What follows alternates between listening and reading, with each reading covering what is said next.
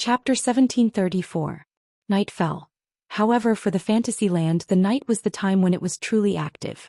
Because most of the creatures in the fantasy land were monsters, fairies, and spirits. They were true nocturnal creatures. At the moment when night fell, perhaps all the humans in the human world had fallen asleep. But many monsters had just woken up at this time and were active in the fantasy land at night. Today, many monsters were rushing towards one of the directions of the fantasy land. The Monster Mountain. To be more precise, it should be the Red Devil Mansion at the foot of the Monster Mountain, beside the Lake of Fog. At the invitation of the head maid of the Red Devil Mansion, many monsters set off for the Red Devil Mansion to attend the banquet held by the Red Devil Mansion. The fantasy land was a true paradise. At the very least, that was the case for the monsters and other races that possessed mysterious powers that resided here. Under the constraints of the rune card rules, there was no real struggle in the fantasy land.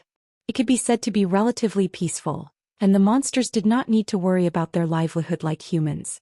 Therefore, in the fantasy land, the monsters could be said to be very idle. Under such circumstances, the monsters in the fantasy land liked banquets the most. Not only could they pass the time, but they could also eat and drink.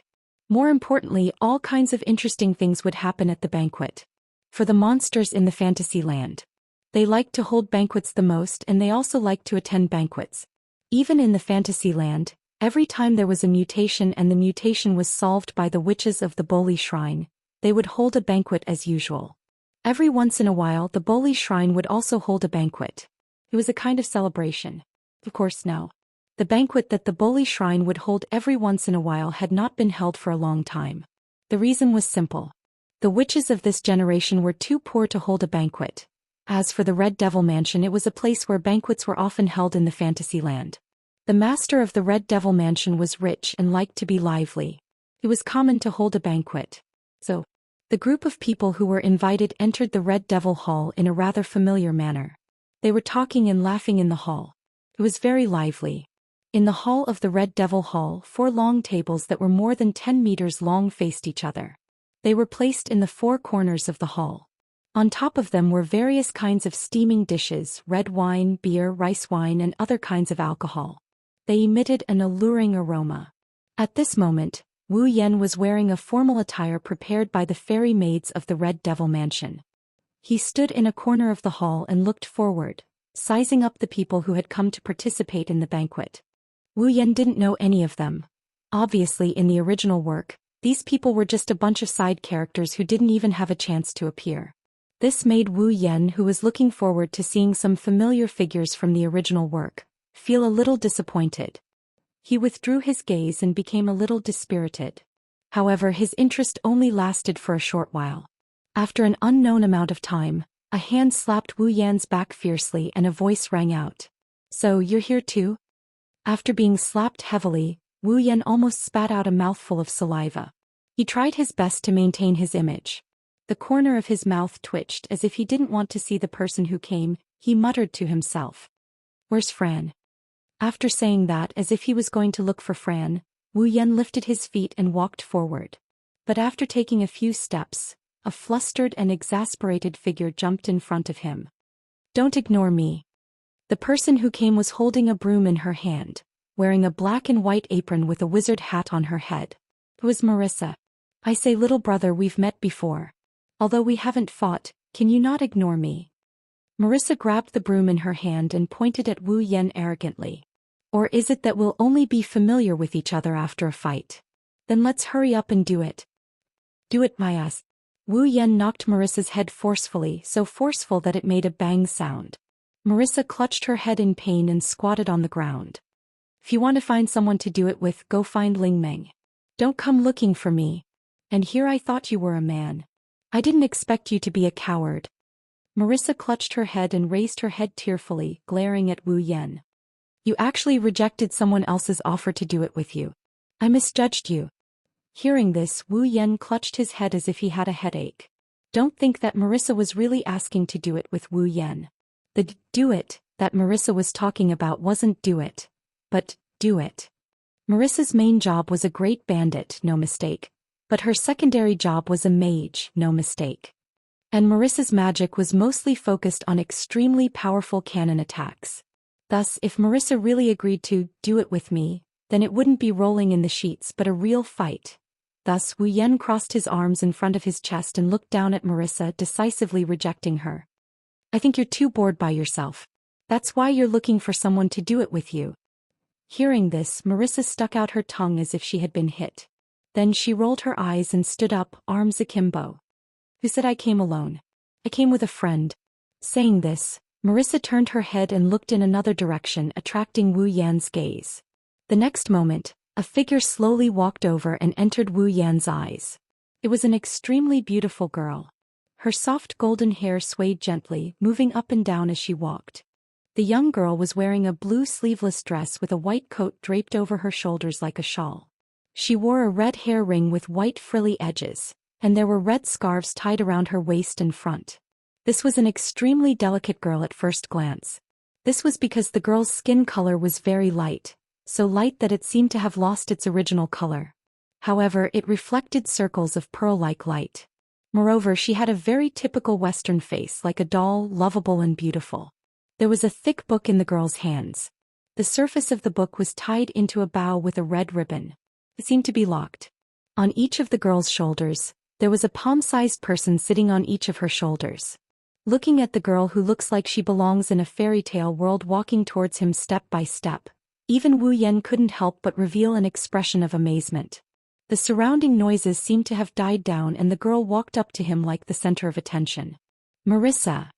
The girl glanced at Wu Yan, who is standing in front of Marissa with the two midgets in tow. Then she spoke in a light voice. Can you not run around? Be careful not to be kicked out by others thinking you're here to steal something. I didn't steal anything, I just borrowed it. Marissa emphasized and patted Wu Yan's shoulder. Moreover, I didn't run around, I came here because I saw a friend.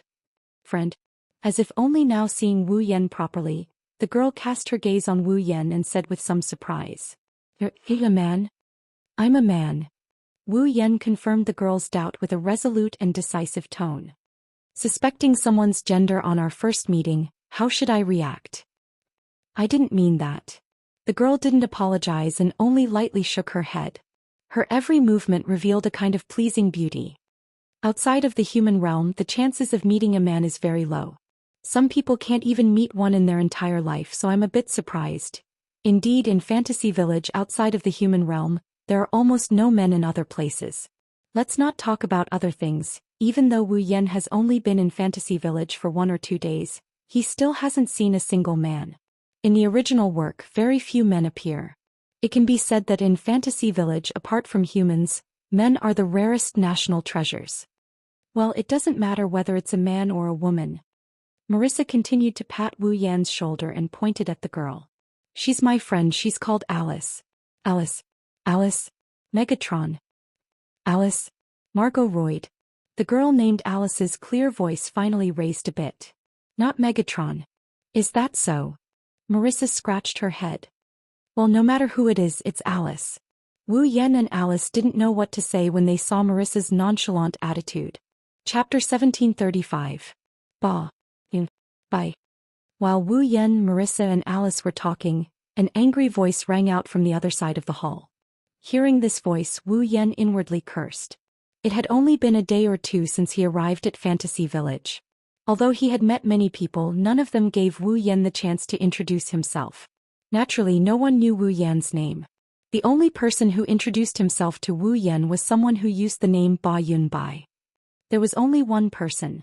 On the other side of the hall, near the door, a young girl wearing a red and white witch robe with a large bow on her head was angrily stomping towards Wu Yan. That's Ling Meng.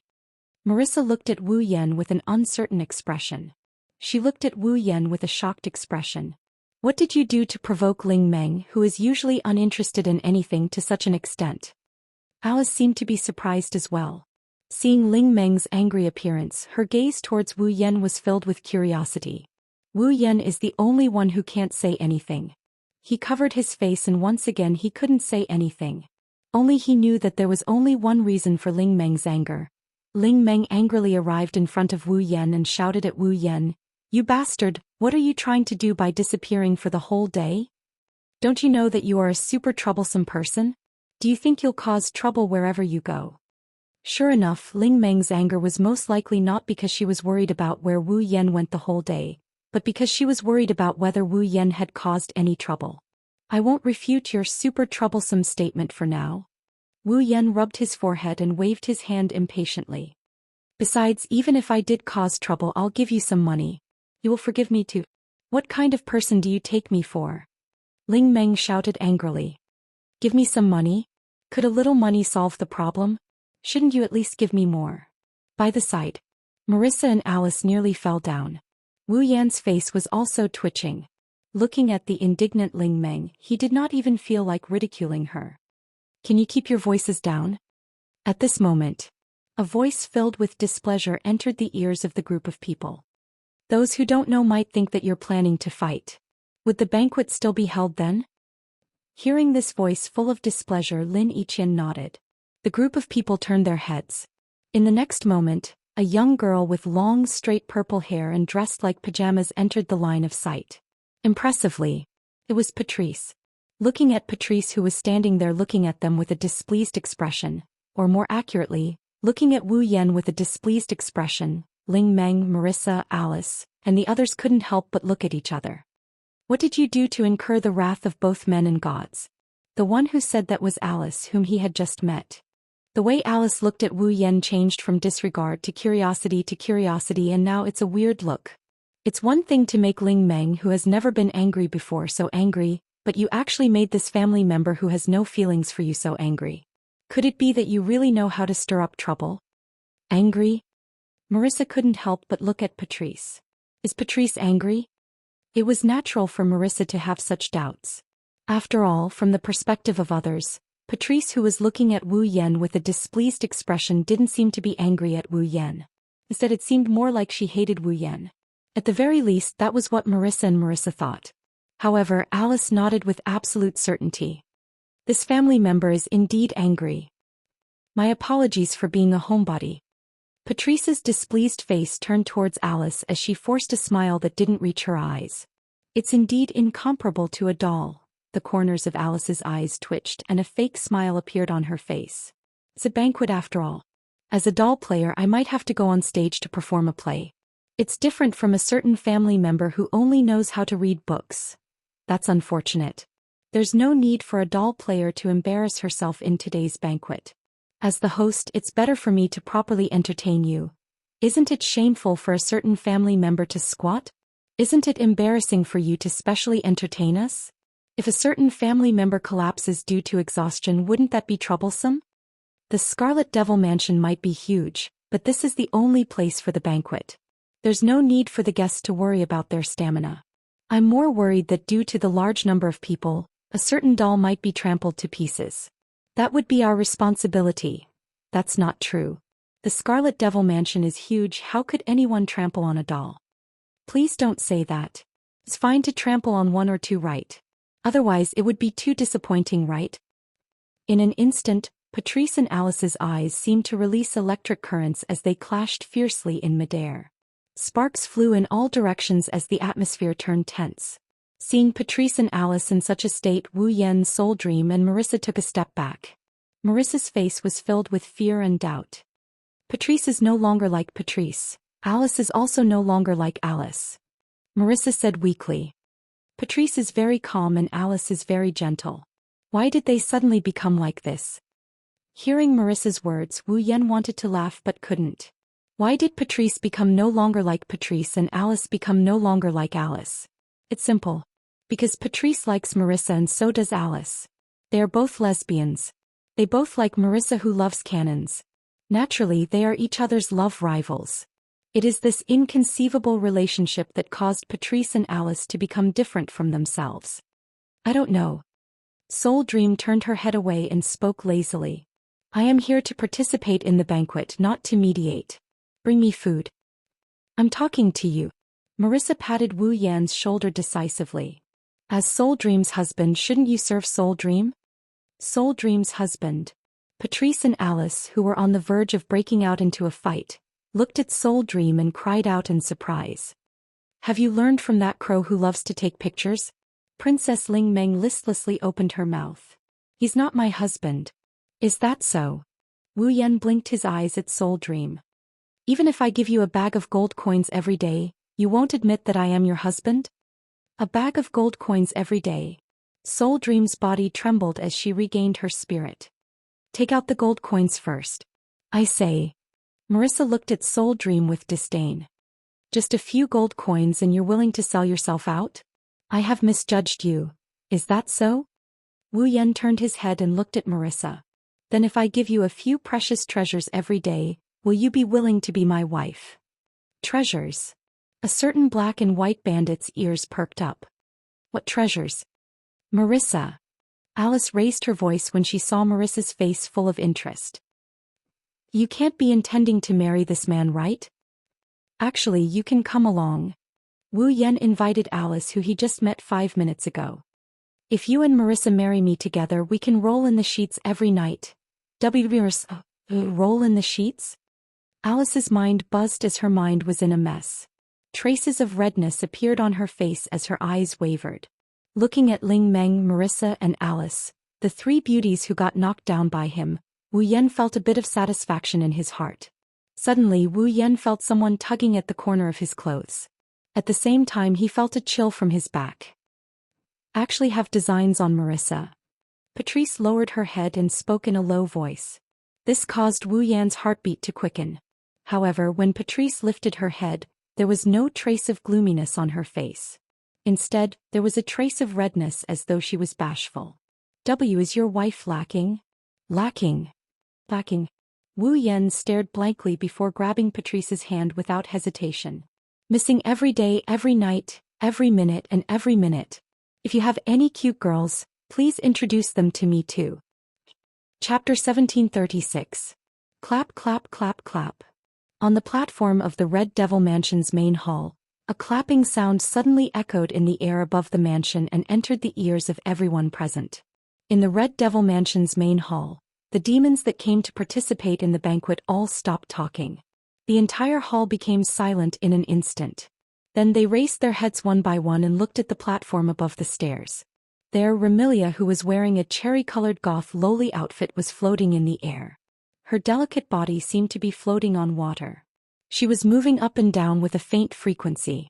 She had a confident smile on her face. While clapping, she attracted the attention of everyone present. Welcome everyone to the Red Devil Mansion. Her scarlet eyes slowly swept across everyone below. Remilia was like a king sitting on a throne. She raised her head and a childish yet majestic voice rang out clearly. Today I have invited everyone to my Red Devil Mansion to announce a joyous occasion. With that, Remilia raised a hand. In an instant, Sui Yi, who was wearing a maid outfit, held the hand of Fran, who was looking down with excitement. They walked towards Remilia. Seeing this, whispers began to ripple from below. Isn't that Fran? Marissa, who had once sneaked into the Red Devil Mansion with the intention of borrowing something, coincidentally bumped into Fran. She had played bullet screen with Fran many times and could be considered to have gotten to know her through fighting. Now she looked at Fran in a daze with a face full of surprise. Why did Fran come out? Didn't Remilia refuse to let Fran come out all this time? Marissa. Not only Marissa, even Alice, who knew more or less, frowned in surprise. Only Wu Yan, Ling Meng and Patrice's expressions didn't change. They silently looked at Fran, who was approaching Remilia. Under everyone's gaze, Fran wasn't afraid of strangers at all. Sui Yi led her to Remilia's side. Remilia landed on the ground and looked at Fran, who seemed to be excited because of the commotion. She couldn't help but smile. She took Fran's hand and faced everyone present. This is my Remilia? Scarlet's sister Flandra? Scarlet. Remilia sighed softly. I believe that many people present know that my sister's health has always been poor. She has never left the Red Devil Hall, nor has she appeared in front of others. Hearing this, many demons looked at each other. Of course, they knew that Fran was in poor health. Her health was so poor that the people who played with her were in poor health. Some of them even lost their bodies. Since that was the case, why did Remilia let this evil girl come out? Today, I would like to announce to everyone that from today onwards, my younger sister will no longer have to suffer. Remilia was overjoyed from the bottom of her heart. Fran's body has been completely cured. There won't be any more problems. In the future she will be able to walk openly under the sun. She won't be cooped up in her room anymore. Hearing this, everyone present burst into an uproar. His body was cured? In other words, this bastard girl was no longer dangerous and he could get along with her without any worries, right? I'm so happy. I'm so happy. Remilia shifted her gaze to the crowd below and announced in a resounding voice. That's why I hope that everyone can share this joyous mood with me. Please don't stand on ceremony. This banquet will not end until dawn. Enjoy the food and drinks here. Oh. In the blink of an eye, all the demons cheered, causing the Red Devil Mansion to become lively. Also, Remilia raised her voice once more, and the demons all quieted down in unison. But this time, there wasn't the slightest trace of a smile on Remilia's face. If one observed carefully, one could even see a trace of depression. She extended her hand and pointed in a certain direction in the hall. Our Red Devil Hall will also have a new member. He will become the butler of our Red Devil Hall. Everyone get to know each other. In the hall, everyone's gaze followed Remilia's finger. Over there, Wu Yan is surrounded by Ling Meng, Marissa, Patrice and Alice. He had a shocked expression on his face. Butler of the Red Devil Hall? Ling Meng, Alice and Marissa looked at Wu Yan in astonishment. Especially Ling Meng, she asked in bewilderment. Aren't you the head of the Yakumo family? How did you become the butler of the Red Devil Hall? The head of the Yakumo family. This time it was Patrice's turn to look at Wu Yan in doubt. What's up with the head of the Yakumo family? I'm the one who needs an answer the most. Wu Yan puckered his brows and pulled Patrice to his side, whispering into her ear. What exactly is going on? That's Big Sister's decision. Patrice revealed an uncomfortable expression when Wu Yan whispered into her ear, but she still explained. No matter what, Big Sister wanted Remy to announce that you're staying in the Red Devil Hall. Remy had no choice but to let you be the butler of the Red Devil Hall. Did you ask for my permission? Wu Yan bitterly smiled. Everyone in the hall was looking at him. He couldn't refute and embarrass Remilia and the entire Red Devil Hall. He could only sigh and take a step forward. Yakumo Bai will temporarily be the butler of the Red Devil Hall. Please give me your guidance. Yakumo? Many demons began to mutter to themselves. Clearly they were demons who knew what this surname represented. That's all I want to announce. Seeing that Wu Yan didn't embarrass her, Remilia seemed satisfied and nodded to all the monsters present. Everyone, please enjoy this banquet to your heart's content. After saying that, Remilia took Furan, who was waving at Wu Yan, and left the scene with Sakuya. It wasn't until Remilia left that the group of little monsters started chatting again. They began to enjoy the dishes on the long tables around them. What's the meaning of this? On the other side, Princess Lingmeng questioned Wu Yan. I just wanted to stay in the shrine yesterday and today I'm staying in the Red Devil Hall. Don't tell me you're unhappy about having to give me a bag of gold coins to stay in the shrine? A lot of things happened. This was a last-minute decision. Wu Yan explained in distress. It has nothing to do with me. It doesn't matter. Princess Lingmeng clutched her chest and looked at Wu Yan with vigilance. But don't think about taking back the gold coins. Fine. Wu Yan sighed. Do whatever you want. Yakumo Bai's family head. Red Devil Hall's butler. Bully Shrine's male head. Marissa seemed to be getting to know Wu Yan all over again. She started sizing up Wu Yan. I didn't expect you to have such a strong background. Princess Lingmeng, who was feeling smug about not having to raise a nuisance, glanced at Marissa. That last one is wrong. Let's not talk about that. Wu Yan sighed again and pulled himself together. Let me ask you a question. Do you know where the Forever Pavilion is? Forever Pavilion. Princess Lingmeng, Marissa, Patrice and Alice were startled. Why are you looking for the Forever Pavilion? This was Patrice's question. Are you looking for a fight? This was Marissa's reply. Don't tell me you're related to the Forever Pavilion? This was Alice's question. Don't cause any more trouble. This was Princess Lingmeng's warning. Wu Yan patted his cheeks and placed his hand on Patrice's shoulder. Bring me to the Forever Pavilion tomorrow. I'm not MQ. Patrice slapped away Wu Yan's hand and displayed a rare resistance. Go by yourself. Don't be like that. Wu Yan smiled mischievously at Patrice. If you bring me to the Forever Pavilion, I can tell you a secret about Marissa. My secret? Marissa was startled. Marissa's secret? Patrice's eyes lit up and she struggled for a bit before coughing dryly. It's not a problem if it's just bringing me there. I can bring you there too. Alice suddenly stood up and stared at Wu Yan with some hope in her eyes. I can bring you there too, huh? Wu Yan could only laugh helplessly. Fine, I will also tell you Marissa's secret. Alice's expression eased and she met Patrice's gaze. Sparks flew between them once again. R1152. Chapter 1737. It had to be said that the fantasy village was indeed a very magical place. This evaluation was not only for the fantasy village, which was much more magical than the outside world, but also for the existences who lived in the fantasy village. If they were outside and Remilia announced to outsiders that Fran had returned to normal and would not attack others in the future, even if others chose to believe her, they would not dare to recklessly approach Fran in a short period of time after seeing that she was not dangerous with their own eyes. After all, if they were not careful, it was very likely that they would be smashed into pieces, right? But in the fantasy village, the group of monsters who came to attend the banquet and heard Remilia's announcement did not doubt her at all, nor were they worried that Fran would suddenly go crazy. During the banquet, all of them were like curious babies going to talk to Fran. Fran was not afraid of strangers at all. In fact, she seemed to be very happy. She did not refuse anyone who came to talk to her.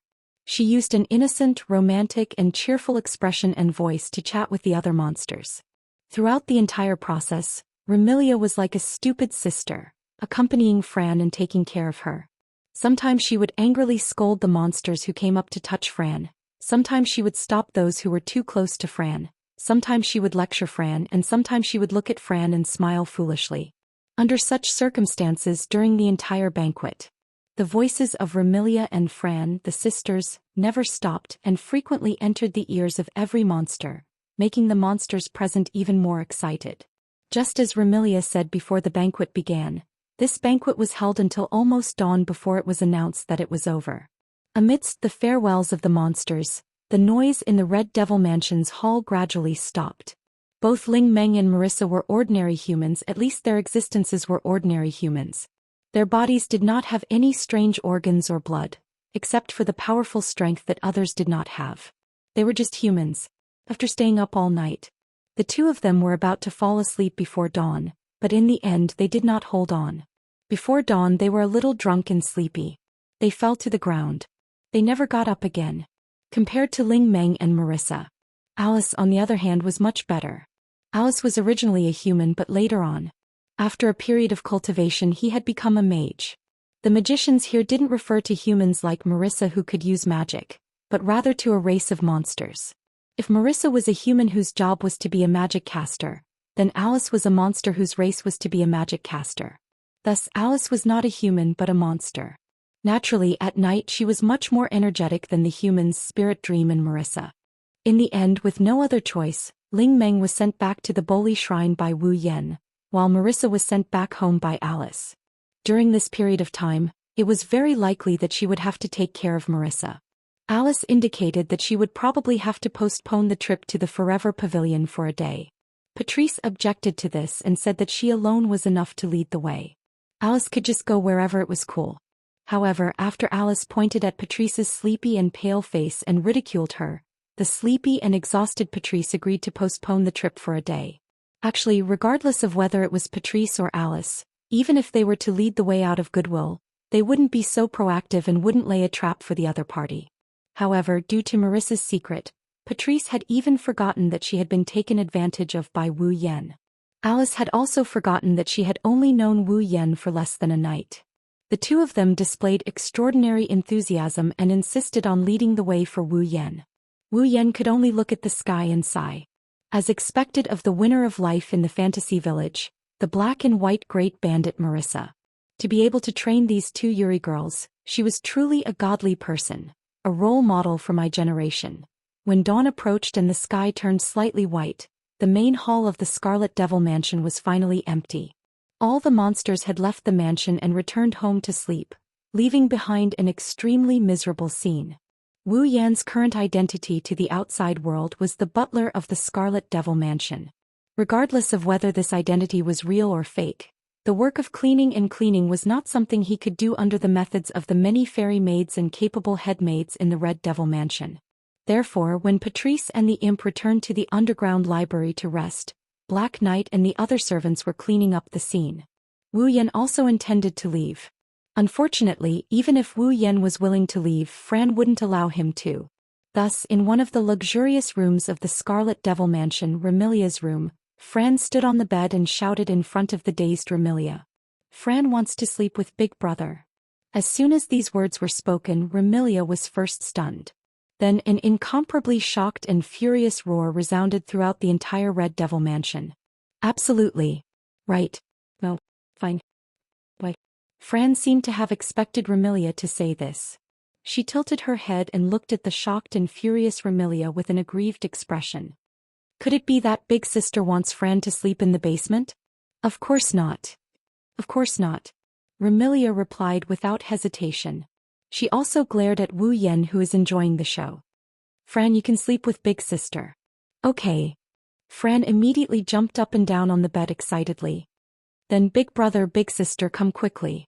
For an instant Wu Yan and Remilia almost couldn't react. Big Brother? Big Sister? Come quickly.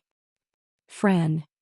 Remilia looked at Fran with trepidation as though she thought of a possibility. Don't tell me you want Big Sister and that guy too. That's right. Fran's crisp voice echoed in the room. Fran wants to sleep with Big Brother and Big Sister. Remilia froze and looked at the enlightened Wu Yan with a stiff expression. Sleep with this guy? What kind of joke is this? Remilia immediately flipped out. Who wants to sleep with him? Sigh. Fran's pretty face fell. So Big Sister doesn't want to sleep with Fran? I don't want to sleep with this guy. Remilia pointed her finger at Wu Yan, who acted like he didn't care about this matter. She was fuming inside. Fran, you can sleep with Big Sister. No way. Fran yelled out. Fran wants to sleep with Big Brother. You. All right. If you keep arguing, when can we sleep? Wu Yan, who was already yawning, waved his hand impatiently. If you want to sleep, hurry up and sleep. If you keep arguing, the prestige of the Red Devil Dojo's owner will drop by a few levels. Wu Yan ignored Remilia's angry shouts and sat on her bed. He picked up Fran and lay down on the bed. Sleep early, Fran. I know, Big Brother. Fran rubbed her head against Wu Yan's chest with a blissful expression. She then looked at Remilia expectantly. Big Sister. Seeing Wu Yan lying on her bed and Fran looking at her with a hopeful expression, Remilia opened and closed her mouth. She couldn't bring herself to say no. She wanted to cry but had no tears. Remilia had lived for 500 years and had never shared a bed with a man before. Now she had to share a bed with a man she had only known for a day or two and even hated a little? Of course, Remilia wasn't willing. However, when she saw Fran's expectant expression, Remilia, who felt guilty for what she did to Fran, could only struggle for a while. She then gave up and shouted. Forget it. With a flap of her wings, Remilia flew into the air. She glided in a perfect arc and landed beside Flan. She laid down beside Flan and she glared at Wu Yan with a warning look in her eyes. If you dare while I'm sleeping. Before she could finish her sentence, Wu Yan coldly retorted, Go back. To me, you're more of a disobedient little sister than a member of the opposite sex. Who's your little sister? Before Remilia could retort, Wu Yan closed his eyes and kissed Fran's forehead. Good night. Good night, Big Brother. Fran also kissed Wu Yan's cheek. When Remilia couldn't hold it in anymore, Fran turned around and kissed Remilia's cheek. Good night, Big Sister. Remilia touched her cheek in a daze. When she saw Fran's happy expression, something in her heart melted. She couldn't help but hug Fran. Good night, little sister. Chapter 1738. Whether it was because they had gone too far or because everyone had burned themselves out, the entire Red Devil Mansion had been quiet since the end of the banquet. Not a single sound could be heard. Almost everyone was immersed in their dreams and did not wake up for a long time. This state was maintained until the next morning. It was not until the next morning that the fairy maids came out of their rooms and began to work. In other words, all the members of the Red Devil Mansion had been sleeping from the morning of the banquet until the morning of the next day. They had slept for an entire day and night. Because the owner of the Red Devil Mansion was a vampire, and a vampire who was afraid of light and water, the Red Devil Mansion was very large, but there were not many windows. They were closed all day and it was very difficult for natural light to shine into the Red Devil mansion.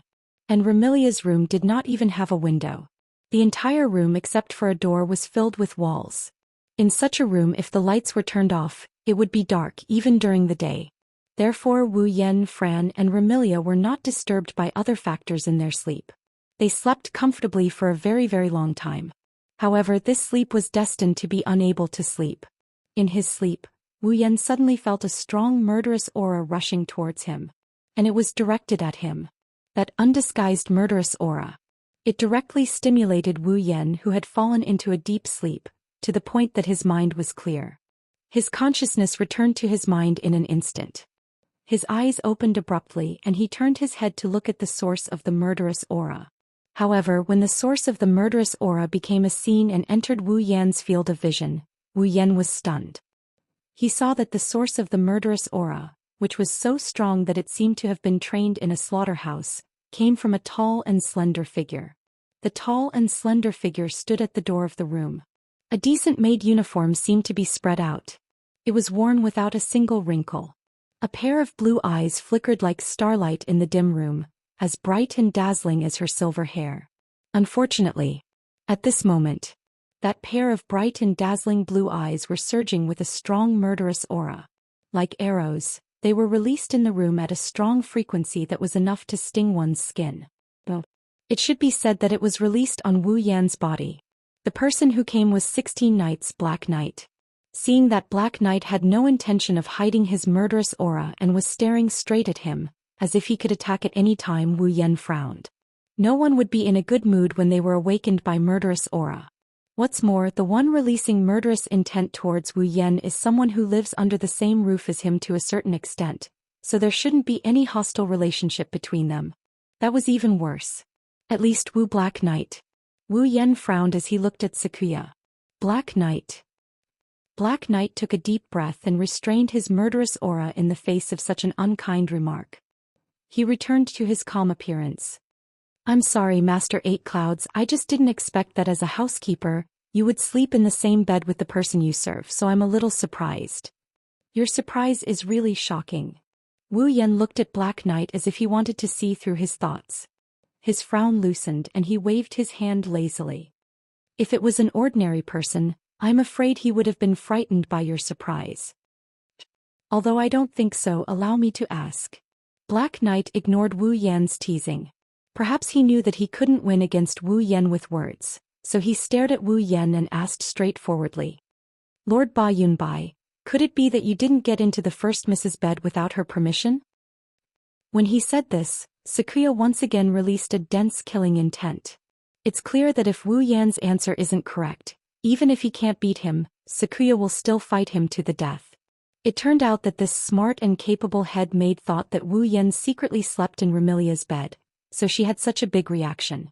This perfect head-maid could do everything properly, but when it came to Remilia, it seemed that she would become very irrational. However, Wu Yan didn't do anything wrong, so he didn't need to be afraid of Sakuya's threatening questioning. He ignored Sakuya's murderous aura and glanced at her. Do you think I have any reason to sleep in two children's beds without permission? Little children. Xiao Ye's overflowing murderous aura immediately froze. Indeed, Remilia and Fran looked like children, but they had lived for 500 years and 495 years respectively. They were almost 20 times longer than Wu Yan, who would treat these two vampire lords as children. This was the first time Black Knight heard someone say this about Remilia. If Remilia heard it, she would definitely go berserk. Wu Yan couldn't possibly know about Sakuya's weird thoughts, he's just telling the truth. Perhaps Remilia and Fran had lived for a long time, but they were just children in Wu Yan's heart. One looked dignified but was actually very childish. The other looked dangerous, but was even less intelligent than a 10-year-old child. A pair of sisters like this, no matter how long they live in Wu Yan's heart, they're just two kids. Wu Yan couldn't go back to sleep after Sakuya's ruckus. He yawned and crawled out of bed. He stretched his back and looked at his side. Big brother. Fran was sucking on her thumb. She was sleep-talking to her big brother. Fran. Remilia was hugging Fran. She was also sleeping, but she was sleep-talking to her little sister. Looking at the cute sleeping posture of the two girls who don't look more than 10 years old, Xianxia couldn't help but soften her expression and reveal a faint smile. Not to mention Wu Yan's heart is filled with pampering. He gently let go of Flan, who was grabbing onto his clothes. Then he tucked Remilia, who kicked the blanket away under the blanket. Wu Yan got up from the bed and covered the two girls with the blanket. Sweet dreams. Wu Yan rubbed Furan's head and he kissed her on the forehead. Then he chuckled at Remilia, who is still pouting. You're so cute when you're sleeping. Why are you so clumsy normally? Wu Yan also touched Remilia's head and kissed her forehead. Watching the scene unfold, Shi Yi couldn't help but take a step forward, but he immediately stopped. That's because Xianxia saw that Wu Yan's eyes don't have any evil intentions.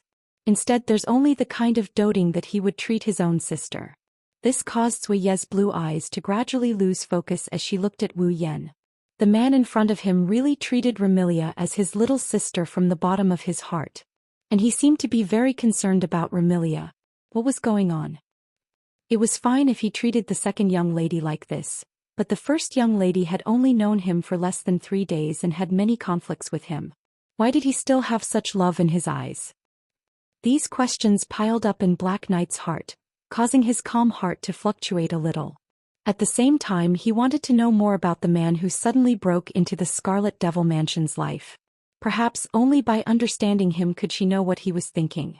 How did he sign a contract to share his life with the second miss? How did he think of the first miss? Hiding these thoughts in his heart, Xianxia looked at Wu Yan, who is walking over, and he bowed slightly without any ripples. Breakfast is ready, Lord Bai. Do you want to eat? Ready. Wu Yan flinched for a second. Shouldn't I be the one to prepare breakfast? Maids like us usually do the rough work. Zui Yi answered expressionlessly. Lord Bai is the steward of the Scarlet Devil Mansion. You only need to guide us. It seems that my position in the Scarlet Devil Mansion is quite good. Wu Yan shrugged. Did you make breakfast? I'm in charge of breakfast for the two young ladies and Lord Bai. Then I'll eat. This time Black Knight was stunned. Is he not going to eat if I don't make it? Unfortunately, as soon as Black Knight asked this question, Wu Yan lazily walked out of the room, leaving Black Knight alone. He looked at his back for a long time without saying anything. Chapter 1739. In the Red Devil Mansion, the one with the highest position was Remilia. After all, Remilia was the master of the Red Devil Mansion. Be it internal or external, her position was naturally the highest. And behind Remilia, the second miss, Fran, was the one with the highest position in the Red Devil Mansion. If there was anyone in the Scarlet Devil Mansion that could faintly compare to Remilia and Fran, it would be Remilia's friend, the owner of the underground library of the Scarlet Devil Mansion, Patrice. Remilia, Fran, and Patrice were the three most unshakable existences in the Red Devil Mansion. Apart from Remilia, Fran, and Patrice, Zui Yi was the person with the highest position in the Red Devil Mansion. Next would be the fairy maids working in the Red Devil Mansion. And at the bottom of the hierarchy was the gatekeeper Hong Meiling, a pitiful character that made one sympathize with her. As for the imp's position, it was somewhat special. As Patrice's familiar, the imp was absolutely obedient to Patrice's orders. But because she was Patrice's familiar, the imp didn't need to listen to anyone other than her master. Even Remilia, who had the highest position in the Red Devil Mansion, was no exception. But Remilia was the master of the Red Devil Mansion and the imp's master lived in her territory. This way the imp's position was somewhat unclear. However, on the surface, the imp's position in the Red Devil Mansion was also faintly seen as being on the same level as Zui Yi, the head maid. It was just that she didn't have the authority to command the fairy maids in the Red Devil Mansion. In other words, apart from Remilia, Fran, and Patrice, Zui Yi was the person with the highest position in the Red Devil Mansion. But now, after Remilia announced that Wu Yan had become the butler of the Red Devil Mansion, her value began to drop. Just as Zui Yi said, the ordinary rough work was the job of the maids and even Zui Yi herself as the head maid. The butler's job was to solve the master's problems, manage all the affairs in the house, guide the maids. This guide naturally included Zui Yi as the head maid. Thus in the past, Zui Yi was only in charge of Remilia and Fran's basic necessities. But now, he also needed to serve his boss in name. The breakfast that he was responsible for had also increased from 2 to 3. Patrice's basic necessities were usually taken care of by the imps, but only on special occasions. For example, when Remilia invited Patchouli over for dinner, Nagaya was in charge. During breakfast, Suiyi acted like a proper head maid. While Wu Yan was eating, she explained some of the rules of the Scarlet Devil Mansion to him. For example, characters like Wu Yan and Zuiyi, who served their masters as well as the maids in the Red Devil Mansion, had to have breakfast before Miss Remilia and Miss Fran woke up. Then they had to wake the two ladies up and serve them to get up, wash up and eat. Although Wu Yan really wanted to tell Zuiyi that he didn't want to be the butler of the Red Devil Hall, he was just forcing a duck onto a perch. But when he saw Zuiyi's neither servile nor overbearing attitude as she continued to explain the affairs of the Red Devil Mansion without changing her expression, Wu Yan was stunned and couldn't say these words. Because from Zuiyi's words, Wu Yan clearly knew how much this head maid cared about the affairs of the Red Devil Mansion. Obviously, Zuiyi liked the affairs she did as the head maid in the Red Devil Mansion from the bottom of her heart. This way Wu Yan couldn't say, "I'm just a butler in name and won't care about the affairs of the Red Devil Mansion," which was equivalent to denying the things that Zuiyi valued. With no other choice, Wu Yan could only choose to listen to Zuiyi's instructions obediently. Anyway, Fran was also here. Being the housekeeper of the Red Devil Mansion could be considered as taking care of Fran.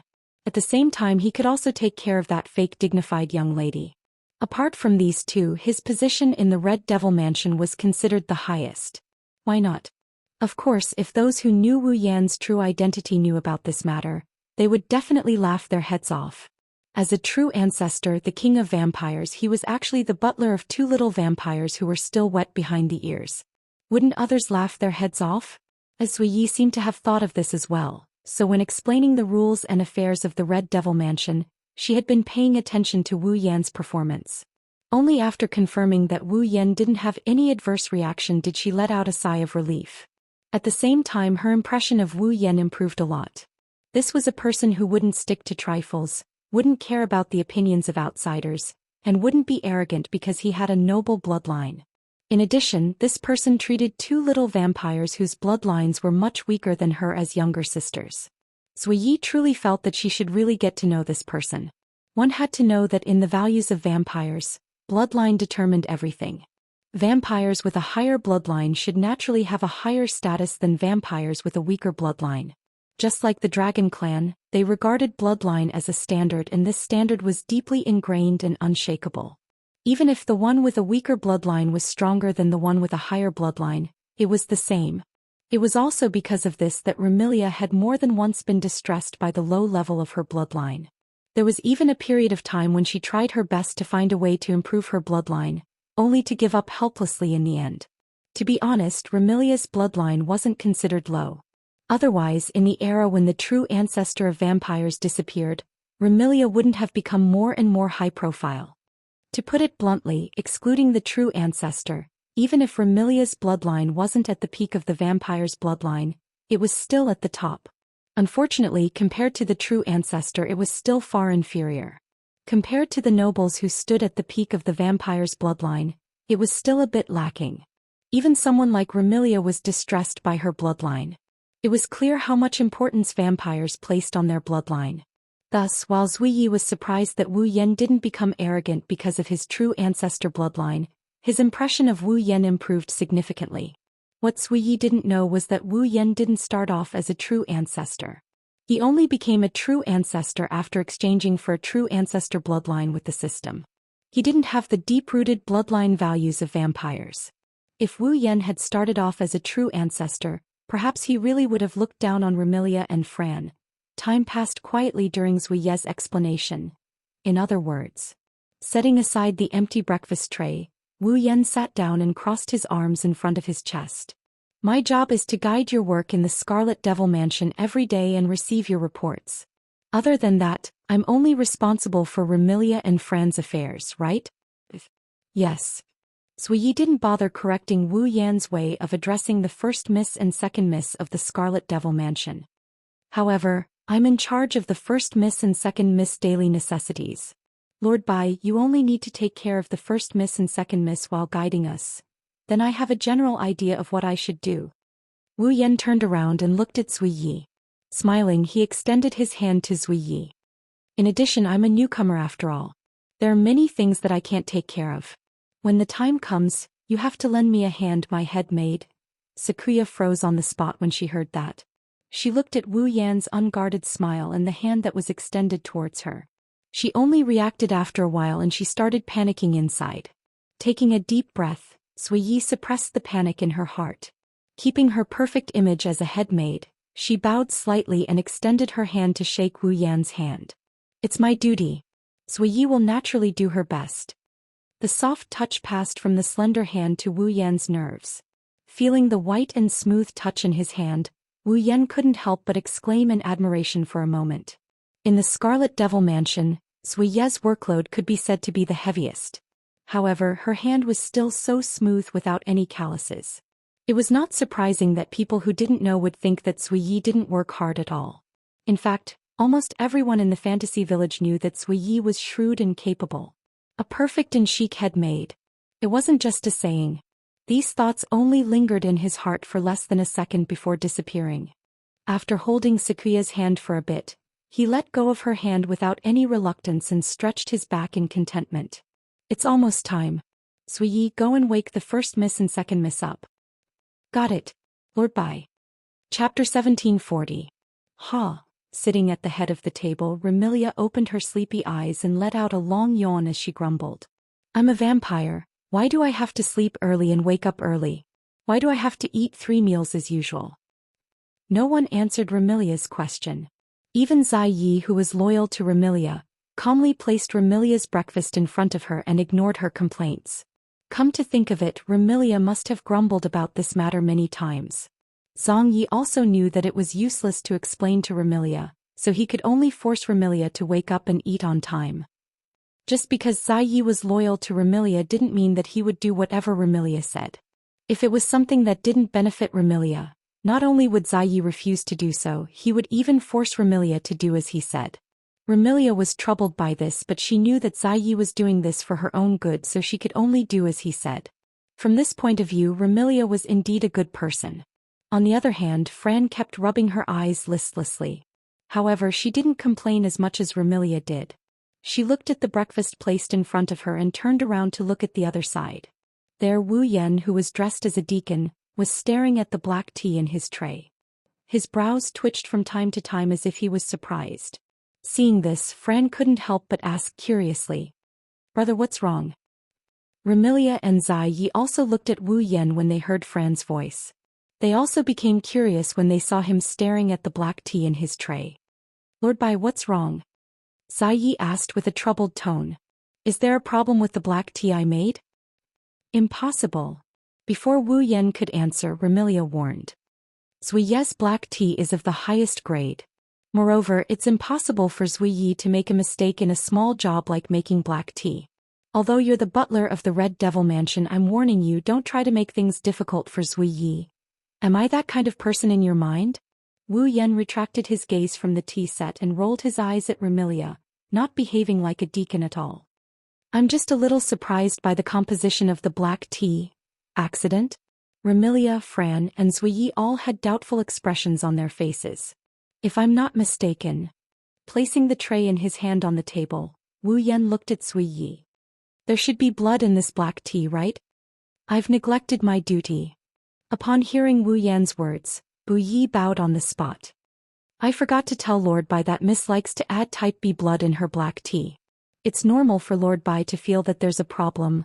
Well, I'm not trying to punish you for this." Seeing Zui Yi bow and apologize, Wu Yan waved his hand with a bitter smile. "It's just that I rarely see people adding blood to their diet, so I'm a little surprised." "Rarely?" Remilia tilted her head, the confusion on her face deepened. "Although it's my hobby to add blood to my black tea, it shouldn't be rare for vampires to add blood to their diet, right?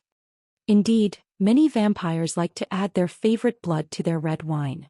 For some vampire nobles, this tendency is a kind of enjoyment. However, compared to red wine, Remilia prefers black tea. That's why she added blood to her black tea. As for Wu Yan, since he's the noblest vampire ancestor, he should have his own preferences in this regard. For example, adding blood to his favorite food, right? Unfortunately, Remilia forgot one thing. Unlike ordinary vampires, ancestors don't need to rely on blood to survive. Wu Yan reminded her. That's why I don't usually drink blood. No, I should say that until now I've never sucked anyone's blood, nor have I purposely drank blood. Never drank blood. Remilia and Zhou Yi both stood up in shock. Can you still be considered a vampire like this? Remilia's face was full of contempt. Don't you know what it means for vampires to not drink blood before? For vampires, a vampire who hasn't drunk blood is like a human who hasn't drunk milk. They're both immature and half-baked. If Wu Yan, the king of vampires, really hasn't drunk blood before, Remilia wouldn't mind mocking him for being a brat. Unfortunately, Remilia had miscalculated. Since there's no need to drink blood, there's nothing wrong with eating like a normal person, right? Wu Yan glanced at Remilia as if he could read her mind. He grinned as if he didn't know what she was thinking. Besides, to you I am indeed a brat. After all, I'm not even 30 yet. What did you say? The disdain on Remilia's face was replaced by shock. You're not even 30 yet? If I count, I'm about 27 this year, right? Wu Yan scratched his cheek and shrugged. What? Is there a problem? A big problem. This is a huge problem. Remilia slammed the table and stood up. Doesn't that mean you're a few hundred years younger than me? I'm being abused by someone a few hundred years younger than me? The primogenitors disappeared in the river of history. Even if it wasn't 100 or 200,000 years, it wasn't 10 or 20,000 years. It was at least a few thousand years. Thus, Remilia assumed Wu Yan was one of the missing primogenitors. She assumed he was one of the missing primogenitors. Who would have thought that this primogenitor was so young and possessed strength she could only look up to? Wasn't that a problem? Not just Remilia, even Sakuya is looking at Wu Yan with surprise and even a bit of suspicion. Do I need to lie to you? Wu Yan shook his head with a smile. Well, just think of me as a new primogenitor. Even if I'm young, a primogenitor has great strength. It's not strange that I'm stronger than you, right? Damn it. Remilia pursed her lips unwillingly. Why can't I be a primogenitor? If you were a primogenitor, you might have mysteriously disappeared like the others before you. Wu Yan teased. Do you still want to be a primogenitor? So noisy. Remilia sat down angrily and slapped the table. Black tea. Black tea. Zhou Yi suppressed his laughter at Remilia's childish behavior. Even Wu Yan couldn't help but smile. He shrugged and walked to Remilia's side to pour her a cup of black tea. Do as the Romans do. When I have time, I'll also study how to make black tea with blood. Don't look at me like this. The black tea I make and the food I make is unmatched until now. Oh. Remilia pursed her lips in disbelief. Zhou Yi looked at Wu Yan calmly, but his blue eyes burned with a hint of resistance. Then next time, let Zhou Yi witness Lord Bai's cooking. No problem. Wu Yan gladly accepted. At this time Fran jumped down with a tray and slid to Wu Yan. She said coquettishly, Big brother. Fran wants Big brother to feed her. Okay, Big brother will feed Fran. Wu Yan pinched Fran's nose dotingly and picked her up. He sat on the side seat and took Fran's tray. Come, Seeing Fran happily being fed by Wu Yan, Remilia felt jealous and envious at the same time. Wu Yan chuckled when he saw how envious Remilia is. He picked up a piece of meat and put the fork in front of Remilia. Come you. What do you mean by this? Remilia was furious. I'm the master of the Red Devil Mansion. Why would I need someone to feed me? You're the master of the Red Devil Mansion outside. Don't pretend to be majestic at home. Wu Yan knocked Remilia's head. You're just a little sister at home. Can't you just accept your big brother's kindness? What little sister? Remilia panicked. I'm older than you, yes. Hurry up and eat. If big sister doesn't eat, Fran will eat. Wait, Fran. That's mine. The two sisters immediately fought over Wu Yan's right to feed them. Seeing Remilia and Fran fighting over Wu Yan's food and seeing Wu Yan's helpless and doting smile, Zhou Yi's heart couldn't help but ripple. Today's Red Devil Mansion was less cold and more warm. Chapter 1741. Today's weather was exceptionally clear. Or rather, it could be said that the weather in Illusory Town was pretty good throughout the 4 seasons. For the monsters who were always looking for excitement to kill time, this kind of weather was the most boring. However, it was undeniable that this kind of weather was the most suitable for going out. After the morning, in one of the places in the fantasy village in front of a bamboo forest, 3 figures suddenly flashed out of the void and appeared here. Perhaps it was because it was too sudden. Among the 3 figures, 2 of the slender figures seemed to be startled by their sudden appearance in this place. They let out a small exclamation, and even their footsteps were a little shaky, as if they had just taken a plane. The ones who arrived in front of the bamboo forest were naturally Patrice and Alice, who were invited by Wu Yan to lead the way, as well as Wu Yan himself. Originally, with the scale of the Scarlet Devil Mansion being so large, Wu Yan had a lot of things to do as the butler. There were so many things that he didn't have the time to run around. But who told him to have such a perfect and dashing head maid as his assistant? With Zui Yi around, Wu Yan basically didn't have to do anything. He only had to wait for Zui Yi and the other fairy maids to finish their day's work before the sun went down. He only had to listen to Zui Ye's report on the day's work. The rest of the time he would accompany Remilia and Fran. However, Remilia was a true nocturnal creature and basically slept during the day. Fran also didn't have much energy because she had too much fun at the last banquet. Following Remilia, the 2 sisters went back to their room to sleep. Thus, Wu Yan decided to go to the underground library with nothing to do.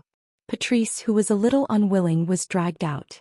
He had Patrice lead the way and arrived here. As for Alice, the moment Wu Yan and Patrice went out, she rushed out from a corner like the wind. Evidently, Alice had been waiting for this moment for a long time. What should I say? Is there really such a thing as yours? Phew. Standing in front of the bamboo forest, Alice patted her chest as if she was shocked. She looked at the bamboo forest that appeared before her eyes. Traces of astonishment could be seen on her charming face. So fast. Indeed. Patrice looked at Wu Yan in a new light. The effective range of spatial teleportation is so wide. Your attainments in spatial magic are much stronger than I imagined. Yes. After dragging Patrice and meeting up with Alice, Wu Yan asked for the direction of the place he wanted to go and used spatial teleportation to arrive here. Therefore, the entire process of teleporting from the Scarlet Devil Mansion to here didn't even take a second. Although there is quite a distance between here and the Red Devil Mansion, the effective range of teleportation is proportional to the amount of mana consumed.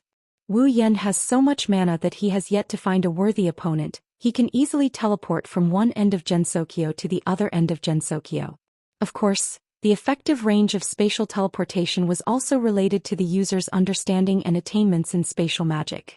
Without a certain level of understanding and attainments in spatial magic, even if one had sufficient mana, they wouldn't be able to expand the effective range of teleportation. Wu Yan, on the other hand, had both. Nah. Patrice looked at Wu Yan with her bright purple eyes. She seemed to be tempted by him. Can you teach me spatial magic? Although Patrice was a witch with profound attainments in magic, she only had a smattering of knowledge in spatial magic.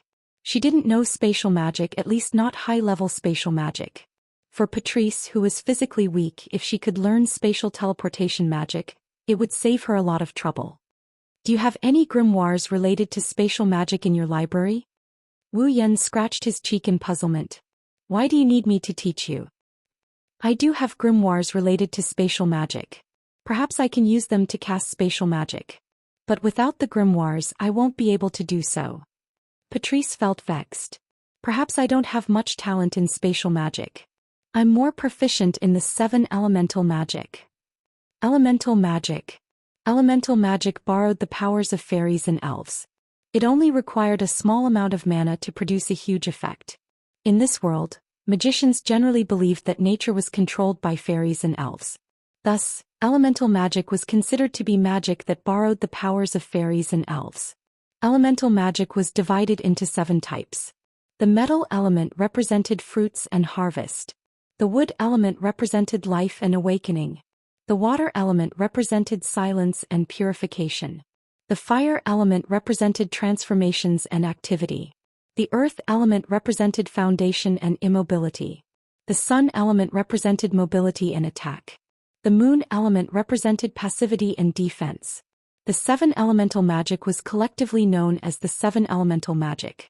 Patrice was a magician who could cast all 7 elemental magic. Not only that, apart from being able to cast 7 elemental magic, Patrice could also combine 2 or more elemental magic and cast powerful multi-elemental magic. For example, in order to strengthen her attacks, she could combine fire and wood elemental magic. In order to conceal her weaknesses, she could combine fire and earth elemental magic. In terms of mastery of 7 elemental magic, if Patrice said she was second, no one would dare to say they were first. However, Patrice didn't seem to be satisfied with it. Alice shot a glance at Patrice and turned her head away. As a monster whose race was made up of magic users, Alice naturally knew how to use magic. However, compared to magic, Alice was more proficient in using magic to create dolls and use them in battle. The 2 little figures sitting on Alice's shoulders were her dolls. Apart from those 2, Alice also carried several other dolls with her, and their battle prowess was definitely not inferior to Patrice. Perhaps due to Marissa's absence, Alice was accompanied by a stranger whom she had just met not long ago and a love rival. Therefore, Alice became much colder and didn't converse with Wu Yan and Patrice. Under such circumstances, the 3 of them couldn't continue the conversation. They lifted their heads and looked at the lush bamboo forest before them. This was a bamboo forest without any trees. It was completely made up of bamboo trees. This bamboo forest was located in the opposite direction of the Demon Mountain in the human realm. The surroundings were filled with dense fog that wasn't inferior to the fog lake. The path in the bamboo forest had a certain slope, and if one were to enter, one would most likely get lost. As a matter of fact, this bamboo forest was called the Lost Bamboo Forest. As long as one lived in the fantasy village, they would more or less know about the Lost Bamboo Forest. This was because the Lost Bamboo Forest was a bamboo forest that was famous for getting lost easily. There weren't any eye-catching signs in the bamboo forest. The growth of the bamboos was rapid, and the scenery of the Lost Bamboo Forest changed frequently. In addition, not only was the bamboo forest vast, but the ground was also slanted. With the slanted growth of the bamboos, it was easy to lose one's sense of balance. Naturally, it was easy to get lost. However, in the Lost Bamboo Forest, there was a secluded large house, the Eternal Pavilion. That was the destination of Wu Yan's trip to the Lost Bamboo Forest. He frowned as he looked at the misty bamboo forest. The surroundings were crooked to the point where one couldn't help but feel dizzy. Seems like I was right to have someone lead the way. If I were to come alone, it would be easy to find the Lost Bamboo Forest. However, it would be difficult to find the Eternal Pavilion. After speaking, Wu Yan took a step back and turned his gaze to Patrice and Alice. Speaking of which, do you 2 know where the Eternal Pavilion is? For a split second, Patrice and Alice hesitated. No problem. Patrice calmly nodded. In the past, I came here with Remy and participated in an exhibition held by the Eternal Pavilion. I also participated in that exhibition. Alice immediately spoke up, unwilling to be outdone. In that instant, Patrice and Alice's gazes met and sparks were ignited. The one who can obtain the secret of the Marissa must be me. No. It's me. Looking at these 2 beautiful girls who are willing to risk their lives for the sake of another girl, Wu Yan is at a loss. Could it be that he couldn't obtain the secret together? Chapter 1742. Fantasy Village, Lost Bamboo Forest. An hour has passed since Wu Yan, Patrice and Alice entered the Lost Bamboo Forest. In this hour, the dense fog that pervaded the Lost Bamboo Forest didn't disperse. Instead, it became more restrained. Looking from the outside of the Lost Bamboo Forest, perhaps one could only see that the fog in the Lost Bamboo Forest was gradually shrinking towards the inner part of the forest. However, if one was inside the forest, one would discover that as the fog shrank back, the fog in the forest became thicker. The Lost Bamboo Forest was originally a place where it was extremely easy to get lost. In addition to this thick fog, it was extremely difficult to determine the direction in this Lost Bamboo Forest. Even those who had entered the Lost Bamboo Forest and found their way would find it difficult. That's right, even those who had entered the Lost Bamboo Forest and found their way would find it difficult. Standing in the bamboo forest, Wu Yan lifted his head and looked around at the foggy place where sunlight couldn't penetrate. He then looked at Patrice and Alice, who are pretending to be calm in front of him. After a moment of silence, he opened his mouth. I participated in the Forever Pavilion's exhibition with Remilia. Patrice's delicate body trembled. A certain someone also participated in that exhibition. Alice's delicate body trembled. A certain someone declared that she would definitely obtain Marissa's secret. Patrice's delicate body trembled again. A certain someone also declared that she would be the one to obtain Marissa's secret. Alice's delicate body trembled again. Wu Yan stayed silent for a while, but it was only for a short while. After a short while he asked a question. I need an explanation. Patrice and Alice remained silent. Sigh. Wu Yan sighed towards the sky. Why did we get lost? That's right. Wu Yan, Patrice and Alice. I got lost. Moreover, Patrice and Alice swore that they wouldn't get lost. Sigh. Wu Yan sighed for the second time. I'm lost. What can we do? Patrice could no longer remain silent under Wu Yan's nagging. He shouted in an attempt to cover it up. The bamboo trees in the lost bamboo forest grow very quickly, which causes the environment to change very quickly. Even people who come here often get the wrong way because of this, MSQ. Patrice's explanation sounded logical, but the fact that she had even exposed her habit was enough to show how guilty Patrice was. It wasn't just Patrice. Even Alice, who had been so confident in obtaining Marissa's secret before entering the lost bamboo forest, turned her head away with an awkward expression on her face. That's true. The environment has changed too quickly. I've almost forgotten how to walk. Seeing Patrice and Alice finding excuses for themselves, Wu Yan couldn't help but facepalm. In other words, before you came in, you didn't consider the fact that the lost bamboo forest's environment could change at any time and you led the way for me? Patrice and Alice remained silent once again, but this time they acknowledged Wu Yan's words. Sigh. Wu Yan sighed after the day's worth of frustration. He turned around and walked away without looking back. I'm such a fool for relying on you. I think you don't need Marissa's secret anymore. I might as well tell Marissa about your love for Marissa. Wah. Patrice and Alice sucked in a deep breath of cold air and pounced on him without hesitation. They leaped behind Wu Yan and grabbed onto Wu Yan's hands. No. Patrice stuttered and her face was filled with panic. How can you talk about that? Phew. I don't know what you're talking about. Alice's pretty face was also completely red. But unlike Patrice, who had her nature exposed by the Book of Souls, Alice feigned ignorance and said this. What love for Marissa? I don't know what you're talking about. Oh? Is that so? Wu Yan looked at Alice with a spurious smile. Then why are you so nervous? Can't you just let me talk about it? How can that be? Alice also started to stutter. She looked so strong on the outside and she was acting so cold just now, but now she was acting very timid. What if someone misunderstands? How can there be a misunderstanding? Wu Yan revealed a radiant smile. With the monsters in the fantasy village who don't have any common sense, they'll definitely treat this as a joke, especially Marissa. Alice was speechless. Well, anyway, no means no. Contrary to Alice, who looked strong on the outside, this time she acted timidly. Although Patrice looked weak on the outside, she was surprisingly strong-willed. Why, if you dare to speak of it, how about it? Wu Yan raised his brows. He spoke in a mocking tone. Do you intend to use the Book of Spirits to trick me again? Patrice's face was as red as Alice's. Of course. This time, Patrice's face was red because she recalled the fiery ripples in the library from Wu Yan's mocking tone. She felt her body heating up as she was embarrassed and angry. One has to admit, Wu Yan can be considered Patrice's nemesis to be able to make the calm and collected sage Patrice blush so many times in a short span of 2 to 3 days. In a way, Wu Yan can be considered Patrice's nemesis. Seeing how Patrice and Alice were struck down by his words, Wu Yan shook his head, not knowing whether to laugh or cry. He wanted to walk forward, but his hands were held by Alice and Patrice with astonishing strength. The two delicate ladies exerted astonishing strength to hold onto Wu Yan's hands while staring at Wu Yan with their beautiful eyes. It was as though they didn't intend to let go for the rest of their lives. From an outsider's perspective, they would definitely misunderstand that Wu Yan intended to abandon the two ladies. Only Wu Yan knows what that pair of eyes meant when they stared at him. He choked on his own saliva. Alright, I'm just joking. I won't really go and blabber nonsense to Marissa.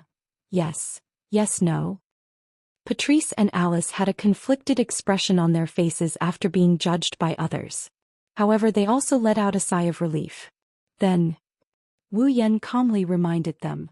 Although I don't mind if you two hold on tighter, but for the sake of walking, shouldn't you let go of me? Only then did Patrice and Alice realize that in order to hold on to Wu Yan, they had already held on to Wu Yan's hands tightly. Even their plump breasts were pressed against his hands. Patrice and Alice let go of Wu Yan's hand as if they got electrocuted. They jumped away as if they were running for their lives. "Since when did you guys become so strong?" Wu Yan bitterly laughed as he flexed his numb arms. He then praised them in a praising tone. "But I have to say the two of you are the type that looks skinny in clothes. I can't see anything from the outside, but your sizes aren't small."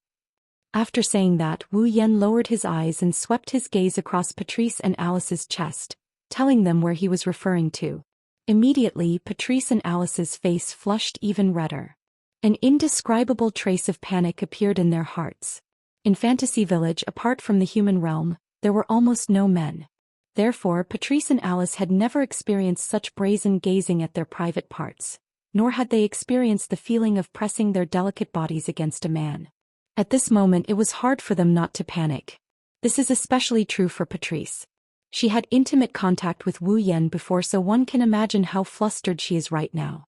In response, Wu Yan only chuckled and waved his hand. "Alright, I won't tease you two anymore. Hurry up and see if you can remember the way to Forever Pavilion." Halfway through his words, Wu Yan's voice seemed to have been choked and abruptly stopped. Just when Patrice and Alice were wondering what's going on, Wu Yan pounced on them. Before the two girls could react, he hugged them and hid them behind a nearby bamboo tree. Wu Yan's sudden action startled Patrice and Alice. Especially when that manly scent entered their noses, the panic in their hearts intensified. However, before the two girls could react, Wu Yan spoke. "Shu, don't make a sound." Chapter 1743. "Shu, don't make any noise." Wu Yan held his breath as he looked ahead with a burning gaze. Patrice and Alice, who thought that Wu Yan was about to do something naughty, were startled. They followed Wu Yan's gaze and looked ahead. Soon after, the two girls saw something. In front of him, in the middle of a bamboo forest, a small black shadow jumped out from behind a bamboo tree.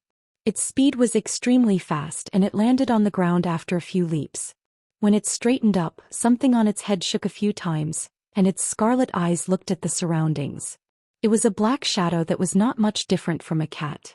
Its entire body was pure white and it was covered in fur.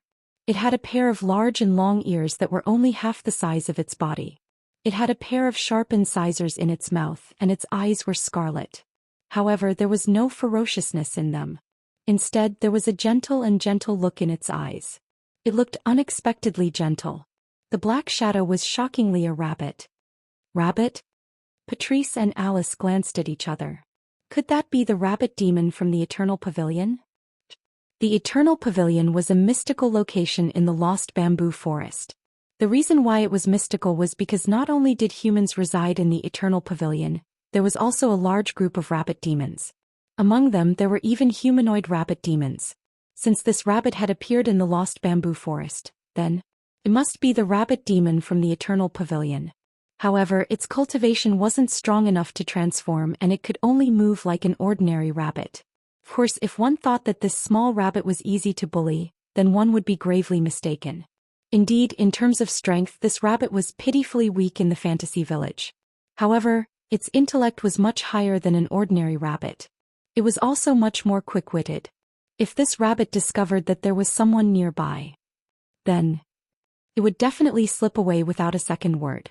Because of this, Wu Yan ignored the danger of being treated as a pervert by Patrice and Alice and hugged the two girls. He hid behind a bamboo tree, even though they understood this point. However, Patrice and Alice didn't feel relieved at all. There was no other reason. That was because, at that very moment, the posture of the man and the two women was simply too erotic. Because it was too rushed. Patrice and Alice are lying on the ground, hiding behind a bamboo tree. Wu Yan pinned the two girls down, one on the left, one on the right, one on the right, one on the left, one on the right. He hugged the two girls in his arms. Therefore, Patrice and Alice could clearly feel the heavy yet comfortable weight of the person on their backs. Furthermore, they could feel the heat and smell from the other party's body. Their heartbeats couldn't help but thump. Why are you hiding? Alice couldn't help but start to struggle. There's no need for us to hide, right? Idiot. Wu Yan didn't know how much of an impact his actions had on Alice. In order to lower his voice, he even placed his mouth between Patrice and Alice's heads and whispered into their ears. If we don't hide, that rabbit demon will definitely run away. If it runs away, then so be it. Wu Yan's warm breath on her ears caused Patrice's ears to redden. Her purple eyes were filled with nervousness. What use does that rabbit demon have? It's going to be very useful. Wu Yan grinned as he stared at the rabbit gnawing on something under a bamboo tree in the forest. That must be the Forever Pavilion's rabbit demon. Furthermore, it might have gotten separated. Someone will either come looking for it or it will run back. So that's how it is. While Alice was still struggling uncomfortably, Patrice had unexpectedly calmed down. You want to follow that rabbit and find the person in the Forever Pavilion, or find the Forever Pavilion? Smart. Retracting his gaze from the rabbit, Wu Yan lowered his head and looked at Patrice's fiery red ears. He licked his lips and let out an extremely lustful voice. Seeing how smart you are, do you need me to give you a reward? Wu Yan's hand on Patrice's waist slowly moved upwards as he spoke. His target is obvious, there is only one thing he wants to do. Thus, Patrice's calm facade crumbled as she shook her head like a rattle drum. No need. I don't need any reward. Mama, don't say that. Wu Yan continued to whisper into Patrice's ear. His hand continued to move upwards until he finally reached the top of one of her boobs. He grabbed the boobs that his hand can only cover half of. He rubbed his fingers on them. It's not like I haven't tried. Patrice almost jumped when she felt one of her ample breasts being grabbed and rubbed. However, a doubtful voice from the side caused her to turn sluggish. Reward? Alice seemed to be unable to bear the weight and smell from Wu Yan's body. Her face was extremely red and her heartbeat was so loud that it was almost audible. She quickly changed the topic and asked, "What reward?" "Don't tell me you want it too." Wu Yan smiled maliciously. "Well, I don't mind giving it to you." After speaking, Wu Yan's hand that was hugging Alice's waist started to move upwards. Feeling the scorching hot hand slowly moving towards an important part of her body, Alice was so sensitive that she shivered and panicked. What are you trying to do?" "I didn't do anything." Wu Yan put on an innocent face. "I'm giving you a reward."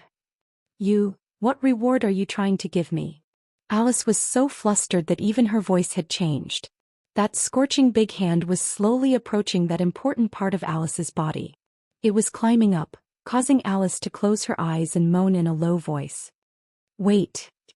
Wait, stop." However, the large hand that made Alice's body go soft still continued to climb up with unwavering determination. Just as Alice had reached the end of her patience and was about to beg for mercy, Patrice suddenly spoke up in a panic. The rabbit is moving." Wu Yan's hand that was rubbing Patrice's breast and his other hand that was roaming Alice's body stopped at the same time. He raised his head and he looked forward. They saw the rabbit that was nibbling on something under the bamboo tree jumping through the bamboo trees and running towards the depths of the bamboo forest. Wu Yan immediately retracted his hand. "Let's go. Follow it stealthily." Patrice and Alice heaved a sigh of relief. They clutched their thumping hearts and panted with flushed faces. Patrice and Alice were afraid that Wu Yan would ignore the matter at hand and try to take advantage of the two of them. It seems like this guy knows his limits. Behind the rabbit that was jumping into the depths of the bamboo forest, Wu Yan, Patrice and Alice moved stealthily and hid behind the bamboo trees from time to time to follow it. Looking at the rabbit's purposeful way of skipping forward without hesitation, the three of them could basically confirm that this rabbit was definitely moving with a purpose. Evidently, the rabbit only had one destination. That was the Forever Pavilion. Realizing this, Wu Yan, Patrice and Alice were delighted. Their footsteps became lighter and stealthier as they followed the rabbit. After an unknown period of time, Patrice's breathing became hurried and her stamina weakened. Ahead, the rabbit jumped into a bamboo railing mountain path. At the front of the mountain path, a large house appeared before the eyes of Wu Yan, Patrice and Alice. It was a house built in the style of an ancient Japanese house. It was made of bamboo, wood and thatch. It was clearly an old house, but for some reason it didn't look old at all. Instead, it looked new, as though it had just been built. There weren't any traces of history to be found. However, in reality this house had existed for more than 1,000 years. Not long ago this house had been hidden and refused visitors. It was only recently that it was gradually opened to the outside world and was known by the people of Fantasy Village. The rabbit jumped into the house without hesitation and ran off to an unknown location. Wu Yan, Patrice and Alice walked out from behind the bamboo trees and looked at the house at the end of the mountain path. That house was the place that Wu Yan, Patrice and Alice were searching for in the lost bamboo forest. The Forever Pavilion. Chapter 1744. Is that the Forever Pavilion? Gazing at the house at the end of the mountain path, Wu Yan muttered in a daze. It's just an ordinary house. In fact, it wouldn't be an exaggeration to say that it was an extremely simple and crude house. However, Wu Yan sensed a different aura from the house. It's an aura that transcends time, space, and the entire world. It's an aura that's rich in existence. This aura made the simple and ordinary house seem to have transcended all of a sudden. It gave people a feeling of returning to simplicity, and it also gave people the urge to peel away that transcendental aura and see the truth behind it. It's this impulse that made Wu Yan somewhat intoxicated. He can't wait to go over there. However, Wu Yan also understood. The transcendent aura that permeates the house isn't from the house itself but from the things within. Everything that passes through will leave behind traces. Everything that stays will leave behind an aura. Needless to say, the reason why people were so eager to tear apart the layer of mystery that shrouded the house was because there was an existence with a transcendent aura living inside that made people want to meet him. Finally found it. The pitifully weak Patrice slumped to the ground. She gasped for air. Next time. I'll definitely not come to such a faraway place. Phew. Even Alice couldn't help but let out a long sigh of relief. Glancing at Wu Yan, she couldn't help but recall Wu Yan's hands that were crawling all over her body. She could still remember his scent even now. Her pretty face panicked a little, but she pretended to be calm as she spoke. I've brought you to the Forever Pavilion. Can you tell me the secret of Marissa? Yes.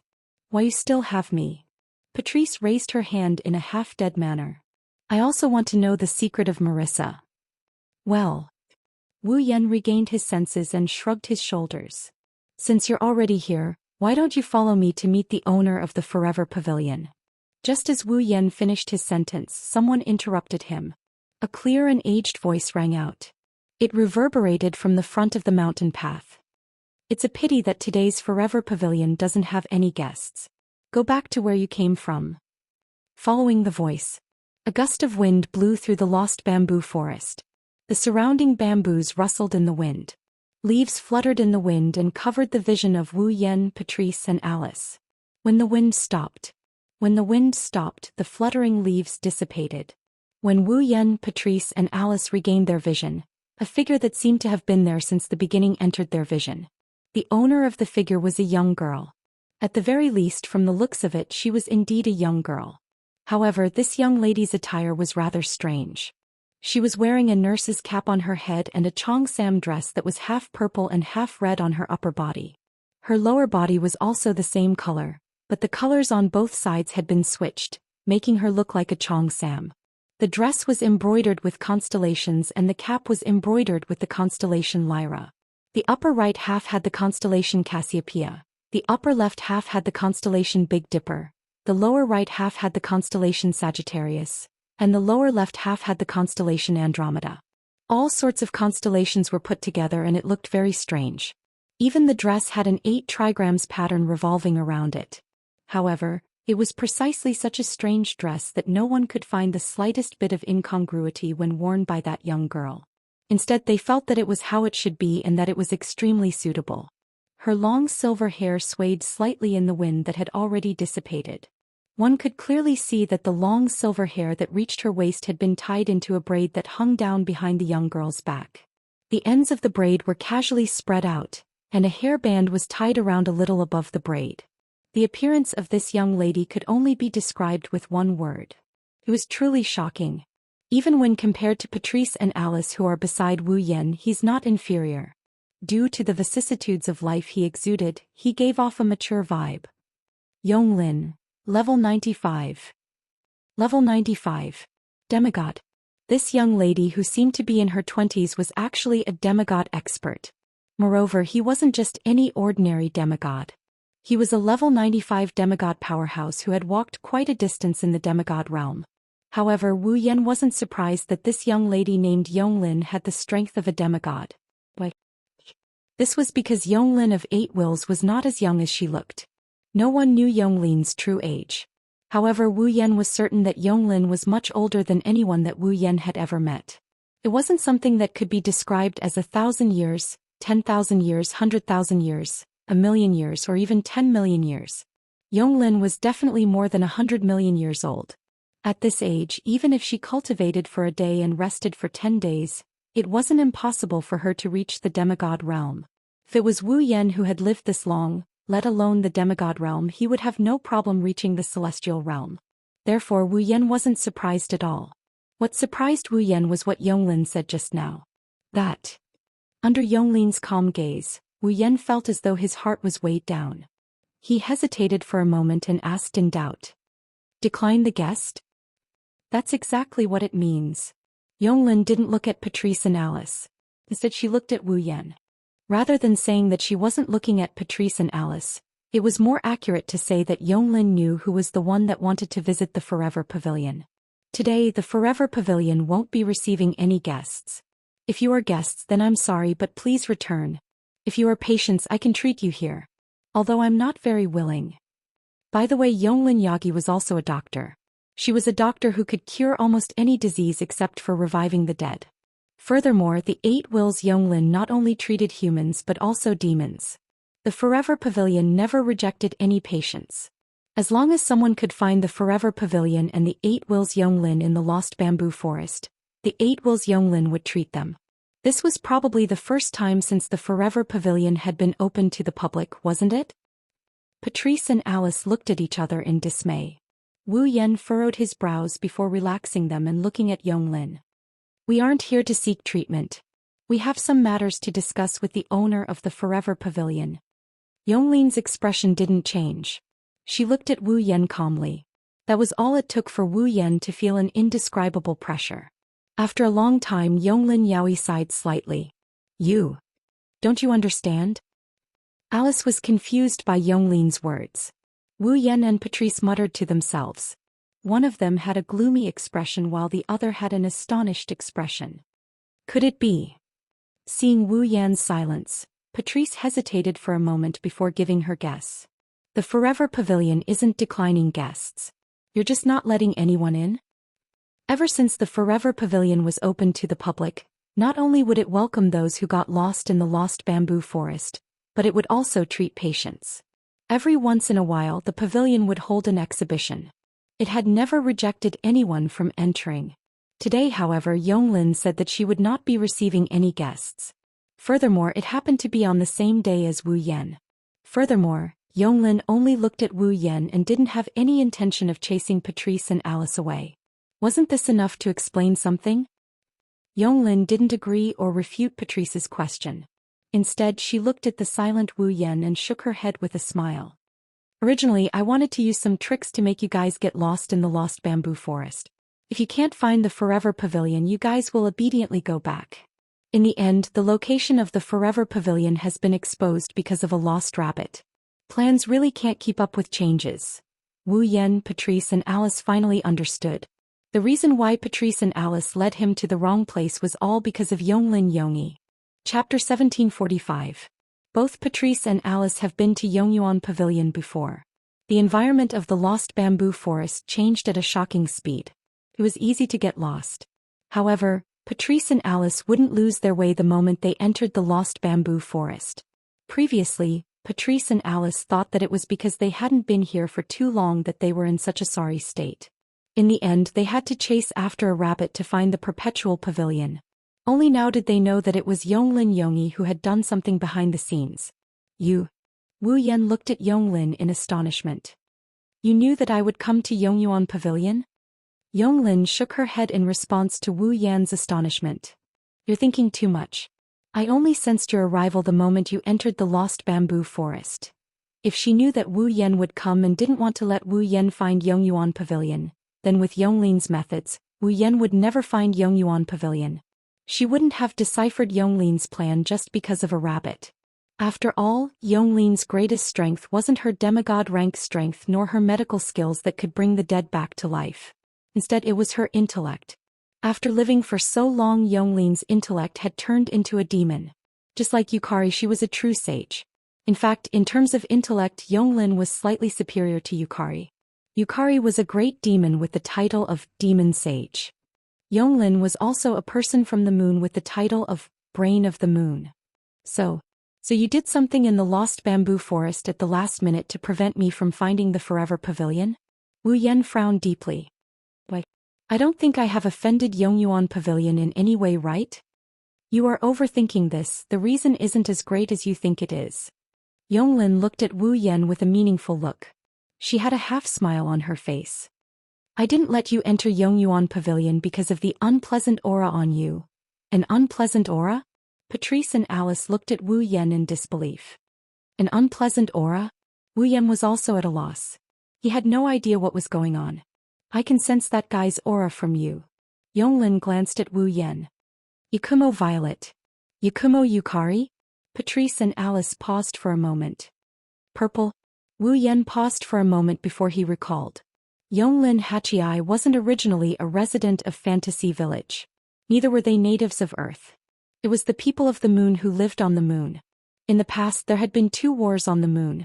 It was a war between the forces of Fantasy Town led by Purple and the forces of the moon. It could be said that Violet was the one who initiated the 2 lunar wars. At that time, Yongling's position was still on the moon. As such, the 2 lunar wars could be said to be a battle between Yonglin and Violet behind the scenes. In the first lunar war, Yonglin set a trap. He let Violet jump in. In the end, Violet led the forces of Fantasy Village to invade the moon and suffered a crushing defeat. In the second lunar war, Yonglin betrayed the moon and entered Fantasy Village. At that time, although she stood on the side of Fantasy Village, she was different from the monsters in Fantasy Village. She didn't actively participate in the war. However, in the second war on the moon, the purple dark sent by Yulo to successfully steal a bottle of wine from the moon and brought it back to the fantasy land to celebrate. They despised the moon's miscalculation and took revenge for the humiliation of the failure of the first war on the moon. They also took revenge for being framed by Yonglin of 8 Wills.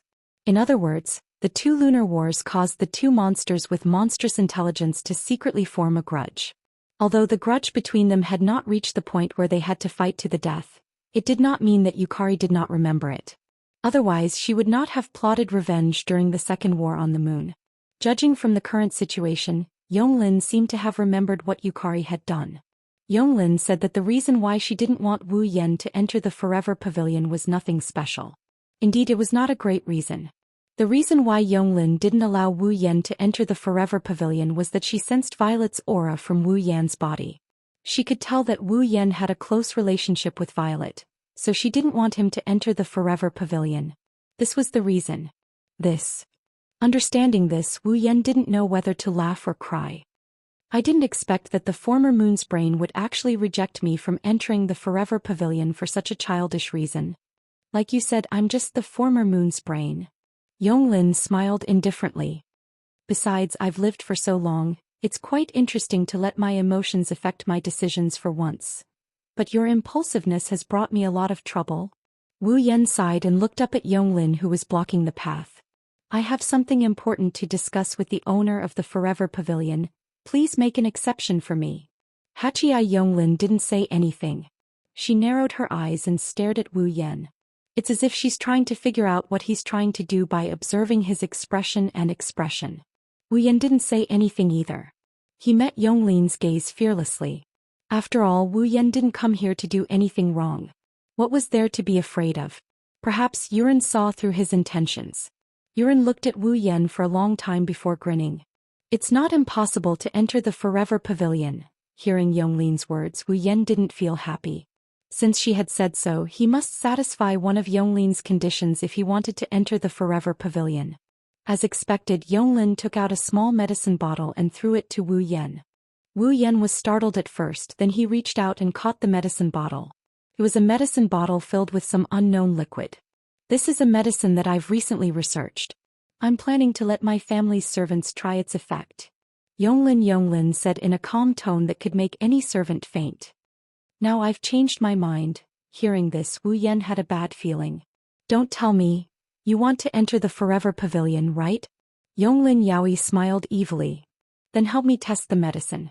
After testing the medicine, not only will I let you into the Forever Pavilion, but if you have a request that doesn't cross my bottom line, and it's within my ability, I'll definitely help you complete it. This was a huge promise.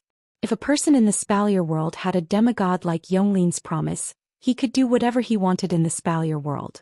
No one would dare to touch him. Even the 3 guardian gods had to give face to this demigod. Moreover, Yonglin wasn't just an ordinary demigod. With the title of the Brain of the Moon and superb medical skills, it wouldn't be easy to find something that Yonglin couldn't do. However, no matter how tempting the promise was, Wu Yan had to think about it. Test the medicine? Looking at the medicine bottle in his hand, Wu Yan swallowed a mouthful of saliva. What kind of medicine is this? Interesting. What an interesting medicine. Yonglin looked at the medicine bottle. It can draw out the deepest sin in a person's heart. It's effective for 7 days. If you help me test this medicine, I'll let you enter the Forever Pavilion after 7 days. Draw out the deepest sin in a person's heart? Wu Yan's grip on the medicine bottle tightened. He couldn't help but want to crush it. You're a doctor, why did you develop such a medicine? Interesting, isn't it? Yonglin's lips curled up. Of course, you can try to force your way in without drinking it. I don't mind. Force my way in? Let's not talk about whether I can make it in. Even if I do, I'll be hated. Wouldn't that be a loss? Draw out the deepest sin in a person's heart. Patrice showed an unusual interest. This medicine is quite unique, give it a try. Let's give it a try. Alice also spoke up, eager to give it a try. It's quite interesting. My ass. Could it be that Fantasy Village is filled with people who love to watch a show? That seems to be the case. What's wrong? Yonglin said in a provocative tone. You don't dare? Wu Yan glared at Yonglin and he clenched his teeth. He uncorked the bottle and gulped down the contents of the bottle. Chapter 1746. Fantasy Village, Scarlet Fiend Mansion. Wu Yan was sitting at a round table at the end of the stairs. He was the center of attention. Stare. Remilia hovered in the air, her scarlet eyes were fixated on Wu Yan. Stare. Fran tried her best to put on a serious expression, but in the eyes of others, she looked adorable. Stare. Zuiyi stood behind Remilia and Fran with a calm expression. Her gaze was on Wu Yan, her blue eyes revealed a trace of curiosity. Stare. Patrice's gaze swept over Wu Yan as if she wanted to slice Wu Yan up and down. The 4 young ladies surrounded Wu Yan and stared at Wu Yan like he was a newly planted flower, waiting for it to bloom. They had been in this state for half an hour. Wu Yan endured the gazes of the 4 young ladies while supporting his cheek with his hand. His elbow rested on the table behind him. He tilted his body and looked at Remilia, Fran, Zuiyi and Patrice with an uninterested expression.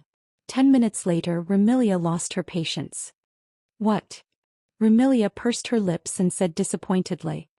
Didn't you say he drank the Moon Man's medicine? Why hasn't there been any change yet? You guys are just here to watch the show. Wu Yan's lips curled into a bitter smile. Let me tell you guys first. That isn't a medicine that can turn humans into animals. It's also not a medicine that can make humans explode like fireworks. Even if you want to watch the show, you won't be able to see anything. Or rather, if it's a drug that can turn humans into animals, or maybe a drug that can make humans explode in the sky like fireworks, Wu Yan would be happier. After all, even if he turned into an animal, Wu Yan could use a small magic trick to turn himself back to his original form. If he exploded like a firework, the pain would be excruciating. But Wu Yan was a true ancestor. He wouldn't die and would only feel pain. Wouldn't that save him a lot of trouble? However, the medicine of 8 Wills Yonglin was something that could draw out a person's most instinctive evil. To be honest, Wu Yan is also very nervous right now. He was worried that he wouldn't be himself anymore. Or he might do something irrational under the influence of the medicine. Fortunately, this was Fantasy Village. There were many people more capable than Wu Yan. In addition, there was an invincible witch from town security. Wu Yan wasn't afraid of causing any trouble. It was because of this that Wu Yan drank that bottle of medicine and became the test subject of Yonglin. As for how Wu Yan would react after drinking the medicine, the people in Red Devil Mansion were very curious. That was why they came over to watch after learning that Wu Yan drank the medicine. This also confirmed Wu Yan's previous thoughts. In Fantasy Village, other than Bully Ling Meng who was afraid of trouble, everyone else was a group of people who liked to watch the show. A medicine that can turn humans into animals. A medicine that can make humans explode like fireworks in the sky. Fran was stunned. Brother will turn into an animal and explode like fireworks in the sky? What's so good about animals and explosions? Remilia crossed her arms and said disdainfully. If you want to see animals, you can go to the human world. Maybe you can just go out and catch an animal that turned into a fairy. As for the explosion. Sister wants to see an explosion? Then Fran can help. Fran tilted her head and said with an innocent expression. All Fran needs to do is to grab something and it will explode with a bang no matter what. Wu Yan, Remilia, Sakuya and Patrice felt their scalps tingling when they heard Fran's naive expression. They couldn't help but chuckle out loud. No need. Speaking of which, why did you drink some unknown medicine in order to enter that moon person's place? Remilia asked in confusion. Don't tell me you want to find moon weapons from that moon person? In this world, the level of technology on the moon was many levels higher than that on Earth. The ability of the armed forces was also not just a little bit stronger. They could even threaten the monsters. Remilia went to the moon during the Second War on the moon and saw the advanced weaponry there. That's why she assumed that Wu Yan wanted to get his hands on those advanced weaponry. Otherwise, there's no other way to explain why Wu Yan would drink some unknown drug just to enter the Forever Pavilion. However, Remilia had obviously guessed wrong. I have no interest in those weapons. Wu Yan sighed. I just want to find the owner of Forever Pavilion for something. You said the same thing before. Patrice raised her head and asked suspiciously. But what is it? Well, Wu Yan didn't try to hide it. I just want a drop of blood from the owner of Forever Pavilion. Yes. Wu Yan wanted to enter Forever Pavilion to obtain a drop of blood from the owner of Forever Pavilion and to complete his Demigod Path mission. The fourth segment, Path to Demigod, requires him to obtain 5 types of blood. Blood that contains the power of fantasy. Blood that contains the power of realm. Blood that contains the power of eternity. Blood that contains the power of nature. Blood that contains the power of time. When he brought Fran back to Scarlet Devil Mansion and fought with Remilia and Black Knight, Wu Yan obtained a drop of blood from Black Knight who could control time. Blood that contains the power of time. This proves that Wu Yan's conjecture is correct. The 5 types of essence blood were the blood of beings who had the power of fantasy, realm, eternity, nature, and time. In other words, Wu Yan only needed to obtain the blood of existences with the power of fantasy, realm, eternity, nature and time respectively. Blood that contains the power of time was Black Knight's blood. Blood that contains the power of realm was most likely Violet's blood. And in the Lost Bamboo Forest, the owner of the Eternal Pavilion had an ability related to eternity. If he could obtain a drop of blood from the owner of Forever Pavilion, he would be able to obtain the blood that contains the power of eternity. This was the reason why Wu Yan didn't hesitate to drink Yonglin's medicine in order to enter Forever Pavilion. Otherwise, even if he managed to barge in, the owner of Forever Pavilion wouldn't give him a drop of blood as an uninvited guest unless he tried to rob it. However, if he did that, he would completely offend the Moonbrain. Compared to offending Yonglin, testing the medicine was more reliable. Anyway, it was just a bottle of medicine with a validity of 7 days. 7 days would pass in a jiffy. At that time, Yonglin would have to fulfill her promise. Not only would she allow Wu Yan to enter Forever Pavilion, she would also do her best to help Wu Yan. It shouldn't be too much to ask Yonglin to obtain a drop of blood from the owner of Forever Pavilion, right? Of course, Remilia, Fran, Black Knight, and Patrice, who didn't know the whole story, looked at each other in dismay. Remilia even asked such a question. Could it be that a true ancestor like you has a hobby of collecting blood from different people? Hearing this, Patrice and Black Knight also came to a realization. Unfortunately, they forgot that Wu Yan once said that he never drinks blood, and he won't collect other people's blood for his own hobby. Well, just think of it as my hobby. Wu Yan didn't bother explaining himself as he stood up. It's getting late, let's go back to sleep. I just woke up. Remilia grumbled. Besides, it's already nighttime, why are we still sleeping? No. Normally we should sleep at night, right? However, for a vampire like Remilia, night is the time for her activities and day is for her to sleep. You can have fun on your own. Wu Yan rolled his eyes and he picked up Fran. Fran, let's go to sleep.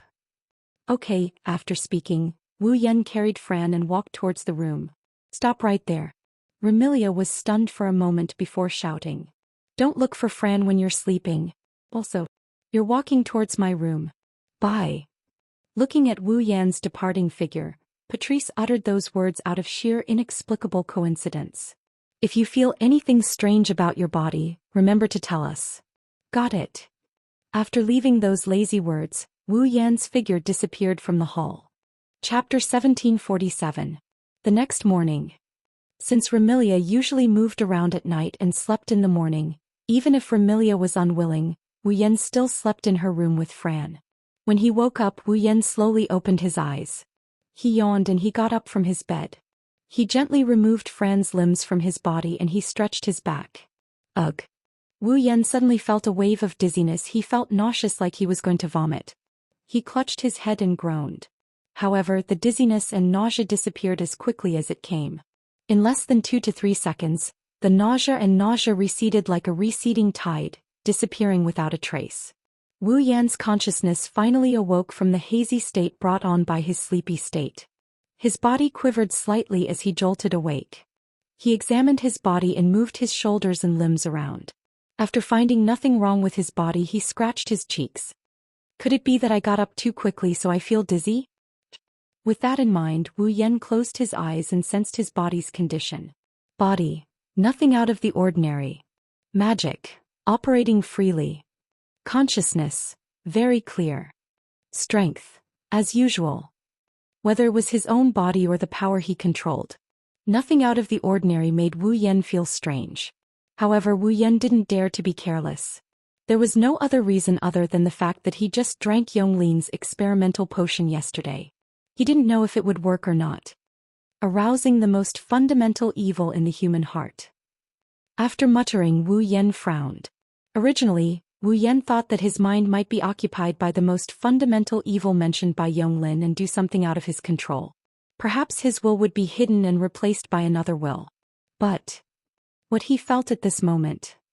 There was nothing out of the ordinary. He was still him physically and mentally.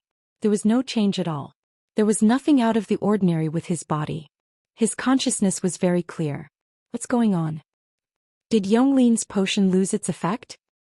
Or because the medicine of the 8 Wills' eternal beauty was not strong enough to break through his endless martial refinement of mind, technique and body as one, and could not affect him. However, as the brain of the moon, a demigod champion and an unparalleled doctor, would the medicine made by Yonglin of 8 will be so weak that it could not break through the state of mind brought about by his endless martial arts training? Forget it. Unable to figure it out, Wu Yan decided not to think about it. It's best if it doesn't work. With that thought in mind, Wu Yan looked at Fran, who was sleeping soundly, and shook her awake. Red Devil Mansion Hall. At this moment, Remilia was yawning and sitting at the head of the round table on the platform as if she was about to fall asleep. She was eating breakfast. During the day, Remilia was sleeping. However, before going to bed, Zhou Yi requested that Remilia eat breakfast before going to bed. That way it would be beneficial for her body. Thus, to Remilia, breakfast was equivalent to a midnight snack for others before they went to bed. Wu Yan carried a half-asleep Fran to the main hall of the Scarlet Devil Mansion. Wu Yan was surprised by what he saw. Because in the hall, other than Remilia and Zhou Yi, Patrice, who never left the house, was also sitting at the table and eating breakfast prepared by Zhou Yi. When Wu Yan entered the hall, Patrice noticed him. She looked up and sized up Wu Yan. She hesitated for a moment and asked tentatively, "You're up?" "Yes." Wu Yan casually replied. He carried Fran and sat down without greeting the young lady who was supposed to be served. He placed the half-asleep Fran on the seat beside him. "Why are you acting so strange today? Why aren't you squatting in your library? I'm only here to check on your health. Patrice half closed her eyes and replied truthfully. Soon after, she felt that her words were a little insincere and immediately added another sentence. After all, you just drank the moon people's medicine yesterday. Today might be the day it acts up. I'm quite interested in the effects of the medicine.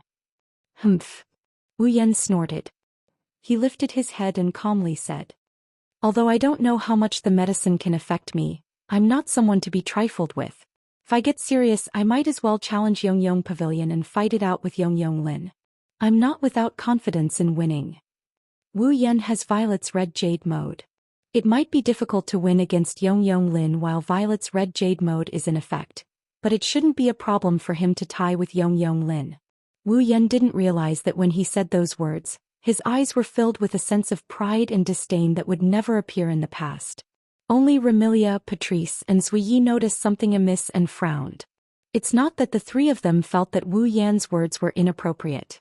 It's because the three of them knew that Wu Yan was hiding a lot of secrets. No one in Scarlet Fiend Mansion had a thorough understanding of him. Therefore, the three of them didn't dare to say that Wu Yan wouldn't be able to do what he said. After a few days of interaction, Remilia, Patrice, Zui Yi, and the others didn't know much about Wu Yan's secrets, but they did have a better understanding of Wu Yan's personality.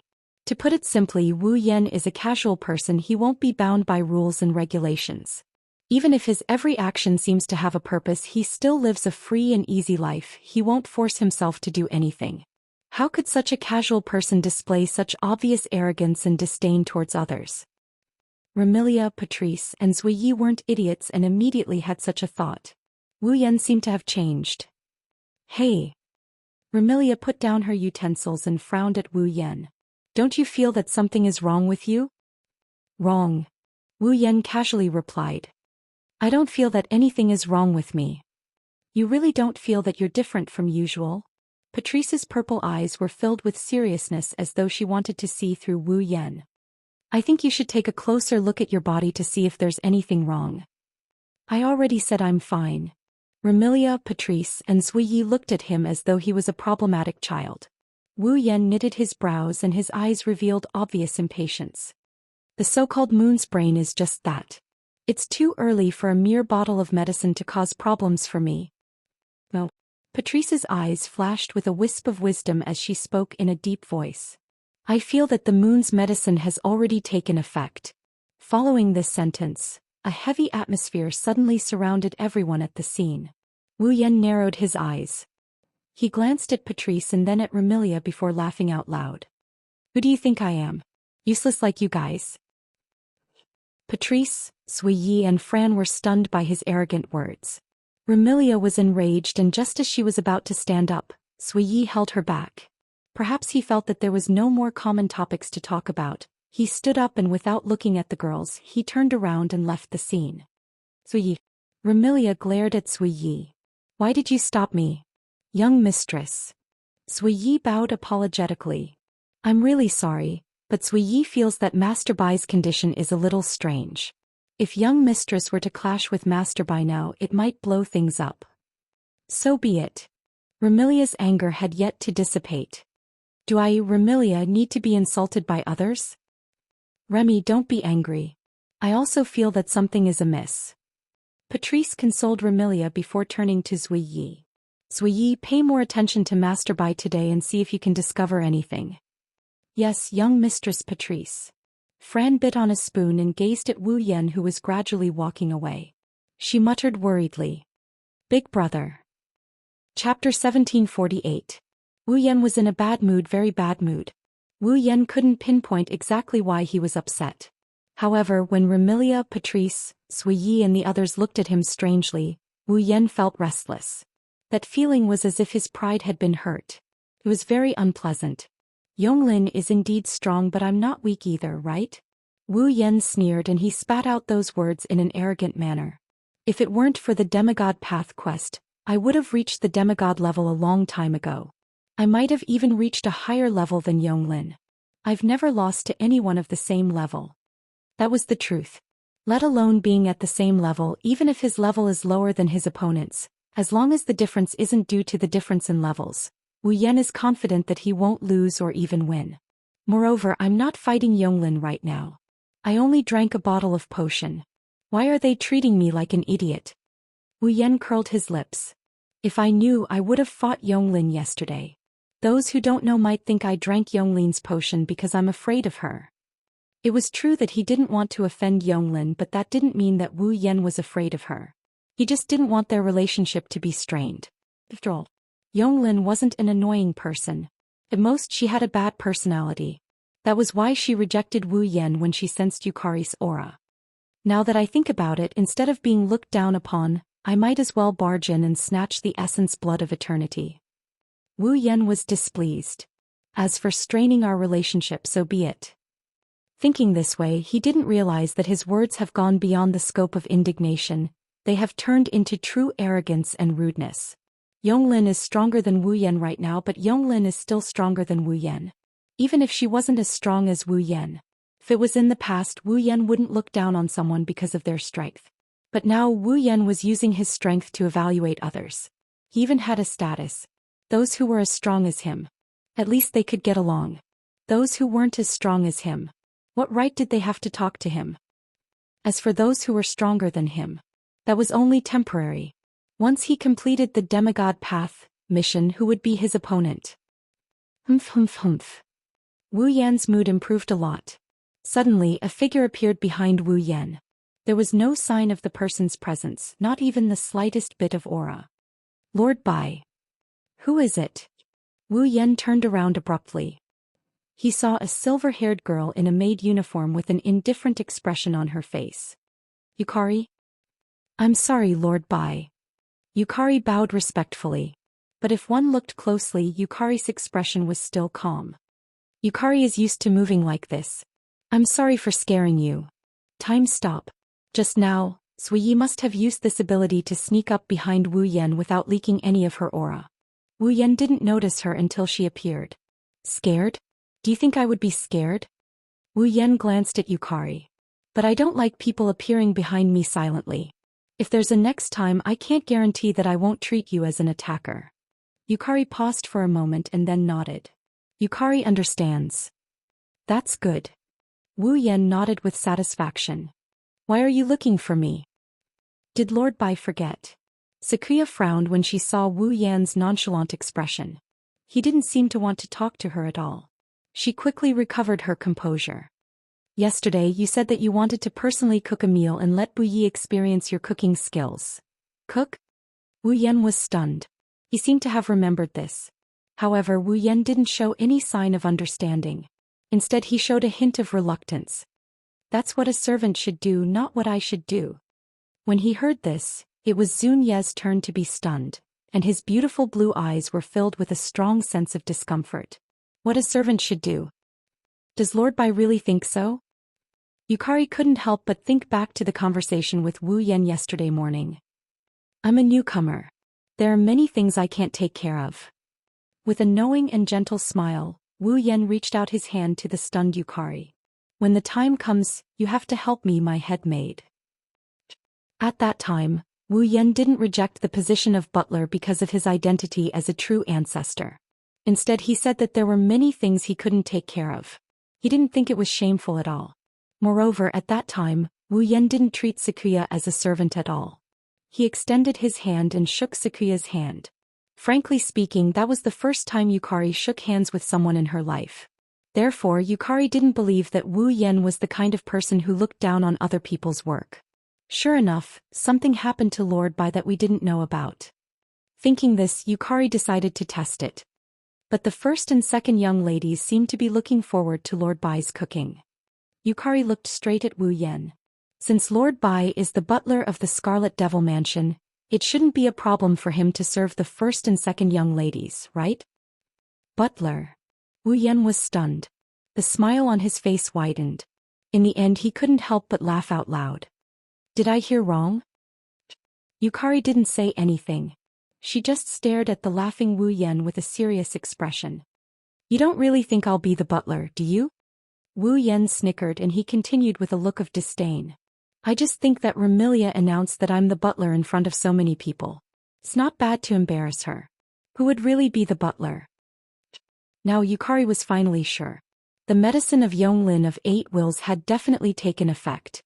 Yukari was sure that before today, Wu Yan didn't have any thoughts of looking down on his position as the butler. Otherwise, Wu Yan wouldn't have put on the uniform of a deacon yesterday. He wouldn't have personally poured black tea for Remilia or squatted down to feed Remilia and Fran. At that time, Wu Yan didn't have any dissatisfaction with the position of the butler. He only looked at Remilia and Fran with love and care. There was definitely no contempt like now. Yukari was immersed in her thoughts when suddenly, a hand wrapped around her waist and pulled her into a warm embrace. It was Wu Yan. A cold glint flashed in Sakuya's eyes. She lifted her head and looked at Wu Yan, who was looking at her with an evil grin while hugging her. Her voice sounded like an ancient well. "Lord Bai, please respect yourself." Unfortunately, Wu Yan didn't listen to her. Instead, he stretched out his other hand and lifted Yukari's chin. "Hey Yukari, why don't you be my maid?" "Lord Bai." "Hey Osama." Sakuya met Wu Yan's fiery gaze without any fear. She raised her voice a bit. "I won't betray the young mistress." "Am I not as good as Remilia?" Wu Yan smiled disdainfully and slowly moved his lips closer to Yukari's. "I'm stronger than Remilia. Although I'm younger than Remilia, I'm definitely more knowledgeable than Remilia. I can even let you see a wider world and let your strength surpass Remilia's. Don't you want to consider it?" Yukari. Yukari didn't say anything. She just looked at Wu Yan calmly. Even the cold light in her eyes disappeared. "You're really loyal," Wu Yan said indifferently. With a mischievous smile, he slowly moved closer to Yukari's lips. Seeing that Wu Yan was about to take her first kiss, Yukari's face was still calm. She didn't even struggle or resist. It was as if she had become a puppet and had lost her feelings. Her reaction is eerily calm. When he was about to touch her lips, Wu Yan couldn't help but stop. Wu Yan didn't understand until this moment. If he really kissed her like this, Yukari definitely wouldn't resist. However, from now on the relationship between him and Black Knight would forever stop at being strangers. Wu Yan had such a premonition. Chapter 1749. For a moment the atmosphere of the scene was infinitely close to a cold state, making people feel the space become heavy and incomparably oppressive. With one hand around Ruo Ye's waist and the other holding her chin, the distance between their lips was less than 5 centimeters. Ruo Ye didn't seem to have any intention of resisting. She only needed to lean forward, and in the next second, this perfect and chic headmaid's first kiss would be snatched away by Wu Yan. However, looking at Ruo Ye's seductive lips and delicate face, feeling her soft body and smelling her blood-boiling body fragrance, Wu Yan felt that this 5 centimeters distance seemed to be the furthest distance in the world. There was a wall between them that couldn't be shortened no matter what. No, it should be said that Wu Yan didn't dare to shorten this 5 centimeters distance. That's because, looking at Ku Ye's strangely calm blue eyes, a voice kept telling Wu Yan in his heart, "Can't kiss. If you kiss, then there's no way to take it back." However, another voice kept echoing in Wu Yan's mind. "Kiss her. Take this perfect and chic head maid from Remilia's side. The person who should have such a perfect head maid shouldn't be Remilia, but him." 2 voices. One was ringing in Wu Yan's head while the other was ringing in Wu Yan's heart like a drum. It made Wu Yan feel as if the whole world was distorted and his body was split in half. Not only was it uncomfortable, but it also made him dizzy. Ugh. Under the unbearable dizziness, Wu Yan squeezed out a painful groan from his throat. His body went limp and he directly fell to the ground. However, before Wu Yan fell to the ground, a soft and delicate body embraced Wu Yan's body and supported him. "Lord Bai." She hugged Wu Yan as if they were hugging each other. She let Wu Yan's head lean on her shoulder. She rested her chin on Wu Yan's shoulder as well. Her voice didn't have that eerie calmness anymore. Instead, there was only a hint of gentleness. "Are you all right?" "Jiu Yi." Wu Yan felt his head go numb. His vision could not be restored either. Everyone felt dizzy. However, he still forced himself to speak. "I'm fine, Lord Bai." It was the same greeting, but this time Bu Ye's tone was forceful. "You're tired." "Tired? Am I tired?" He used the last bit of rationality he had left. Wu Yan pondered over this question for a moment, and then replied in a hazy manner. Maybe. Wu Yan, who was leaning on Ji Yi, didn't notice that his answer had made Zhiye's calm, beautiful face soften a little.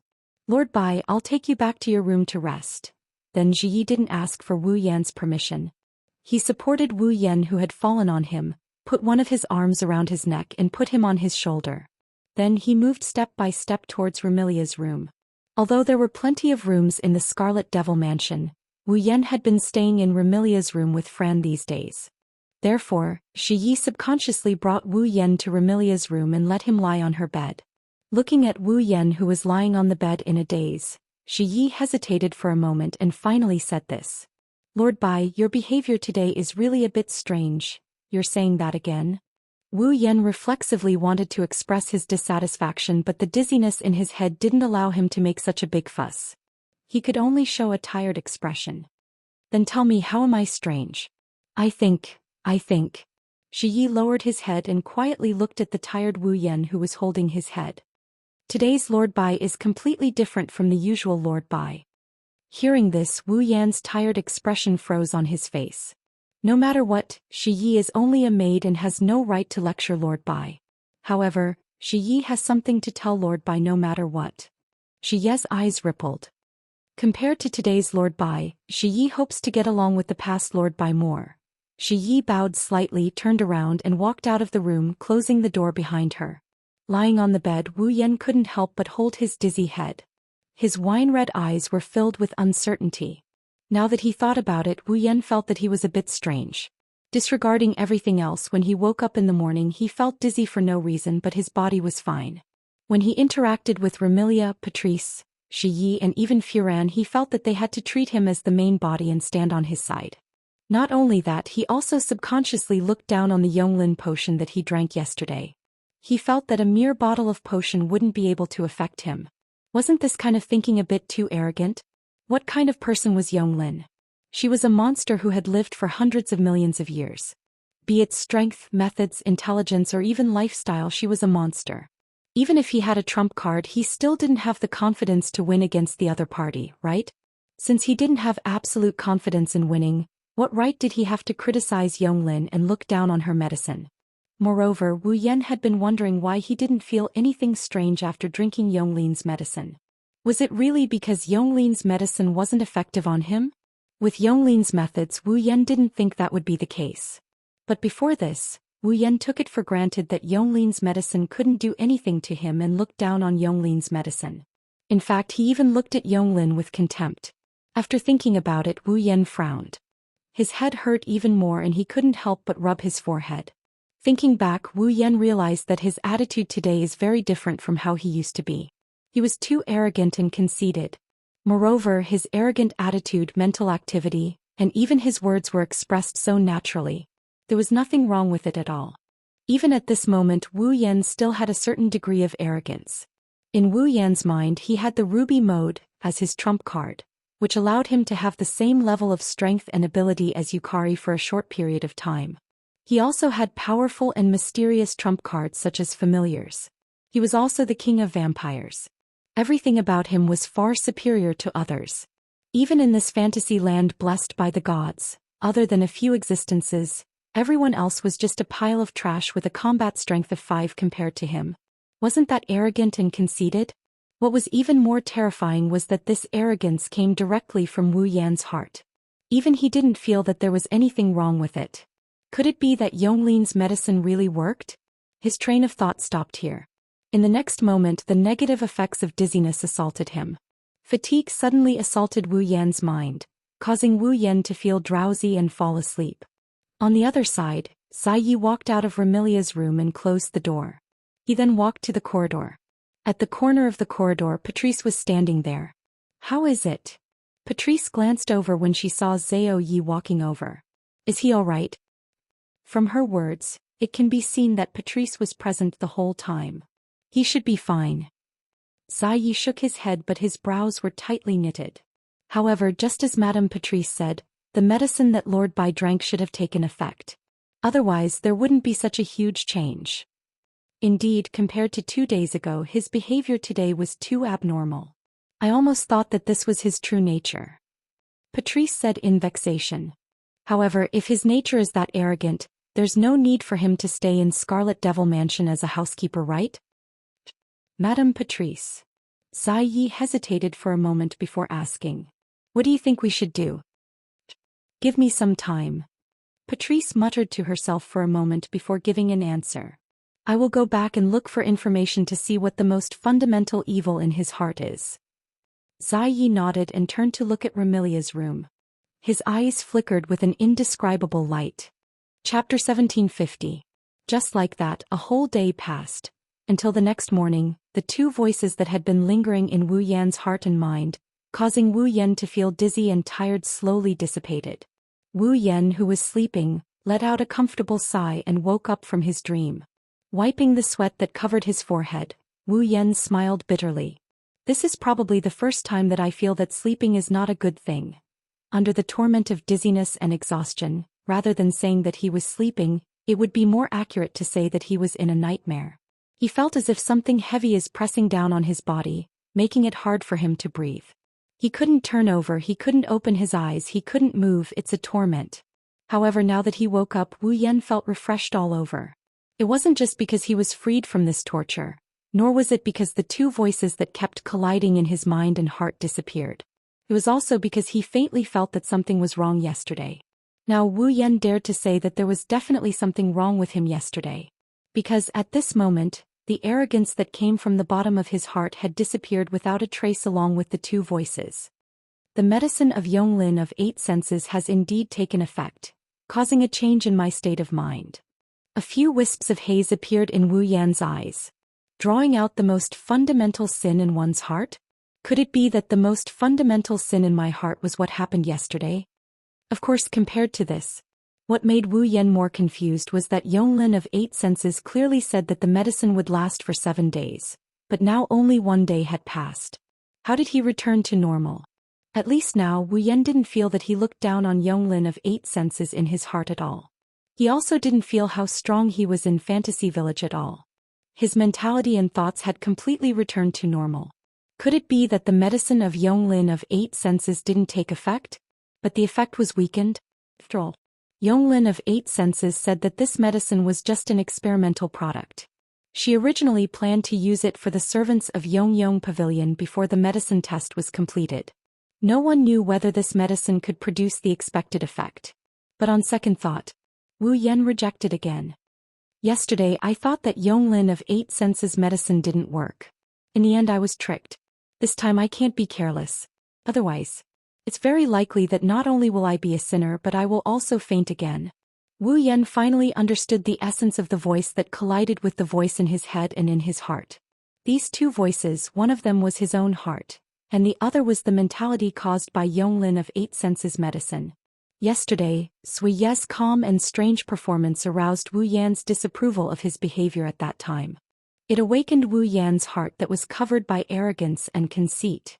If it was the original Wu Yan, he would definitely not have done such a rude thing and said such arrogant words. It almost broke the relationship that he had established with Sui Yi. And of course, Wu Yan absolutely didn't want the relationship that he had established with Sui Yi to be broken. Therefore Wu Yan's heart was awakened and collided with the mentality caused by the medicine. As a result, under the collision of two different states of mind, Wu Yan's head couldn't bear the burden of two spirits and suddenly crashed. This was the fundamental reason why Wu Yan suddenly felt dizzy and tired. I have to be careful today. Wu Yan was a little vigilant and said to himself with guilt. Also, I have to apologize to Remilia and Sui Yi. With that, Wu Yan lifted the blanket, got off the bed and walked out of the room. Scarlet Devil Mansion. Today Patrice wasn't in the main hall like yesterday. Remilia, Fran and Sui Yi weren't in the main hall either.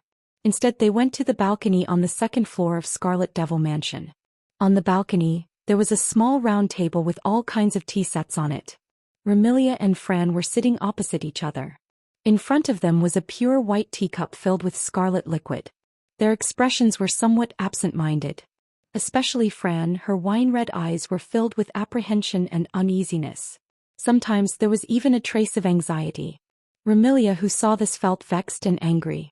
Remilia said unhappily, "Are you still thinking about Yakumo Bai?" Yakumo Bai. Fran blinked in confusion. Then she remembered that this name was Wu Yan's current alias. She couldn't help but nod. Big brother. Is he all right? He won't die. Remilia's tone turned sour after getting the answer. I'm clearly your biological sister, but I don't see you being this concerned about me. Hearing this, Fran tilted her head and suddenly smiled. Big sister, are you jealous? Huh. Remilia widened her eyes and flipped out like a cat whose tail was stepped on. Who would be jealous of that bastard? Big sister, aren't you jealous?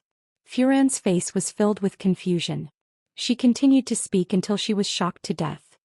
Then big sister, do you like Fran? I. Remilia stammered in embarrassment. Big sister. Of course big sister likes Fran. Isn't big sister jealous of big brother because Fran is so concerned about him? Fran immediately beamed with joy and said such a sentence. What? So big sister is really a siscon. What? Remilia almost fell to the ground. She looked at Fran in disbelief and said with a trembling voice. Who taught you to say that?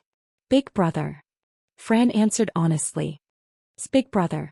That bastard vampire true ancestor. Remilia exploded. What did he teach Fran? What? Fran had a doubtful look on her face once again. Isn't a siscon someone who likes their own sister a lot? Remilia's roar came to an abrupt halt. She rolled her eyes and hurriedly nodded. That's right. It means liking your own sister. What? Fran puffed up her cheeks. Then big sister likes Fran. Isn't that a siscon? Remilia's face turned red and white. She couldn't explain anything. Her expression was strangely sullen. Looking at Remilia's sullen expression, Ruoyi couldn't help but shake his head with a chuckle. He casually glanced at the balcony entrance and was stunned. Wu Yan, who was looking for something, happened to pass by. Sui Yi saw him. Sui Yi inadvertently called out when Wu Yan was about to walk over. Lord Bai. Remilia and Flan turned around when they heard Sakuya's voice. Wu Yan, who was about to leave the balcony, stopped and he turned around to look at them. You're here? Wu Yan let out a sigh of relief. Finally found you, big brother. Fran stood up from her chair and jumped toward the balcony entrance. She crossed several meters and threw herself into Wu Yan's arms. Fran was so worried about you. Flan. Wu Yan hugged the petite girl who jumped into his arms. He rubbed Flan's head in a doting manner. Sorry for making you worry. Remilia and Sakuya exchanged glances when they saw the adoration in Wu Yan's eyes and his apologetic tone. You. Remilia hesitated for a moment before asking. Are you okay? Wu Yan looked up at Remilia and Sui Yi with a bitter smile. I don't know when I'll get a cramp, but I'm really sorry about yesterday. I went a little too far. Yesterday not only did Wu Yan call them useless in front of Remilia and the others, he also tried to force Sakuya to become his maid. That wasn't just a little too far, it was very far. Wu Yan's apology eased Remilia's expression and she turned her head away. Looks like you've really recovered. When Sakuya saw the usual indulgence and clarity in Wu Yan's eyes, her heart unknowingly calmed down. She told Wu Yan. Lord Bai, if you feel that something is wrong, please remember to tell us. I will. Wu Yan looked at Sakuya. She's neither servile nor overbearing. He's confident and cool. He praised her in his heart. No one could find any fault with this maid. Another idea popped up in his mind after thinking about it for a bit. Why would such a perfect being be Remilia's maid and not his? Chapter 1751. Why couldn't she be his maid? When such a thought appeared in Wu Yan's mind, it was like a spark that quickly burned through every corner of Wu Yan's heart, causing a dark and negative emotion to emerge in Wu Yan's heart. Driven by this negative emotion, Wu Yan actually developed a sense of rejection, hostility, and even a trace of killing intent towards Remilia. Remilia, who was about to drink tea, keenly felt a sense of hostility and killing intent lock onto her at the same time. She even felt a sense of danger in her heart, causing her hand that was holding the teacup to tremble violently. She turned her head abruptly and looked over. Thus Remilia saw it. The pair of wine-red eyes kept turning. Sometimes it's the usual wine-red color, other times it's the gold color that represents a noble bloodline. There's hostility and killing intent in those eyes as he stared at Wu Yan. Seeing the hostility and killing intent in Wu Yan's eyes, Remilia seemed to have suffered a blow, and her expression was abnormally ugly. It was because Remilia no longer hated this inexplicable true ancestor of vampires as much as before. Instead, she truly treated him as someone close to her. It couldn't be helped. Not only did this man in front of her sleep in the same bed as her, but he also treated her as a younger sister. He doted on her, took care of her, and even fed her. On the surface, Remilia disdained this kind of behavior, but in fact she enjoyed it very much. Fran stayed in the basement for hundreds of years and tasted loneliness. What about Remilia? She had almost ruled the entire fantasy land. She even had the idea of invading the moon. Attempting to invade the moon did seem awe-inspiring on the surface, but hadn't Remilia never enjoyed the feeling of kinship? Not only did she have no parents, but she also had to personally lock her only sister in the basement. Although this behavior was a bit extreme. However, Remilia's desire for kinship was also unconcealable. Now her biological sister had recovered. She could live with her openly, and she even had a brother who talked to himself. Remilia had never admitted it, but in her heart she had indeed developed a trace of dependence towards Wu Yan. This trace of dependence was still very weak, but if it continued to develop sooner or later, Remilia would be like Fran and treat Wu Yan as her own kin. Under such circumstances, seeing Wu Yan develop hostility and killing intent towards her for no reason, Remilia's heart felt a little uncomfortable. Her eyes flashed with a trace of sadness, but more than that, her anger towards Wu Yan. You. Remilia's eyes met with Wu Yan's eyes, that constantly alternating between red and gold. As she withstood the faint pressure from her bloodline, she spoke. What is the meaning of this? Lord Bai. Zhou Yi also noticed the change in Wu Yan. Unknowingly, he appeared beside Wu Yan and pressed down on Wu Yan's shoulder. Please calm down. Wu Yan was already somewhat awakened by Remilia's scolding, but now that Zhou Yi spoke, Wu Yan's heart immediately surged with more negative emotions, causing his eyes to completely turn gold. For Remilia? Zhou Yi stopped me for Remilia's sake, right? Why is she so nice to Remilia? Am I not worthy of being treated well by her? Such thoughts continuously emerged from the depths of Wu Yan's heart, causing the surface of Wu Yan's body to begin circulating with a faint magical light. Brother. Fran subconsciously felt that something was wrong and hugged Wu Yan tightly. Lord Bai.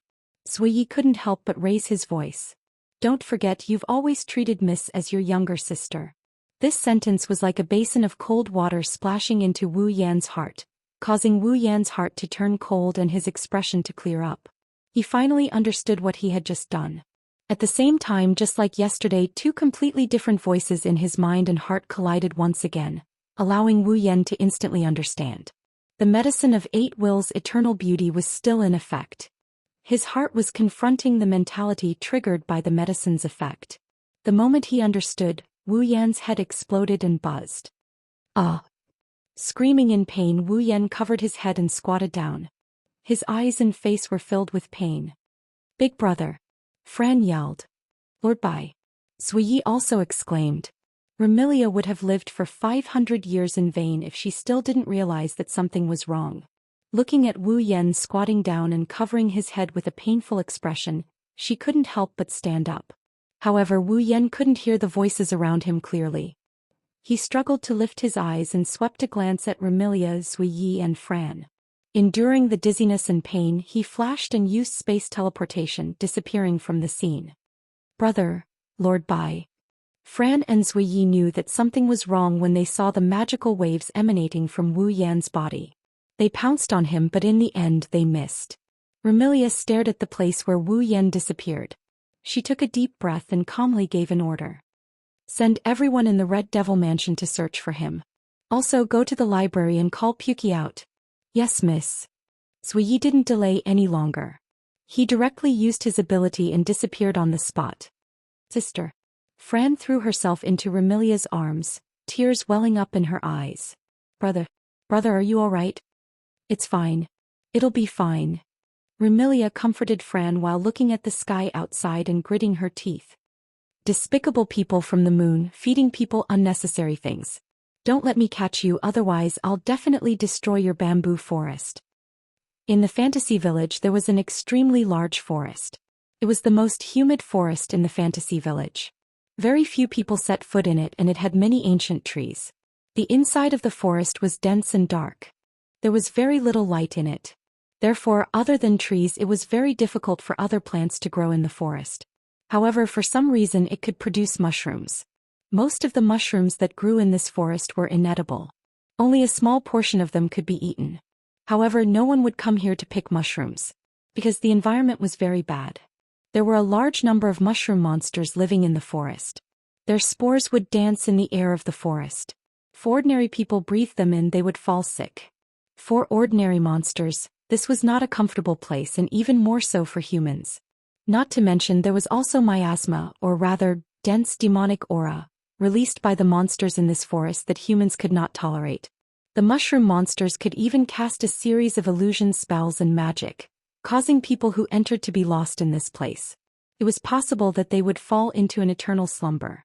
However, if they could withstand the miasma, humans could live here and protect themselves from the attacks of demons. In addition, although the mushroom monster spores could bring about hallucinations, they could also increase a human's magic power to a certain extent. Therefore, humans who were determined to become magic envoys would usually come here to live. Since those who could live here could rely on these mushrooms to increase their own magic power, it was assumed that those who lived here were magic users. Hence this forest had such a name, the Magic Forest. Regardless of whether it was the human by profession Misty Rain Demon Risa or the demon by race, Magic Caster Alice, who was a human by profession, Magic Caster Margaret Lloyd lived in this magic forest. At this time, Alice was bringing her two dolls, Shanghai Humanoid and Penglai Humanoid, to pick some edible mushrooms in the magic forest. Regarding these mushrooms, Marissa, who also lived in the magic forest, ate them 3 times a day. As for Alice, who was a magic user, she only ate them when she needed them. For example, when she wanted to increase her magic power. Eating these mushrooms directly can also increase her magic power. Moreover, it was much more useful than absorbing the spores. Of course, the further she progressed, the more limited the amount of magic she could gain from eating these mushrooms.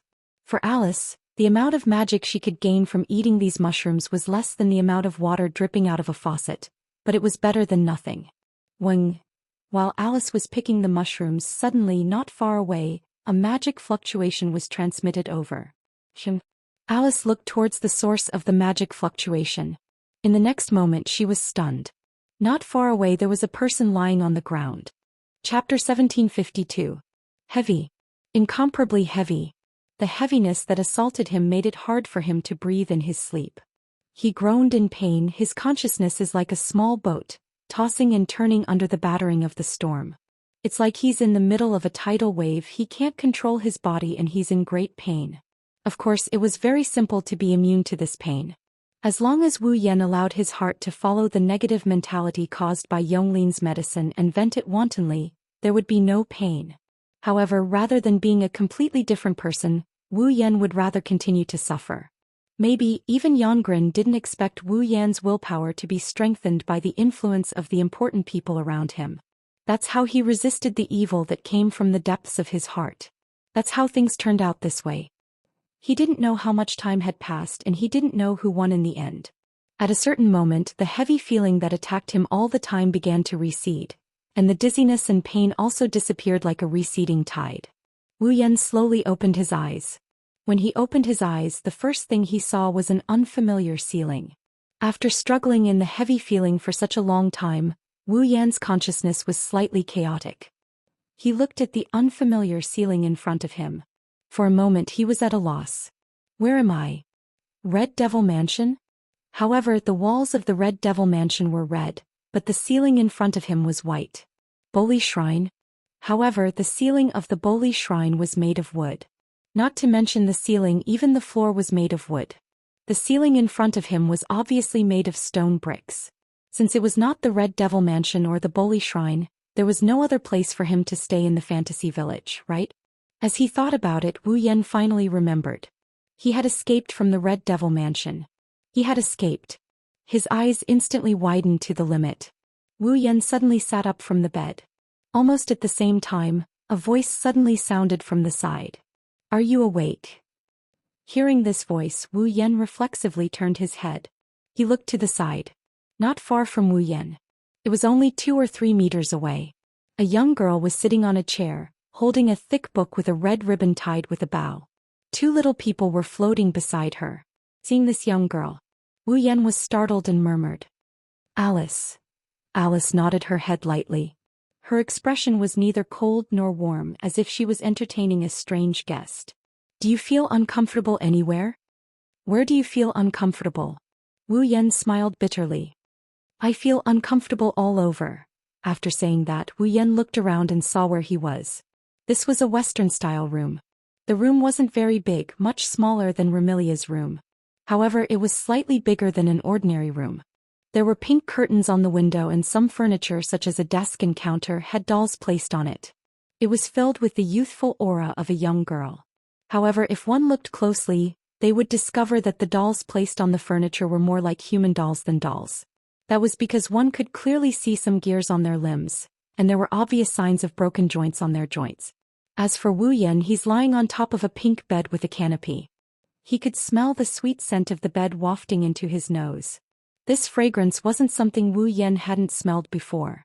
In the lost bamboo forest, in order to track the rabbit, he hid on top of Patrice and Alice. One of the two scents emitted from Patrice and Alice was identical to this fragrance. Alice. Considering the situation before him, Wu Yan looked at Alice in astonishment. This is your home? Alice gazed at Wu Yan and slowly nodded. It's also my room. As expected. Wu Yan rubbed his forehead. How did I get here? I found you in the magic forest. Alice replied in an unhurried and indifferent tone. You fainted, so I brought you back. Magic forest. Wu Yan took a deep breath and asked the question he was most concerned about. Then how long have I been unconscious? It's afternoon now. Alice replied. You've been sleeping since morning. In other words, I've been unconscious for half a day?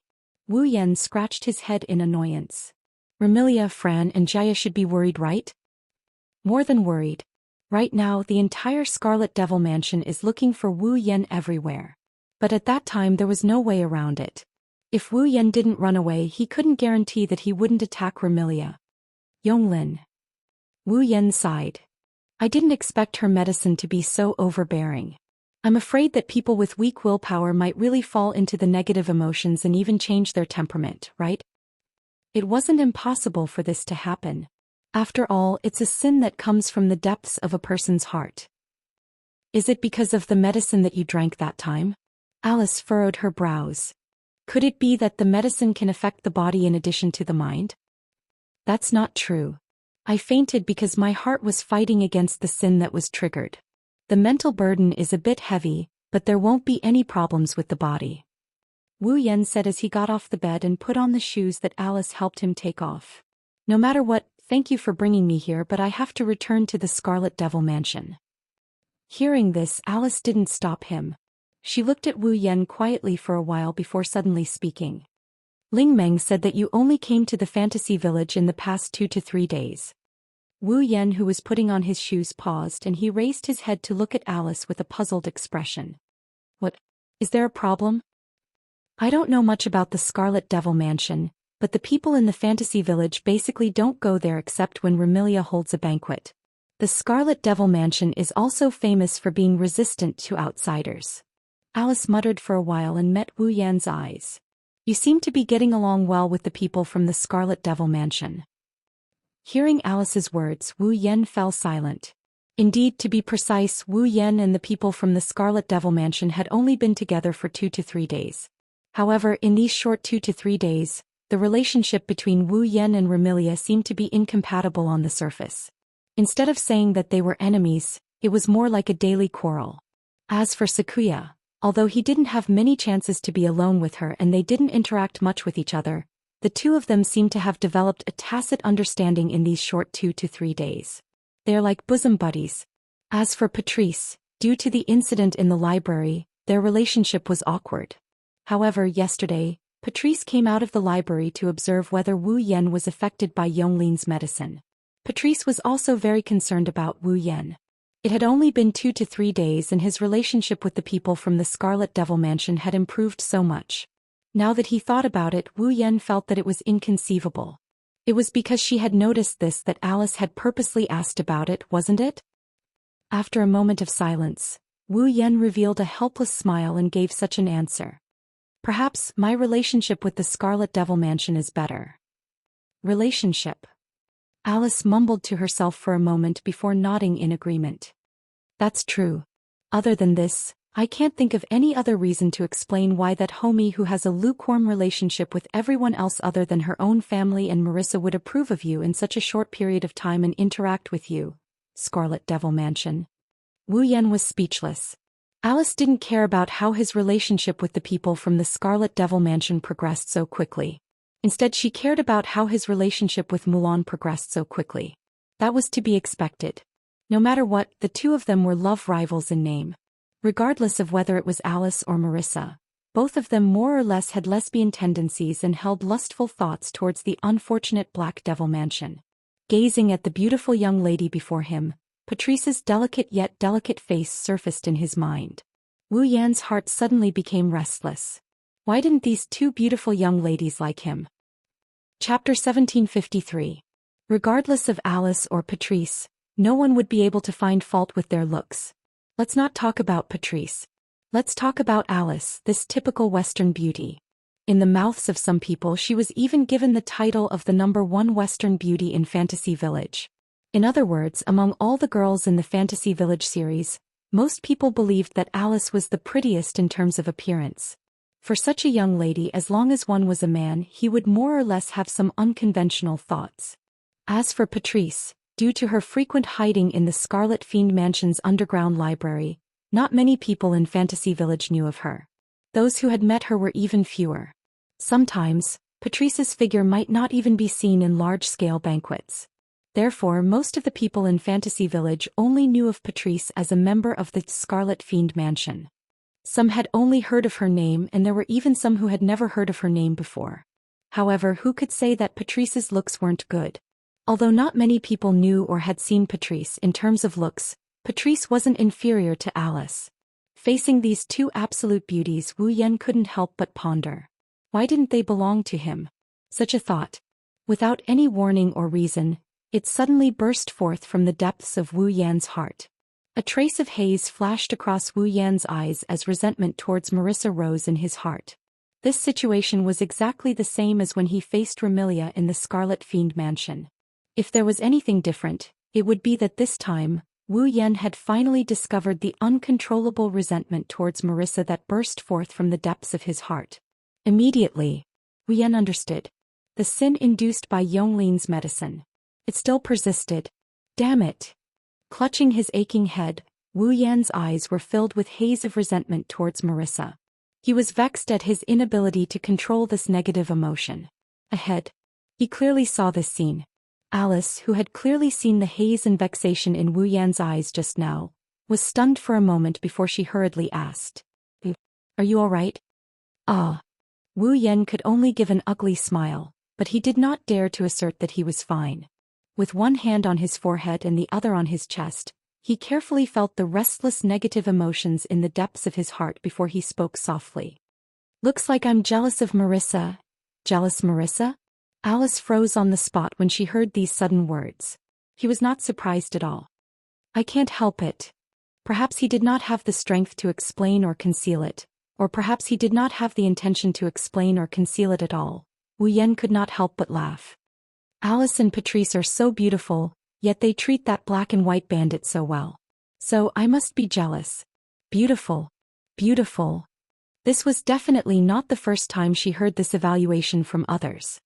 Alice, who used to be calm and indifferent, felt her heartbeat uncontrollably speeding up this time. Looking at Wu Yan's laughing expression, Alice's thoughts uncontrollably returned to the day when they went to Lost Bamboo Forest together. Wu Yan pressed her down and caressed her body with a hand.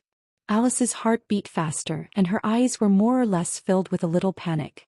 Without thinking, she retorted such a sentence. I didn't treat Marissa well." Looking at Alice's flustered expression, Wu Yan thought that Alice is behaving like this because he hit the nail on the head. The restless negative emotions in his heart increased all of a sudden, giving Wu Yan a scare. Okay, I understand. But don't mention Marissa again." Wu Yan clutched his throbbing head and hurriedly explained. "My current state isn't right. If you mention Marissa again, I might really be tormented by my jealousy to the point of losing my wolf." "Tormented to the point of losing your wolf?" Alice also noticed that something was wrong. She calmed down and pondered for a moment. She then asked in an uncertain tone. Could it be the medicine of that doctor in Forever Pavilion? Wu Yan suppressed the negative emotions surging from the depths of his heart while nodding weakly. Alice fell into deep thought. That doctor said that the medicine can trigger the most fundamental evil in a person's heart. That is to say, it triggered your jealousy and made you jealous of Marissa? Yes, it could also be that I am jealous of Marissa. In the end, my jealousy was amplified by the effects of Yonglin's medicine. Wu Yan didn't push all the blame onto the medicine. He openly admitted to it and even joked around. If the person Alice likes is me, perhaps I will chop myself up out of jealousy. Don't talk nonsense. Alice's heart started to beat faster again. She shook her head hard and changed the topic. Then what do you plan to do now? Return to Scarlet Devil Mansion? Wu Yan hesitated for a moment before nodding. Even though it might bring trouble to Scarlet Devil Mansion, I want to go back and find Muck. Muck? Alice tilted her head to one side, not knowing what was going on. Muck is Patrice. Wu Yan reminded Alice when he saw her confused expression. You see, sometimes, Patrice has the habit of adding the word "m" when she speaks, right? So, you call that squatting girl Muck? Alice smiled knowingly. However, she frowned in the next moment. She spoke in a displeased tone. Why are you looking for that squatting girl? That girl reads books all day, perhaps she might have a solution. Wu Yan's tone turned displeased. Actually, compared to Muck, I want to look for Yukari more. She might be able to give me some ideas. But for some reason, after coming to Fantasy Village, she didn't seem to have any intention of looking for me. I don't know where she is, I really don't know what she is up to. Take a step back. Alice's tone was still filled with displeasure. Then why are you looking for that girl who only knows how to read? Can't I help you? If this sentence was heard by those who were familiar with Alice, they would definitely be shocked. After all, Alice was famous for being cold to others. She was also someone who didn't care about things and wasn't a stubborn person. Alice often attended all kinds of banquets held in the Fantasy Village. She would also perform puppet plays in the human world during the festival. If she met people who were lost in the magic forest, she would send them outside and protect them until they were safe. Overall, she was a person who was close to others but always kept a distance from others. It was probably the first time that he had expressed his desire to help someone so directly, wasn't it? Only Wu Yan knew that Alice's reaction was due to a trace of competition towards Patrice. He couldn't help but laugh bitterly. Then, do you have a way to help me alleviate this uncontrollable negative emotion from the depths of my heart? Alice was speechless for a moment. Then she raised the thick book in her hand, unwilling to be outdone. It was tied with a red ribbon in a bow. That method, I will look for it. I will definitely find it. Seeing that Alice was about to flip through the book, Wu Yan rolled his eyes. Don't think that I don't know that book in your hand is a magic book. It is indeed outstanding to use magic. However, there shouldn't be any medicinal methods in it, right? Alice's hand that was about to flip through the book froze. You have already helped me a lot by bringing me back when I was unconscious. Wu Yan stood up with some difficulty. If you want to help me, why don't you send me back to Scarlet Devil Mansion? In my current state, I don't wish to use spatial teleportation. Spatial teleportation required extreme concentration in order to sense the surrounding space and find the coordinates of the destination. With Wu Yan's current state, if he used spatial teleportation, perhaps the coordinates would be shifted to an unknown location. Alice was also a magic user and naturally understood this point. She didn't object and nodded. After hesitating for a moment, she stepped forward and supported Wu Yan towards the door. Chapter 1754. Fantasy Village, Red Devil Mansion. In the hall, on the platform at the end of the stairs, Remilia sat at the head of the table as usual. Patrice and Franz sat on either side of Remilia, facing each other. Only Zhou Yi stood behind Remilia. At this moment, there was an extremely heavy and silent atmosphere between the four girls. Each of them had a different expression. Remilia lowered her head and looked at the scarlet liquid in the teacup in front of her. Her scarlet eyes were filled with anxiety. Patrice was holding a thick book with a pair of spectacles on her face. She flipped through the pages with a serious expression in her eyes. Fran's gaze was fixed in the direction of the entrance of the Red Devil Hall. Her eyes were filled with anticipation, worry, and even more uneasiness. As for Zhui Yi, on the surface her face was calm. But if one looked closely, they would notice that Zhui Yi's gaze would unnoticeably shift to the entrance of the Red Devil Mansion. Clearly, no matter what the 4 members of the Red Devil Mansion were thinking about, it was all related to one person. In fact, this scene had been going on since the morning. After Wu Yan disappeared from Remilia and the others, Remilia had all the fairy maids in the Red Devil Mansion go out to search for Wu Yan. She and the others had been waiting here for news from the fairy maids. However, looking at Remilia and Fran, it was likely that they couldn't wait any longer. As time passed, the heavy and deathly silent atmosphere grew thicker and thicker. Fran's wine-red eyes even blossomed with blood-red light, proving how anxious she was in her heart. Second miss. Beside her, Zai Yi silently appeared and placed a cake in front of Fran. You haven't eaten anything since this morning. Please eat something first. The bloody light in Fran's eyes dimmed a little. She seemed to be hungry, but she didn't look at the cake in front of her and shook her head. Fran doesn't want to eat. Then let's drink some black tea. Remilia glanced at Fran and advised her as well. Otherwise, you didn't wait for Yakumo Bai to come back. He fell down first. Remilia and Fran's vampire bloodline wasn't strong enough to prevent them from consuming blood. They could truly live without relying on blood. Only the true ancestor. Therefore, both Remilia and Fran had to consume fresh blood within a certain period of time. Otherwise, if they took too long, they would lose control. In the end, they might even enter a state of eternal sleep. Even Fran couldn't get rid of this trait. Back in Silveria, she had to consume the blood that Wu Yan bought from the system to maintain her mental state of being at 100 times more energetic than before. Fran understood what Remilia meant, but there was nothing she could do. She had no appetite at all, whether it was the cake or the black tea with blood. In the end, Fran shook her head unhappily. Fran doesn't want to eat. Remilia turned to Patrice, who was flipping through her book. Kiki, how are things on your side? I have some ideas. Patrice replied without raising her head. But I don't think we can successfully remove the effects of the medicine that affected Haku. Why? Remilia asked. Don't tell me you can't remove the effects of the medicine? This is merely the effect of a single medicine. Although I don't know if it will be effective, I can think of many ways to remove it. Patrice faintly sighed. The problem is, helping the moon person test the medicine is the condition for Haku to enter the Forever Pavilion. If we find a way to remove the medicine, that moon person will definitely not allow Haku to enter the Forever Pavilion. I think Haku knows this as well, so he definitely won't agree to remove the effects of the medicine, right? Patrice shook her head.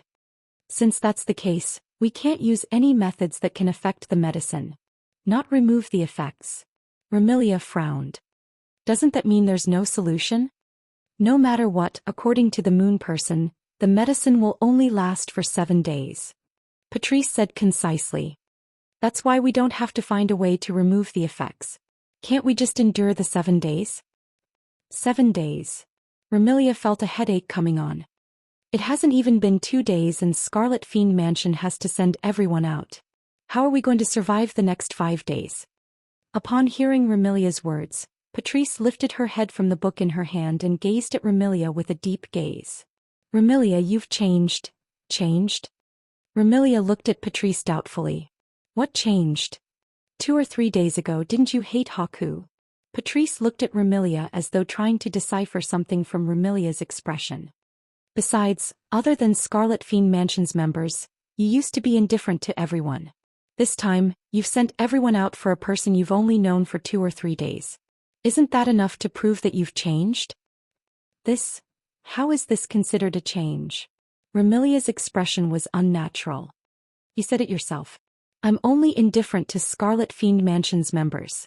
That person is now a member of Scarlet Fiend Mansion. Is that so? Patrice nodded in agreement. Then let's just treat it that way. If that's the case, Patrice, haven't you changed as well? Remilia didn't want to be outdone, so she added. You've only known that person for 2 or 3 days. Haven't you been hiding in the library since yesterday to find a way to help him? Hearing this, Patrice was taken aback and fell silent. At the side, Zhui Yi sighed in his heart when he saw this scene. Remilia and Patrice weren't the only ones who changed.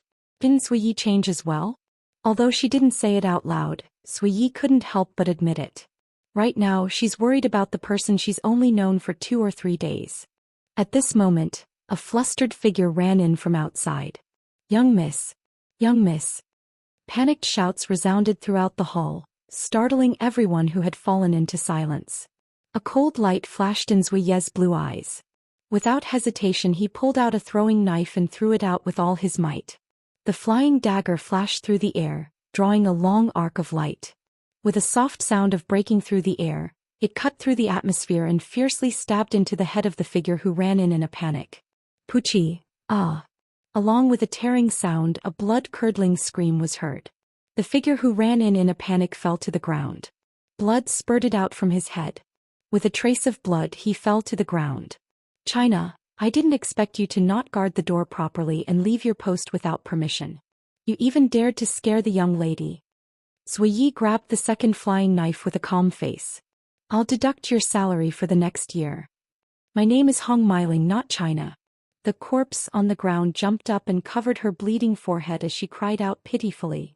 Also, young Miss Zhou Yi, you've already deducted my salary for the next 10 years. Is that so? Zhou Yi sneered. Then this time I'll deduct your salary for the next 20 years. No. Miss Zhou Yi. Hong Miling cried out. I didn't leave my post and didn't mean to scare the young miss. I just have something to report. Something to report. Remilia waved her hand impatiently. Don't tell me it's that black and white rat again? And no, it's not the black and white rats that sneaked in, but I'm back. Hong Miling was just about to explain when a weak voice interrupted her and entered everyone's ears. Brother. Fran was the first to react. Her eyes were filled with joy as she stood up. At the same time, Wu Yan, who was supported by Alice, walked in from the main entrance. Raising his head, he looked at the girls on the platform and he smiled helplessly. Sorry for making you guys worry. Remilia, Patrice and Zhou Yi came to Wu Yan's side. Haisama. Xianxia supported Wu Yan's other hand when she saw how weak he looked. You should return to your room first. Wu Yan nodded. Zhou Yi and Alice supported him as well as Remilia, Fran and Patrice accompanied him to his room. Chapter 1755. Scarlet Devil Mansion, Remilia's room. Looking at Wu Yan lying on the bed with Alice and Xianxia's help, Flan climbed onto the bed and came to Wu Yan's side. She asked him with a worried expression. Big brother, are you all right? Turning around, Wu Yan saw the worry on Fran's delicate face. He stretched out his hand and rubbed her head. Big brother is fine, it just looks serious. Actually, I'm just a little dizzy. Apart from that, I'm fine. Hearing that, Fran's worried expression eased a little. Remilia and Patrice couldn't help heaving a sigh of relief. Then, after heaving a sigh of relief, Patrice turned her head and looked at Alice. Her purple eyes were filled with unwelcome. Why did you come here?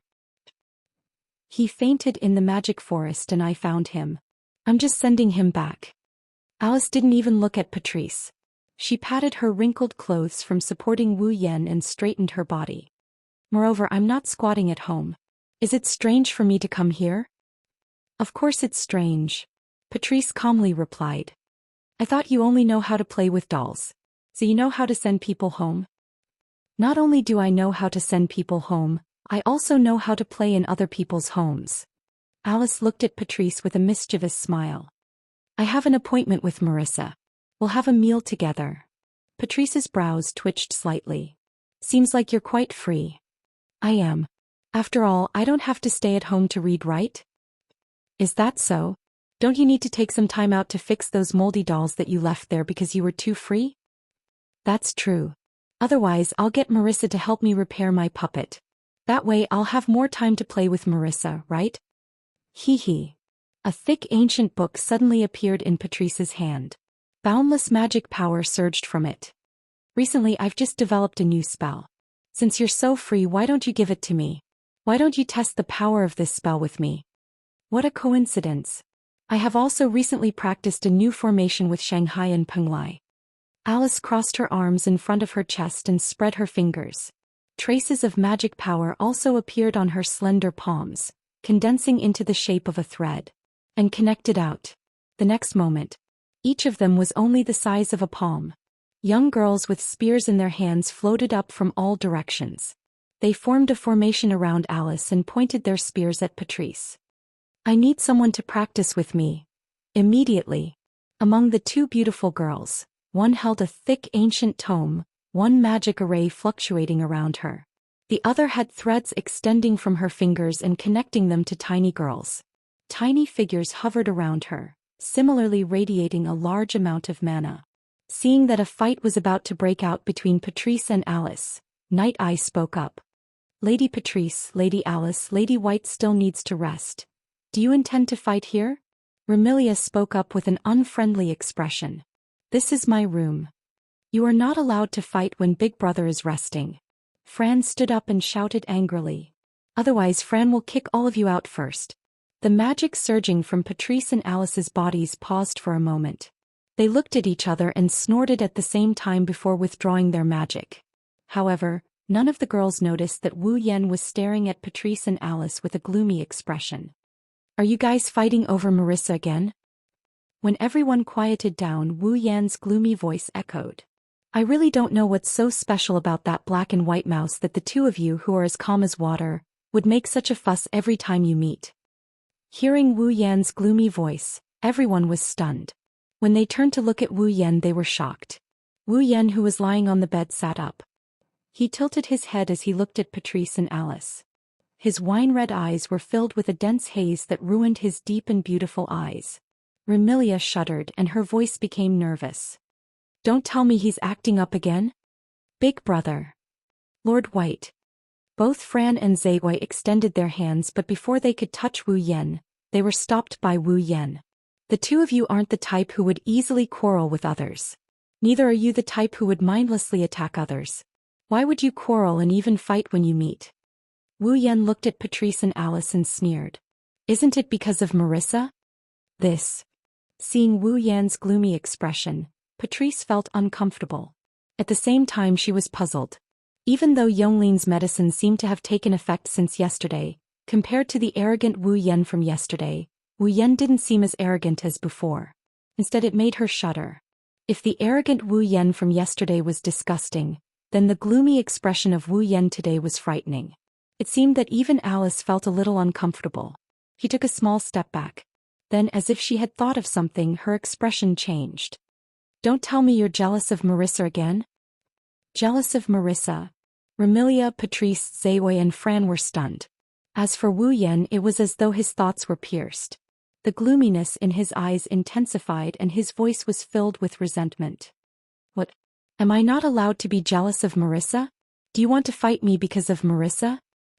Let alone Patrice and Alice, even Remilia, Fran, and Sakuya felt uncomfortable when they saw Wu Yan's gloomy and resentful appearance. Even though Wu Yan isn't exactly a sunny person, at least the girls feel comfortable and relaxed when they get along with him. They don't feel any pressure at all, and sometimes, they would even feel a trace of happiness when they see Wu Yan's every move and action. How could the current Wu Yan give them such a feeling? What's going on? Patrice lowered her voice and asked Alice. How did you know Haku was jealous of Marissa? He said it himself. Alice found it hard to speak, but she knew it wasn't the time to hide the truth. She explained hesitantly. He said that he felt that we're both very beautiful, yet he treated Marissa that way. That's why he felt a bit jealous of Marissa. But because of that Forever Pavilion's doctor's medicine, that trace of jealousy in his heart expanded and became a negative emotion of jealousy. You said he said we were beautiful? Patrice was stunned and her face blushed a little. In other words, he was jealous of the black and white mouse because of the two of you? Remilia frowned. Then this morning he suddenly became hostile towards me. Could it be because of jealousy? Jealousy. Zaiwei seemed to have thought of something. In the morning, Wu Yan was normal at first, but after talking to Yakuya, he inexplicably developed hostility towards Remilia. He even developed murderous intent towards her. Could it be that Lord Haku is jealous of the young mistress because of me? Thinking of this, Sui Yi was no longer calm. What's wrong? You have nothing to say? Wu Yan thought Patrice and Alice had nothing to say. He clenched his fists and he spat out in a hateful tone. Since all of you like that black and white mouse so much, I shall get rid of her. Wu Yan vanished into thin air in a flash. What? Patrice and Alice turned pale with fright. This is going to be troublesome. Remilia felt a headache coming on, but she was also taking pleasure in his misfortune. That black and white mouse is in trouble. Patrice and Alice glanced at each other and ran towards the door without saying a word. Big sister. Fran grabbed Remilia's hand. Let's go find Big Brother. It seems like I'm in trouble too. Remilia grumbled. Really, it's daytime now. Chapter 1756. Fantasy Village, Magic Forest. In the air above the magic forest, Marissa rode her broom and leisurely flew above. After circling around for a bit, she landed on the ground. The moment Marissa was about to land on the ground, the broom automatically flew out from under her and floated behind her. Marissa was hugging a large pile of items. A pile of junk. It was truly a piece of junk. In this pile of junk, not only were there books that were starting to rot, boxes that were missing a corner, toys that were scattered all over the place, and herbs that were mixed together with weeds. This was a pile of junk that no one would be willing to pick up. However, while hugging this pile of junk, Marissa's face was filled with joy. Great harvest! Great harvest! While walking through the misty fog of the magic forest, Marissa laughed heartily. I didn't expect Soul Dream's warehouse to have so many things. These must have been thrown in from the outside world, right? After hearing these words, there was no one who didn't understand. These things were originally in the warehouse of the Bori Shrine. Marissa, on the other hand, used her special ability to borrow all of them. Bori Shrine was connected to the outside world. Thus, from time to time, some things from the outside world would coincidentally flow into Bori Shrine in Fantasy Village. For these things, if they were useful, Soul Dream would throw them into the warehouse and wait for the time to use them. If they were useless, Soul Dream would directly throw them away. Without a doubt, Marissa borrowed the things that Soul Dream casually threw into the warehouse. Moreover, she definitely didn't get Soul Dream's permission, and it wasn't the first time she did this. But, Marissa said regretfully while holding the pile of junk in her hands, although these things are very rare, but they are useless to me. Or Patrice's books are useful to me. Marissa frequently went to Scarlet Devil Mansion's underground library to borrow books. It wasn't just for her collection. One must know that Patrice's library had piles upon piles of magic books. The magic recorded in these magic books could not only be used to learn. It could also be used as completed magic. He only needed to inject magic power. Then he would be able to use the magic recorded in the book. Therefore, for Marissa, the grimoire could increase her magic cultivation. It could also be used in battle. It was something that could really be used. Since I don't have anything to do today, let's go to the Scarlet Devil Mansion later. Marissa giggled and explained to herself. I'm not going to steal anything. I'm going to borrow something. I'll also take a look at Ling Meng's husband. I'll make sure that he doesn't forget about the Boli Shrine just because he has the Red Devil Mansion. With him around, Ling Meng won't hide in the shrine and sleep all day. However, there was no way for Marissa to realize this idea. In front of Marissa, a figure noiselessly appeared in the middle of the forest that was surrounded by an extremely hallucinatory fog. A pair of wine-red eyes stared at the jubilant Marissa as she walked over. Traces of light flashed within those eyes. Misty Rain Magic Lisa, level 78. On the other side, Marissa seemed to have sensed that something was wrong. Her footsteps paused as she hugged the pile of junk in her hands and looked forward. Then her eyes lit up and she laughed heartily. Oh, Ling Meng's husband. I was just thinking of going to the Scarlet Devil Mansion to see you. The newcomer was Wu Yan. Seeing Marissa's candid smile, Wu Yan suppressed the killing intent that was about to surface in his eyes. He felt a sharp pain in his head and felt dizzy. Back in the Scarlet Devil Mansion, Patrice and Alice had nearly fought on the spot. This had ignited the negative emotions that Wu Yan had been suppressing in his heart for a long time. In the end, it led to Wu Yan finding Marissa and saying, "Get rid of her." In fact, despite his vicious words, even if his heart is filled with negative emotions, he didn't really want to kill Marissa. However, teaching her a lesson and venting his anger is something he definitely needs to do. Seeing Marissa's candid smile, Wu Yan's expression cleared up. However, it was quickly filled with negative emotions again. After experiencing yesterday's dizziness and today's fainting, those negative emotions seemed to have accumulated for a long time. How could they be so easily suppressed? Moreover, as the saying goes, where there is oppression there will be resistance. The fiercer the suppression of negative emotions, the stronger the backlash. Thus, Wu Yan covered his head with his hand while looking at Marissa with his one eye exposed outside of the hand covering his head. The corner of his lips curled up. What a coincidence, I also came to see you. Is that so? Marissa revealed her signature smile. You came at the right time. I just obtained some interesting things and was about to share them with Alice. Since little brother is here, why don't you play with me? Play? Wu Yan glanced at the pair of junk in Marissa's hand and shook his head. Forget it. Rather than playing with this, why don't we play something more interesting? Oh? Marissa's eyes lit up and she asked without warning. What kind of interesting thing? A game. Wu Yan smiled maliciously. However, his smile appeared somewhat ice-cold. Your favorite bullet screen game. As soon as his voice fell, a glittering magic flame erupted from Wu Yan's body. Sensing the boundless ocean-like mana, Marissa's complexion changed. Without hesitation she leaped up. The broom behind her spun and lifted her into the sky. Buzz. At the same time, a torrent of flames as violent as a waterfall rushed over like a wave on a beach. The instant Marissa soared into the sky, it brought along a scorching airflow and abruptly rushed past her. Boom. The ferocious torrent of flames mercilessly crashed into the trees of the Forest of Magic. With a loud boom, the ground trembled violently, engulfing all the trees within a dozen meters of Marissa's original location and burning them to ashes. Marissa, who had flown into the air, saw this scene and a drop of cold sweat slid down her forehead. She shouted, "Even if you want to play bullet screen games, you should at least give us a heads up, right?" As soon as Marissa's voice rang out, another voice seemed to cover it up, covering Marissa's voice. I already gave them a heads up. Below, where the torrent of flames was still crashing into the ground, streaks of flames condensed into scorching beams of light. Like swordfish breaking out of the water, they shot out from the torrent of flames and soared into the sky. They covered the sky and shrouded Marissa. Hey. I'm not ready yet. Marissa let out a frantic shout. In the time it took to shout, the earth-shattering beam of light had already arrived in front of Marissa.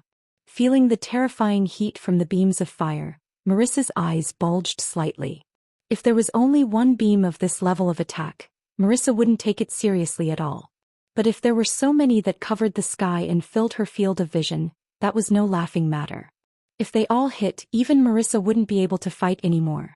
At that moment, Marissa hurriedly controlled her broom like a boar dodging arrows shot by an entire army. She dodged the beams of fire shooting toward her in a sorry state. She had to admit that although she looked like she was in a sorry state, not a single beam of fire that filled her field of vision touched her. She dodged all of them. Part of the reason is that Wu Yan went easy on her. But it also shows that Marissa is very proficient in flying. Unfortunately, the pile of junk in her hand wasn't so lucky. Boom. At a certain moment, a beam of fire suddenly shot over. Due to Marissa's evasion, it didn't hit Marissa, but instead ruthlessly struck the pile of junk Marissa was holding in her hands. The next moment, the pile of junk in her hand burst into flames. What? So hot. Marissa shrieked and let go of the pile of junk. Before the pile of junk could fall to the ground, it burned into ashes in the air. My treasure. Marissa hugged her head and cried out as though she had lost her most cherished treasure. Then she became angry. She looked down and stood up from the broom. Since that's the case, then let's go all out. Marissa even used her favorite words, yet she got angry over a pile of junk. Even the somewhat irrational Wu Yan couldn't help but ridicule her. Compared to Spirit Dream, Marissa seems to be even poorer. Chapter 1757. Although Marissa's treasure had already turned to ashes, leaving Marissa grief-stricken, it also left her hands empty. At this moment Wu Yan was standing on the ground filled with flames. Faint magical light fluctuated around him, isolating the surrounding flames. Through the sea of flames he looked at Marissa above him. Under Wu Yan's attentive gaze, Marissa's hand reached into her magus hat and fished out something. It was an octagonal block. It was black and white with yin and yang fish eyes and the 8 trigrams carved on its surface. Combined with Marissa's Western witch attire, it gave people a feeling of incongruity. However, that octagonal block, which was like a small stove, was actually an extremely outstanding magical tool. This strange little furnace could release a small fire that was only enough to cook dinner, but it could also release a large fire that could burn down a mountain.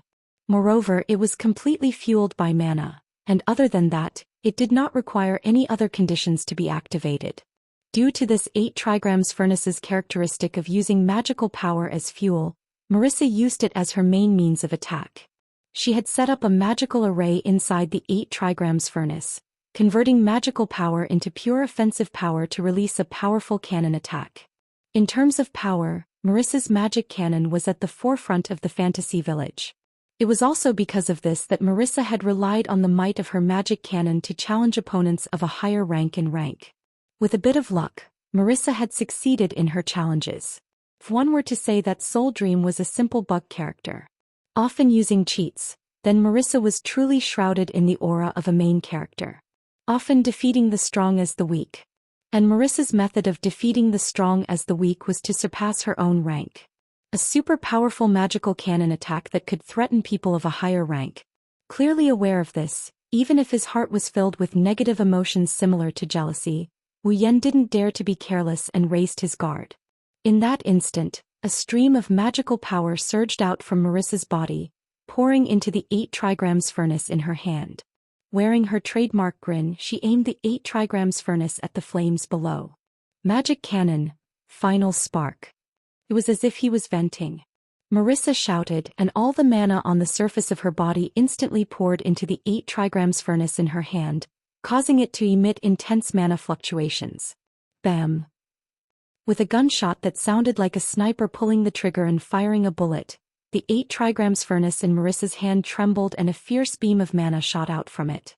From start to finish, Marissa had clearly only poured mana into the 8 trigrams furnace, but the 8 trigrams furnace had actually condensed that pure mana into an extremely powerful beam of light, and with a sound of tearing through the air, descending from the sky, it landed in the torrent of flames that had yet to dissipate.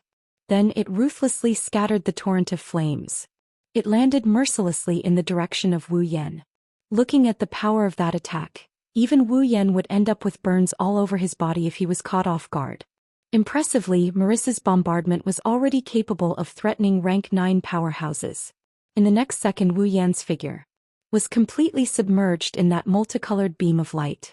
Bam! Following an explosion, the torrent of flames was scattered into sparks that filled the sky. Like blossoming fireworks, they scattered in all directions, while the place where Wu Yan was standing exploded into smoke and flames that soared into the sky. Even the ground trembled.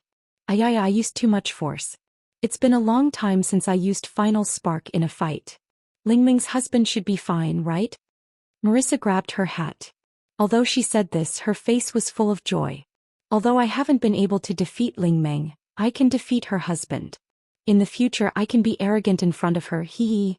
Marissa was aware of her own limitations and knew that she was being very arrogant. However, when the smoke and flames that soared into the sky dissipated and the scene inside was exposed to the air, Marissa was petrified. Perhaps Marissa didn't have much confidence in her own strength, but she had plenty of confidence in her destructive power. Originally, Marissa was a pure violent person who placed great importance on firepower and didn't care about results. It was also because of this that Marissa's destructive power was like a bug. In the fantasy village, there weren't many people who could withstand Marissa's bombardment head-on. But now there was one more such person. Below, at the place where the smoke and fire dissipated, there was a sword wall that was as black as ink. It was made up of giant swords and it was more than 10 meters tall, standing in the center of the smoke and fire. Thick smoke was still rising from it. Clearly, Marissa's final spark didn't hit Wu Yan. Instead, it hit the pitch-black wall of swords and completely blocked Marissa's bombardment.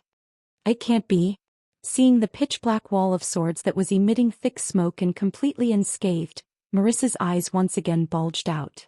My magic cannon actually couldn't penetrate that wall? Your destructive power is indeed sufficient, but unfortunately if you want to directly destroy the ultimate armament born from fantasy, you're still a bit lacking. The pitch-black wall of swords that rose from the ground scattered. The swords that formed the wall of swords floated up and pointed at Marissa in midair. You do indeed possess an extremely powerful destructive power. However, your moves are too simple. As long as I can see through the trajectory of your attacks and have the means to block your magic cannon, Marissa, you won't be a threat to me. After saying that, the pitch-black swords pointed at Marissa slashed through the air. Amidst a series of sonic booms, they shot toward Marissa. A barrage of bullets once again appeared in front of Moisa. Reacting to the situation, Moisa hurriedly piloted her broom. Just like before, she used a flustered and irregular flying method to accurately avoid the incoming pitch-black greatswords. Unfortunately, these pitch-black swords were different from the uncontrollable flame beam from before. Wu Yan could easily control the trajectory of his noble artifacts. Thus, just as Marissa had just bypassed the incoming pitch-black swords, the swords that brushed past Marissa's body turned around. As if gliding, they drew a beautiful arc and chased after Marissa like homing missiles. Is this even possible? Marissa cried out in alarm. Her figure that was dodging the swords became even more wretched. Not only did she have to pay attention to the incoming swords, she also had to be on guard against the incoming swords from all directions. This made Marissa's situation seem extremely dangerous. After all, Marissa was currently using extremely dangerous methods to avoid the attacks of her noble artifacts. Even if she was a second late in dodging, she would still be hit. Realizing that she couldn't continue like this, Marissa turned around and soared into the sky. She actually stood on her broom and shouted, "Don't think that you're the only one who knows how to use bullet curses." After saying that, Marissa waved her hand. Small wooden cubes that resembled Marissa's 8 trigrams furnace emerged from various parts of her body and floated around her. Rich magical power gushed out of Marissa's body and swept into the wooden cubes. The next moment, laser beams shot out from the center of the wooden cubes like streaks of light. The pitch-black swords collided head-on. Bang, bang, bang, bang. Like needles against wheat, the huge swords and laser beams collided in midair, exploding into clouds of smoke and flames. Then, the noble artifacts and laser beams that followed scattered the smoke and flames in front of them and continued to collide fiercely. For a moment, the sky above the magic forest was filled with bursting flames, thick smoke and deafening explosions, rendering the sky above the magic forest as if it were a chaotic battlefield. Meanwhile, the huge swords and laser beams that filled the sky continued to collide. At this moment, 2 figures arrived at the entrance of the magic forest. Looking at the fierce collision in midair, they looked at each other anxiously and rushed into the magic forest without hesitation. Chapter 1758. When Patrice and Alice arrived not far from the battlefield of the magic forest, the scene before them was already intense to the point of no return. This scene was imprinted in the eyes of Patrice and Alice. A person stood on the ground, unmoving like a mountain.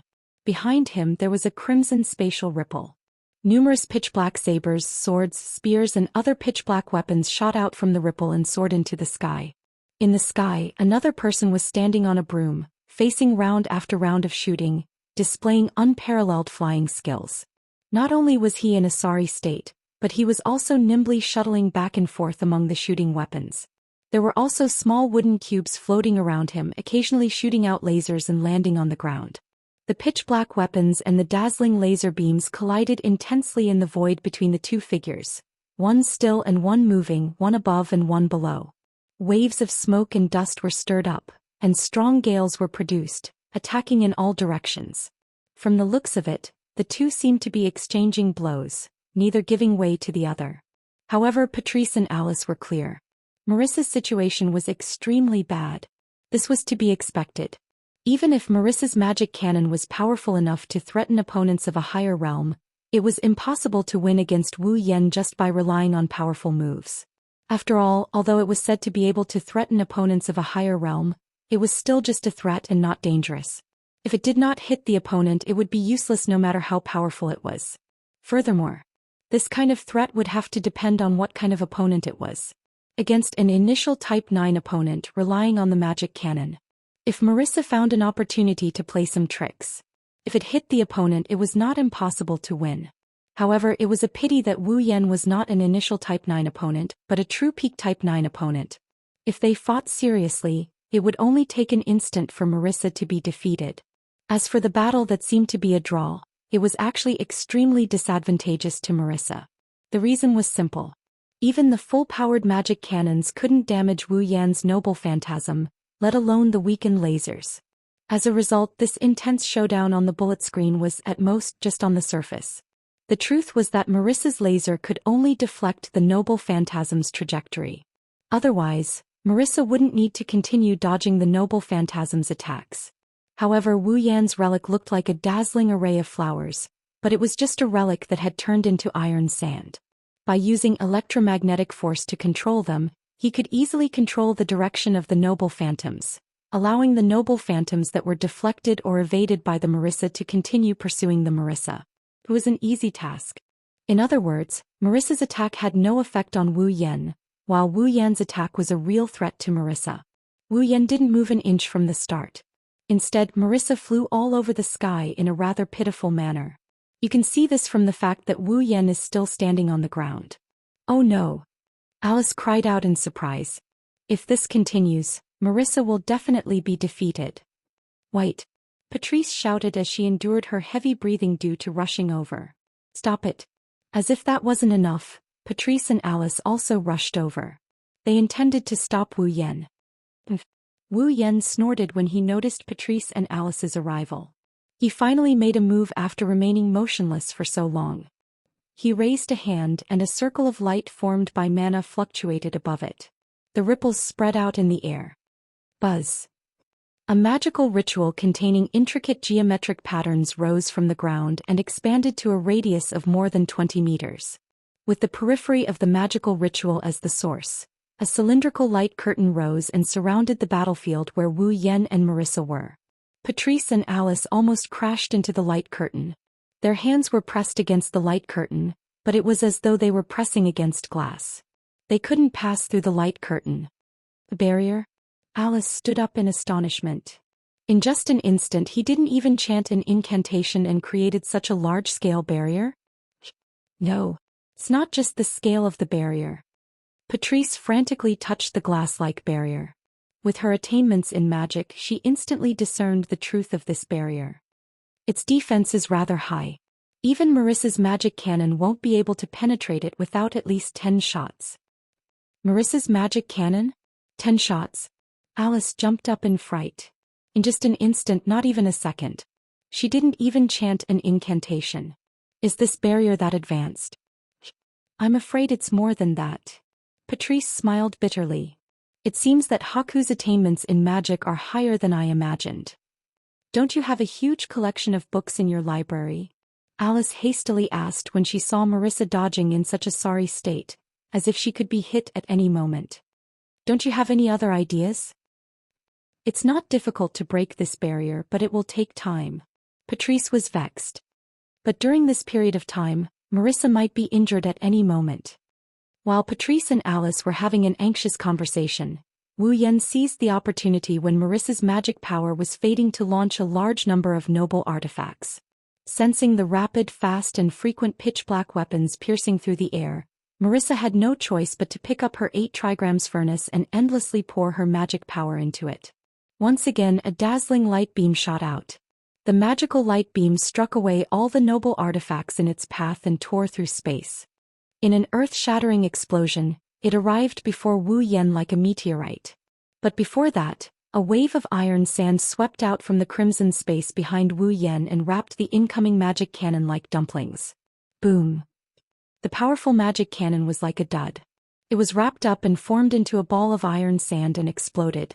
In the sky, Marissa passed through the smoke and fire caused by the collision of the noble artifact and the lasers with her flying item.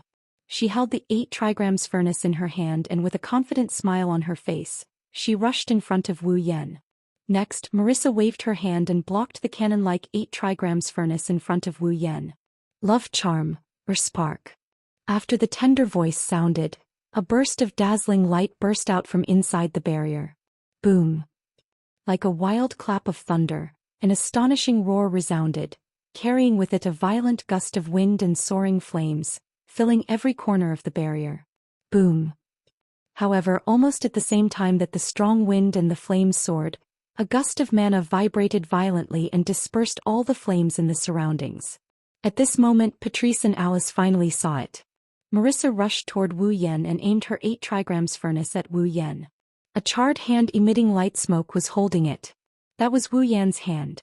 Wu Yan actually used his hand to block the 8 trigrams furnace when Marissa's magic cannon was about to fire. In the end, Wu Yan's hand was injured, but he was fine. What? Marissa widened her eyes in disbelief. What welcomed her was Wu Yan's murmur. It's over. Wu Yan tightened his grip on the 8 trigrams furnace. His eyes flashed with a cold glint. He raised his other hand and clenched it into a fist. Violent blue and white electric currents flickered on it. Where is it? White.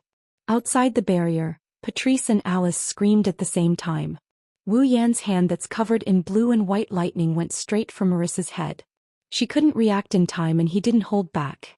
At this critical moment, a few figures appeared behind Patrice and Alice under the lead of a graceful maid. The moment they appeared, they witnessed this scene. The suave figure in maid attire was startled. She rolled her blue eyes and gritted her teeth. Without hesitation, she shouted at Wu Yan. Actually, the person Madame Patrice and Miss Alice like isn't that black and white mouse. Instead it's you, Sir White. Chapter 1759. Actually, the person Lady Patrice and Miss Alice like isn't that black and white mouse, but you, Lord Bai. These shocking words caused the chaotic battlefield to fall into a state of stillness as if time had come to a standstill.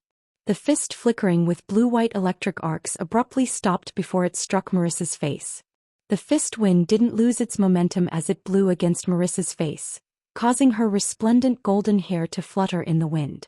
Looking at the fist that stopped less than 5 centimeters away from her, a drop of cold sweat slid down Marissa's cheek. Wu Yan stopped paying attention to Marissa and turned his head towards the outside of the barrier where the sound came from.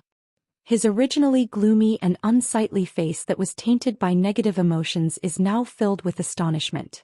As for Patrice and Alice, their faces alternated between green, white, black, and blue. In the end, their faces turned into a rose-red color. Let alone Patrice and Alice, even Remilia and Fran couldn't react in time. Their eyes were wide open as they looked at the culprit behind this sentence. Wu Yi. That sentence just now was said by this head maid who had the beautiful reputation of being perfect and chic. Furthermore, looking at Luo Ye's stiff face, it was clear that she shouted out in a moment of desperation. Of course it was just shouting. However, Luo Yi didn't think of anything. Of course, Wu Yan, who was filled with negative emotions, definitely wouldn't have thought of Luo Ye's considerations. He looked at Luo Yi in astonishment and was at a loss. What you said is true? With a swish, all the people present cast their eyes on Zui Yi. Under everyone's gazes, Luo Yi calmed down. Under Patrice and Alice's sluggish expressions, she nodded her head. Of course it's true. Luo Yi. You. Perhaps it was because these words were too shocking, causing Patrice and Alice to stutter. They looked at the indifferent Luo Yi. He couldn't even spit out a complete sentence. Instead, Remilia, who was holding Fran's hand, was the first to react and chuckled. So that's what you're planning? Noticing that Patrice and Alice were about to panic, Remilia lowered her voice and said. He explained Zhu Ye's intention. Since Yakumo is jealous that you two like that black and white mouse, he intends to teach her a lesson. Let him think that the two of you like him and the source of his jealousy will disappear. Hearing this, Patchouli and Alice understood Yi Ye's intention. They looked at each other in dismay. One had to admit that Luo Ye's method was the fastest way to solve the problem.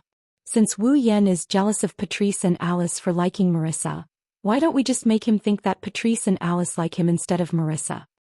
This way, not only will he be able to stop Wu Yan, he will also be able to get rid of the jealousy in his heart. Why not? It was because they understood this point that Patrice and Alice couldn't refute it even if they wanted to.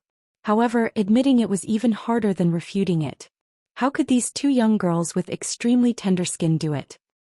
However, there was no time for Patrice and Alice to dilly-dally. Really? Under the influence of his negative emotions, Wu Yan appeared to be muddle-headed. He didn't think too much about it and looked at Patrice and Alice with a perplexed expression. The two of you don't like Marissa and like me?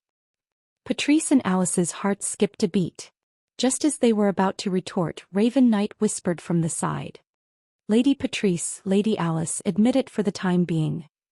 Admit it. Patrice and Alice were shocked. They shook their heads without hesitation and shouted in unison. How? How is that possible? Why are the two of you so serious? Remilia snickered at Patrice and Alice as if she was watching a good show. She revealed her cute canine teeth. In any case, even if you admit it, Yakumo-bai will understand that it's only a temporary measure after the moon's drug wears off. So what if the two of you admit it? You make it sound so easy. Alice was infuriated. But if I admit it, how am I going to interact with him? How am I going to interact with him after the drug wears off? That's too embarrassing. Patrice also weakly begged to give up. Remy, let's think of another way. Then think about it. Remilia agreed without hesitation. As long as the two of you can think of another way, there won't be a problem. Patrice and Alice were speechless at Wu Yan's words. On the other side, Wu Yan's expression darkened when he saw Patrice and Remilia whispering to each other. The two of you aren't lying to me, right? As he spoke, Wu Yan raised his fist in front of Marissa's face. The blue-white lightning arcs flickered even more violently, causing Marissa to sweat profusely. Remilia rejoiced in Marissa's misfortune. Well, since the one being taught a lesson is that black and white rat, I don't mind. Since Milady doesn't mind, then there's no problem. Marissa nodded. Teaching that black and white rat a lesson isn't a bad idea. Teach it a lesson. Flan, who didn't know what was going on, also laughed. She even said that out of kindness. Don't worry. Patrice and that doll's sister, Fran, played bullet screen games with Marissa before. Marissa is very sturdy and won't break. However, not only did Fran's words fail to comfort Patrice and Alice, but it also made the two young ladies' hearts skip a beat. In the end, it was Patrice who mustered her courage and blushed. He cried out as if he had given up on himself. Yes, that's right. The one I like isn't Marissa. It's you. Instantly, the flickering blue-white lightning fist in front of Marissa dimmed a little. The haze in Wu Yan's eyes also cleared up. It's effective. Remilia seemed to be excited and urged Alice. Quick. How could I possibly say that? Alice couldn't help but take 2 steps back, shaking her head like a rattle. Her face was filled with panic. And this will. Wu Yan's gaze was fixed on Alice. Alice's body stiffened and she couldn't react. Miss Alice. Even Dark Knight began to urge her. If you don't say it, that black and white mouse will be in trouble. I. Alice was at a loss. She looked at Marissa, who was sweating profusely under the lightning fist, and didn't even dare to speak. She closed her eyes and blushed as though she couldn't see anyone and shouted. I also, like you. The entire place was silent. Wu Yan glanced at Patrice, who had an unnatural expression on her face. Then he glanced at Alice, who had her eyes closed in shame. He sneered. Where's the evidence? This time it wasn't just Patrice and Alice. Even Remilia and the others had stiffened up. Seeing this, Wu Yan's face darkened and a hint of viciousness surfaced on his face. You're indeed lying to me.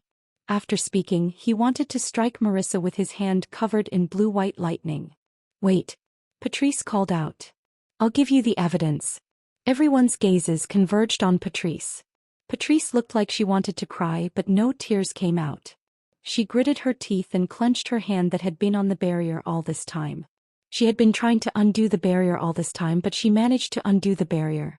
Then Patrice hesitantly walked in front of Wu Yan. Seeing Wu Yan's frown, she steeled her heart and tiptoed. Chirp. After hearing this sound, Wu Yan was stunned, and so were all the girls. Patrice moved away as though she was electrocuted and cried out in panic. Do you believe me now? Wu Yan nodded in a muddle-headed manner. Then he looked at Alice.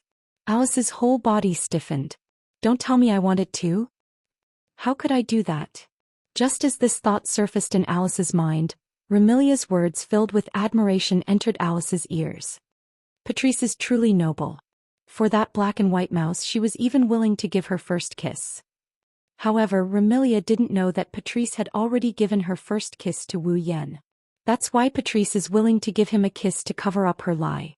Let's not talk about kissing. Patrice has already done more intimate things with Wu Yan, hasn't she? But when these words fell into Alice's ears, they provoked her. For Marissa, Patrice was willing to give her first kiss? Then I can do it too. With such thoughts running through her mind, Alice looked at Wu Yan with a gloomy expression. She whimpered and closed her eyes. Then she charged at Wu Yan and threw herself into Wu Yan's arms. As though throwing caution to the wind, Alice cut the Gordian knot. The moment she threw herself into Wu Yan's embrace, she tiptoed. Chirp, a second erotic sound echoed in the surroundings. Ugh. Not only that, but Alice also let out a panicked whimper. This was because Wu Yan hugged Alice tightly and stuck his tongue into her mouth, entangling with hers. Chirp, tisk, chirp, ha. In the next moment, the sound of intertwining became even more erotic, causing people's faces to turn red, reverberating in the air. Chapter 1760. Fantasy Village, Scarlet Devil Mansion. Remilia, Patrice, Zui and Fran gathered together. Even Marissa was present. They scattered around a bed and looked at Wu Yan. Apart from Fran, the rest of them blushed. After Alice offered up her first kiss for the sake of the so-called evidence, she was entangled by Wu Yan. After a passionate kiss that would make anyone blush, Wu Yan, who was already a bit muddle-headed, collapsed right before Alice was about to suffocate. It wasn't hard to understand. After all, the source of jealousy had been eliminated. The negative emotions were naturally reduced by half. Wu Yan's heart once again emerged and clashed with the evil. Thus Wu Yan fainted as usual. Afterwards, Remilia and the rest sent Wu Yan back to Scarlet Devil Mansion and let him lie down. They maintained this state and didn't speak for a long time. It couldn't be helped. The people here were all young ladies who had never experienced love before. How could they not feel embarrassed after being kissed so passionately by Wu Yan? Other than the innocent Flan who doesn't know anything, even the careless Marissa is blushing. One can only imagine how intense the kiss between Wu Yan and Alice was. Of course, no matter what, Marissa had a carefree personality. Not long after, she patted her cheeks and sighed. I didn't expect it. I haven't seen Babin's little brother for a day or two and Lingming's husband was snatched away. Hearing those words, Patrice felt as though she was struck by lightning. Her body trembled and she choked out those words after a long while. Marissa, if I say that what I said to Haku wasn't true, would you believe me? Of course I believe you. Marissa said with a, I know we all know expression. She looked at Patrice. She gave a thumbs up. Although Ling Meng is my good friend, she is also my greatest opponent. Thus, I will not tell Ling Meng about today's matter. Don't worry. Patrice, who had long expected that Marissa wouldn't believe her words, revealed a broken smile. She no longer spoke. But there was no other way. Who asked Patrice to take the initiative to kiss Wu Yan for the sake of proof? Marissa couldn't possibly know that Patrice only did this because of the ripple she had with Wu Yan. Thus, she took the initiative to kiss Wu Yan for the sake of proof. Patrice naturally couldn't spread the news and could only swallow the bitter fruit. It's over. Marissa completely misunderstood me. It's really over. Pondering over this, Patrice's mischievous smile turned even more bizarre. Coupled with her pale complexion due to her frail body, she looked exceptionally terrifying. Patchla looked like she was broken, then Alice looked like she was broken. Ha ha ha. Ha ha ha. Hiding in the corner of the room, Alice had her back facing everyone present. No one could see her expression clearly, but a sinister laughter kept coming out from her body. My first kiss is gone. Marissa even saw me kissing a man. Ha ha ha. Ha ha ha. While laughing sinisterly, Alice's body would emit a sinister black aura from time to time. This caused Shanghai and Penglai, who were floating around Alice, to shrink back in fear. The carefree Marissa was completely oblivious to the thoughts of Patrice and Alice. She grabbed her hat as if she was distressed. But both of you like this little brother, and this little brother is Lingming's husband.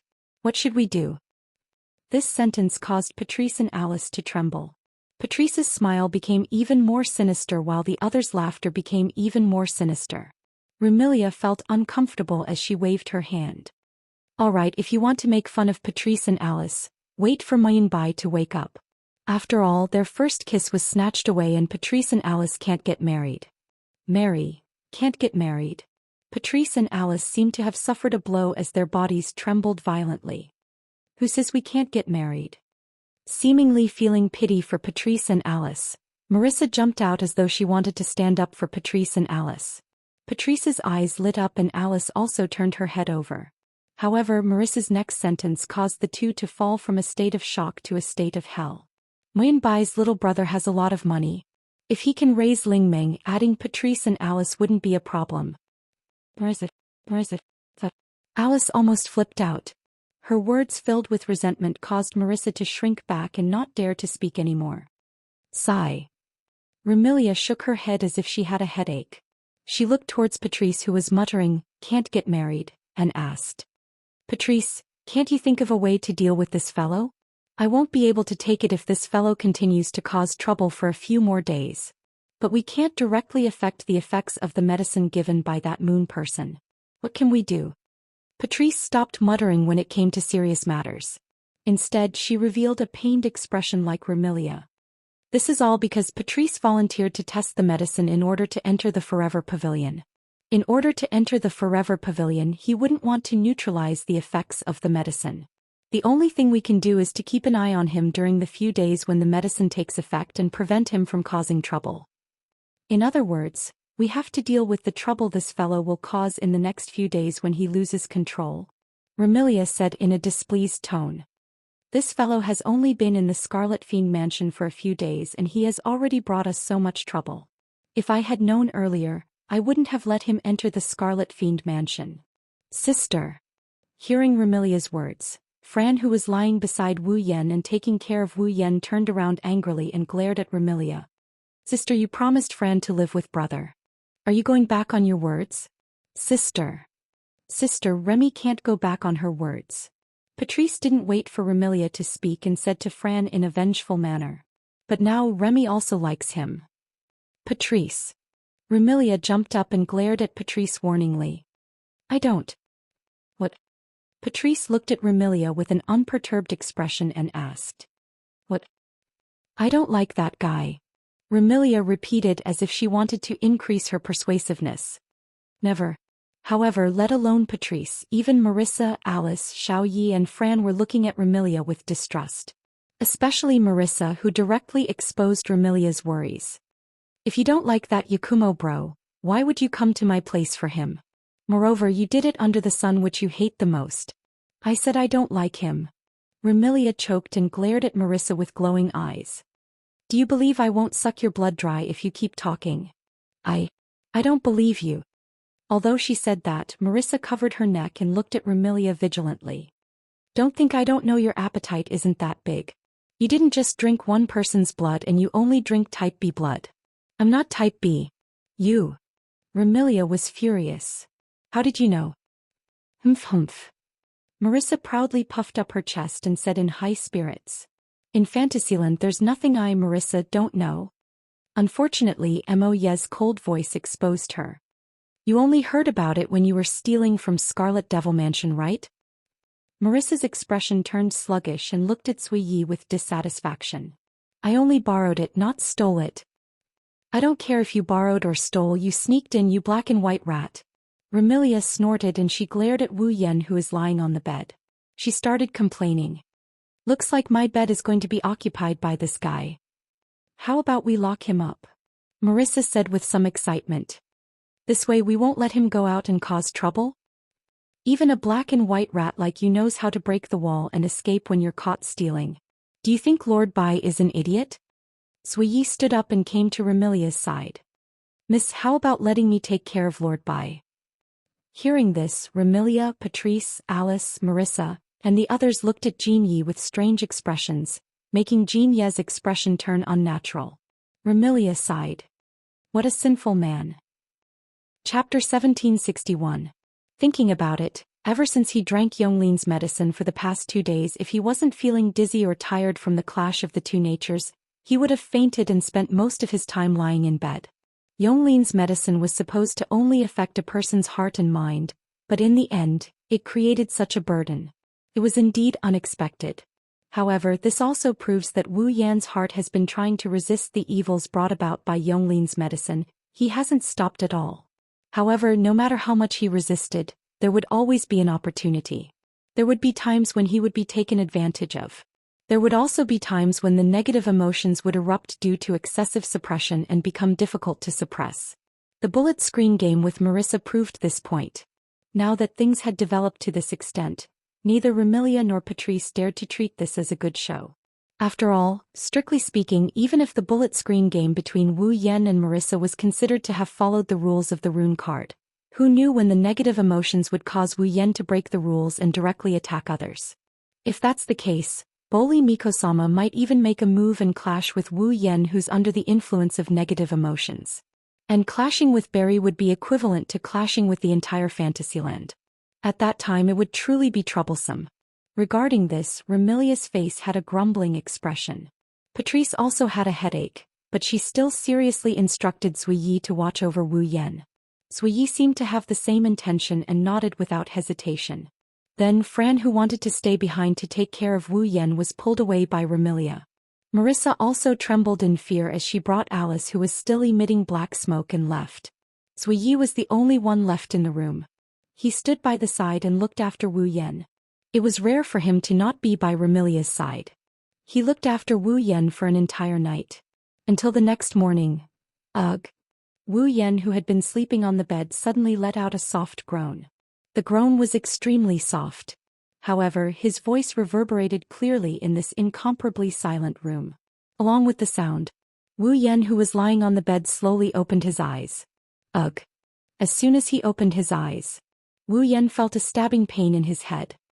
He couldn't help but cover his forehead and look around with a dazed expression. The Scarlet Devil Mansion? Am I back? The dazed expression on his face gradually faded. Wu Yan's clear consciousness returned to his mind, but his face was filled with a strange expression. He didn't know whether to laugh or cry. Although his head was still a little dizzy, Wu Yan still remembered everything that happened when he was awake. Even when he was under the influence of negative emotions. In other words, he got jealous out of nowhere and got into a fight with Marissa. Then he got confessed to by Patrice and Alice. Then he got kissed by the two beauties in front of everyone. Wu Yan remembered all of that. It was because of these memories that Wu Yan felt his headache worsening. If he had a choice, Wu Yan would rather not remember these things. She actually got jealous of Marissa because of Patrice and Alice's Yuri plot and fought with Marissa. Was there anything more shameful than this? In order to prevent himself from doing that, Patrice and Alice sacrificed a lot. Later on, Wu Yan even hugged Alice and kissed her wildly under the eyes of everyone in Scarlet Devil Mansion. How am I going to face others in the future?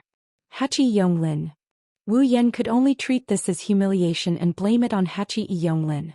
I was really screwed over by you. Grumbling, Wu Yan patted his head and sat up on the bed.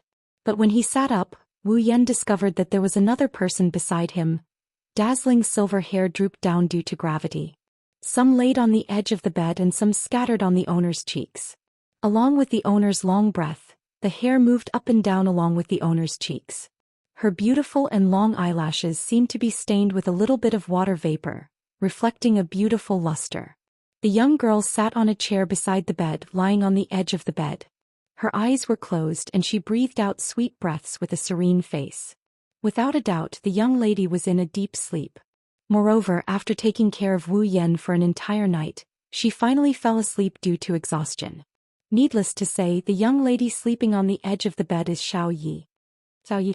Looking at the sleeping Xiao Yi lying on the edge of the bed, Wu Yan was startled at first. Then he guessed what was going on and a bitter smile appeared on his face. Really, you've caused me a lot of trouble. While saying that, he looked at Sakuya's peaceful sleeping posture. Wu Yan couldn't help but reach out his hand to gently brush away the strands of hair that are hanging on Sakuya's cheeks. He also gently caressed her pretty face. The smooth feeling instantly passed through his hand that touched the young lady's skin. However, Wu Yan wasn't in the mood to enjoy it. He was completely immersed in Xiao Ye's peaceful sleeping face. In other people's eyes, Sui Yi was an all-round person who could even be said to be perfect. Her performance was decent, she was smart and capable, and her temperament was extraordinary. No one could find fault with her. Therefore, she was given the title of perfect head maid. In the past, Wu Yan had more than once admired this highly capable and capable head maid. He also admired Nageo's workability and other aspects of her. But looking at Sakaya's peaceful sleeping face, Wu Yan understood the reason behind it. No matter how good her performance was, how decent her temperament was, how extraordinary her workability was, and how smart and capable she was, the young lady in front of him was just an ordinary young lady who was less than 20 years old. No matter how tense her heart was, no matter how restrained her behavior was, and no matter how much she paid attention to her every move and performance, Xiao Yi couldn't continue to maintain her perfect and chic image in her sleep. Because this was the only time Xiao Yi could relax and not pay attention to the gains and losses. Without the powerful ability to control time, without the strict requirements for her behavior and performance, Xiao Yi was just an ordinary young lady. This point could be proven by the peaceful and ordinary sleeping posture of the night. Perhaps this was the first time Xiao Yi exposed her sleeping posture in front of others? Looking at Xiao Ye's peaceful sleeping posture, Wu Yan's heart was filled with uncontrollable tenderness instead of tranquility. This tenderness might have been completely transmitted to Xiao Ye's heart through the hand stroking Xiao Ye's cheek. Xiao Ye's eyelashes trembled a few times and she slowly opened her eyes. When the wine-red eyes and the blue eyes met, time seemed to have stopped. Wu Yan didn't stop because of Xiao Ye's awakening. He still stroked Xiao Ye's cheek and the tenderness in his eyes couldn't be hidden. Sakuya didn't make any move due to her current situation. It's as if she's immersed in the rich tenderness surging from those wine-red eyes. She maintained her lying position as she stared at Wu Yan without blinking her eyes. Her eyes rippled with emotions. Everything was understood without words.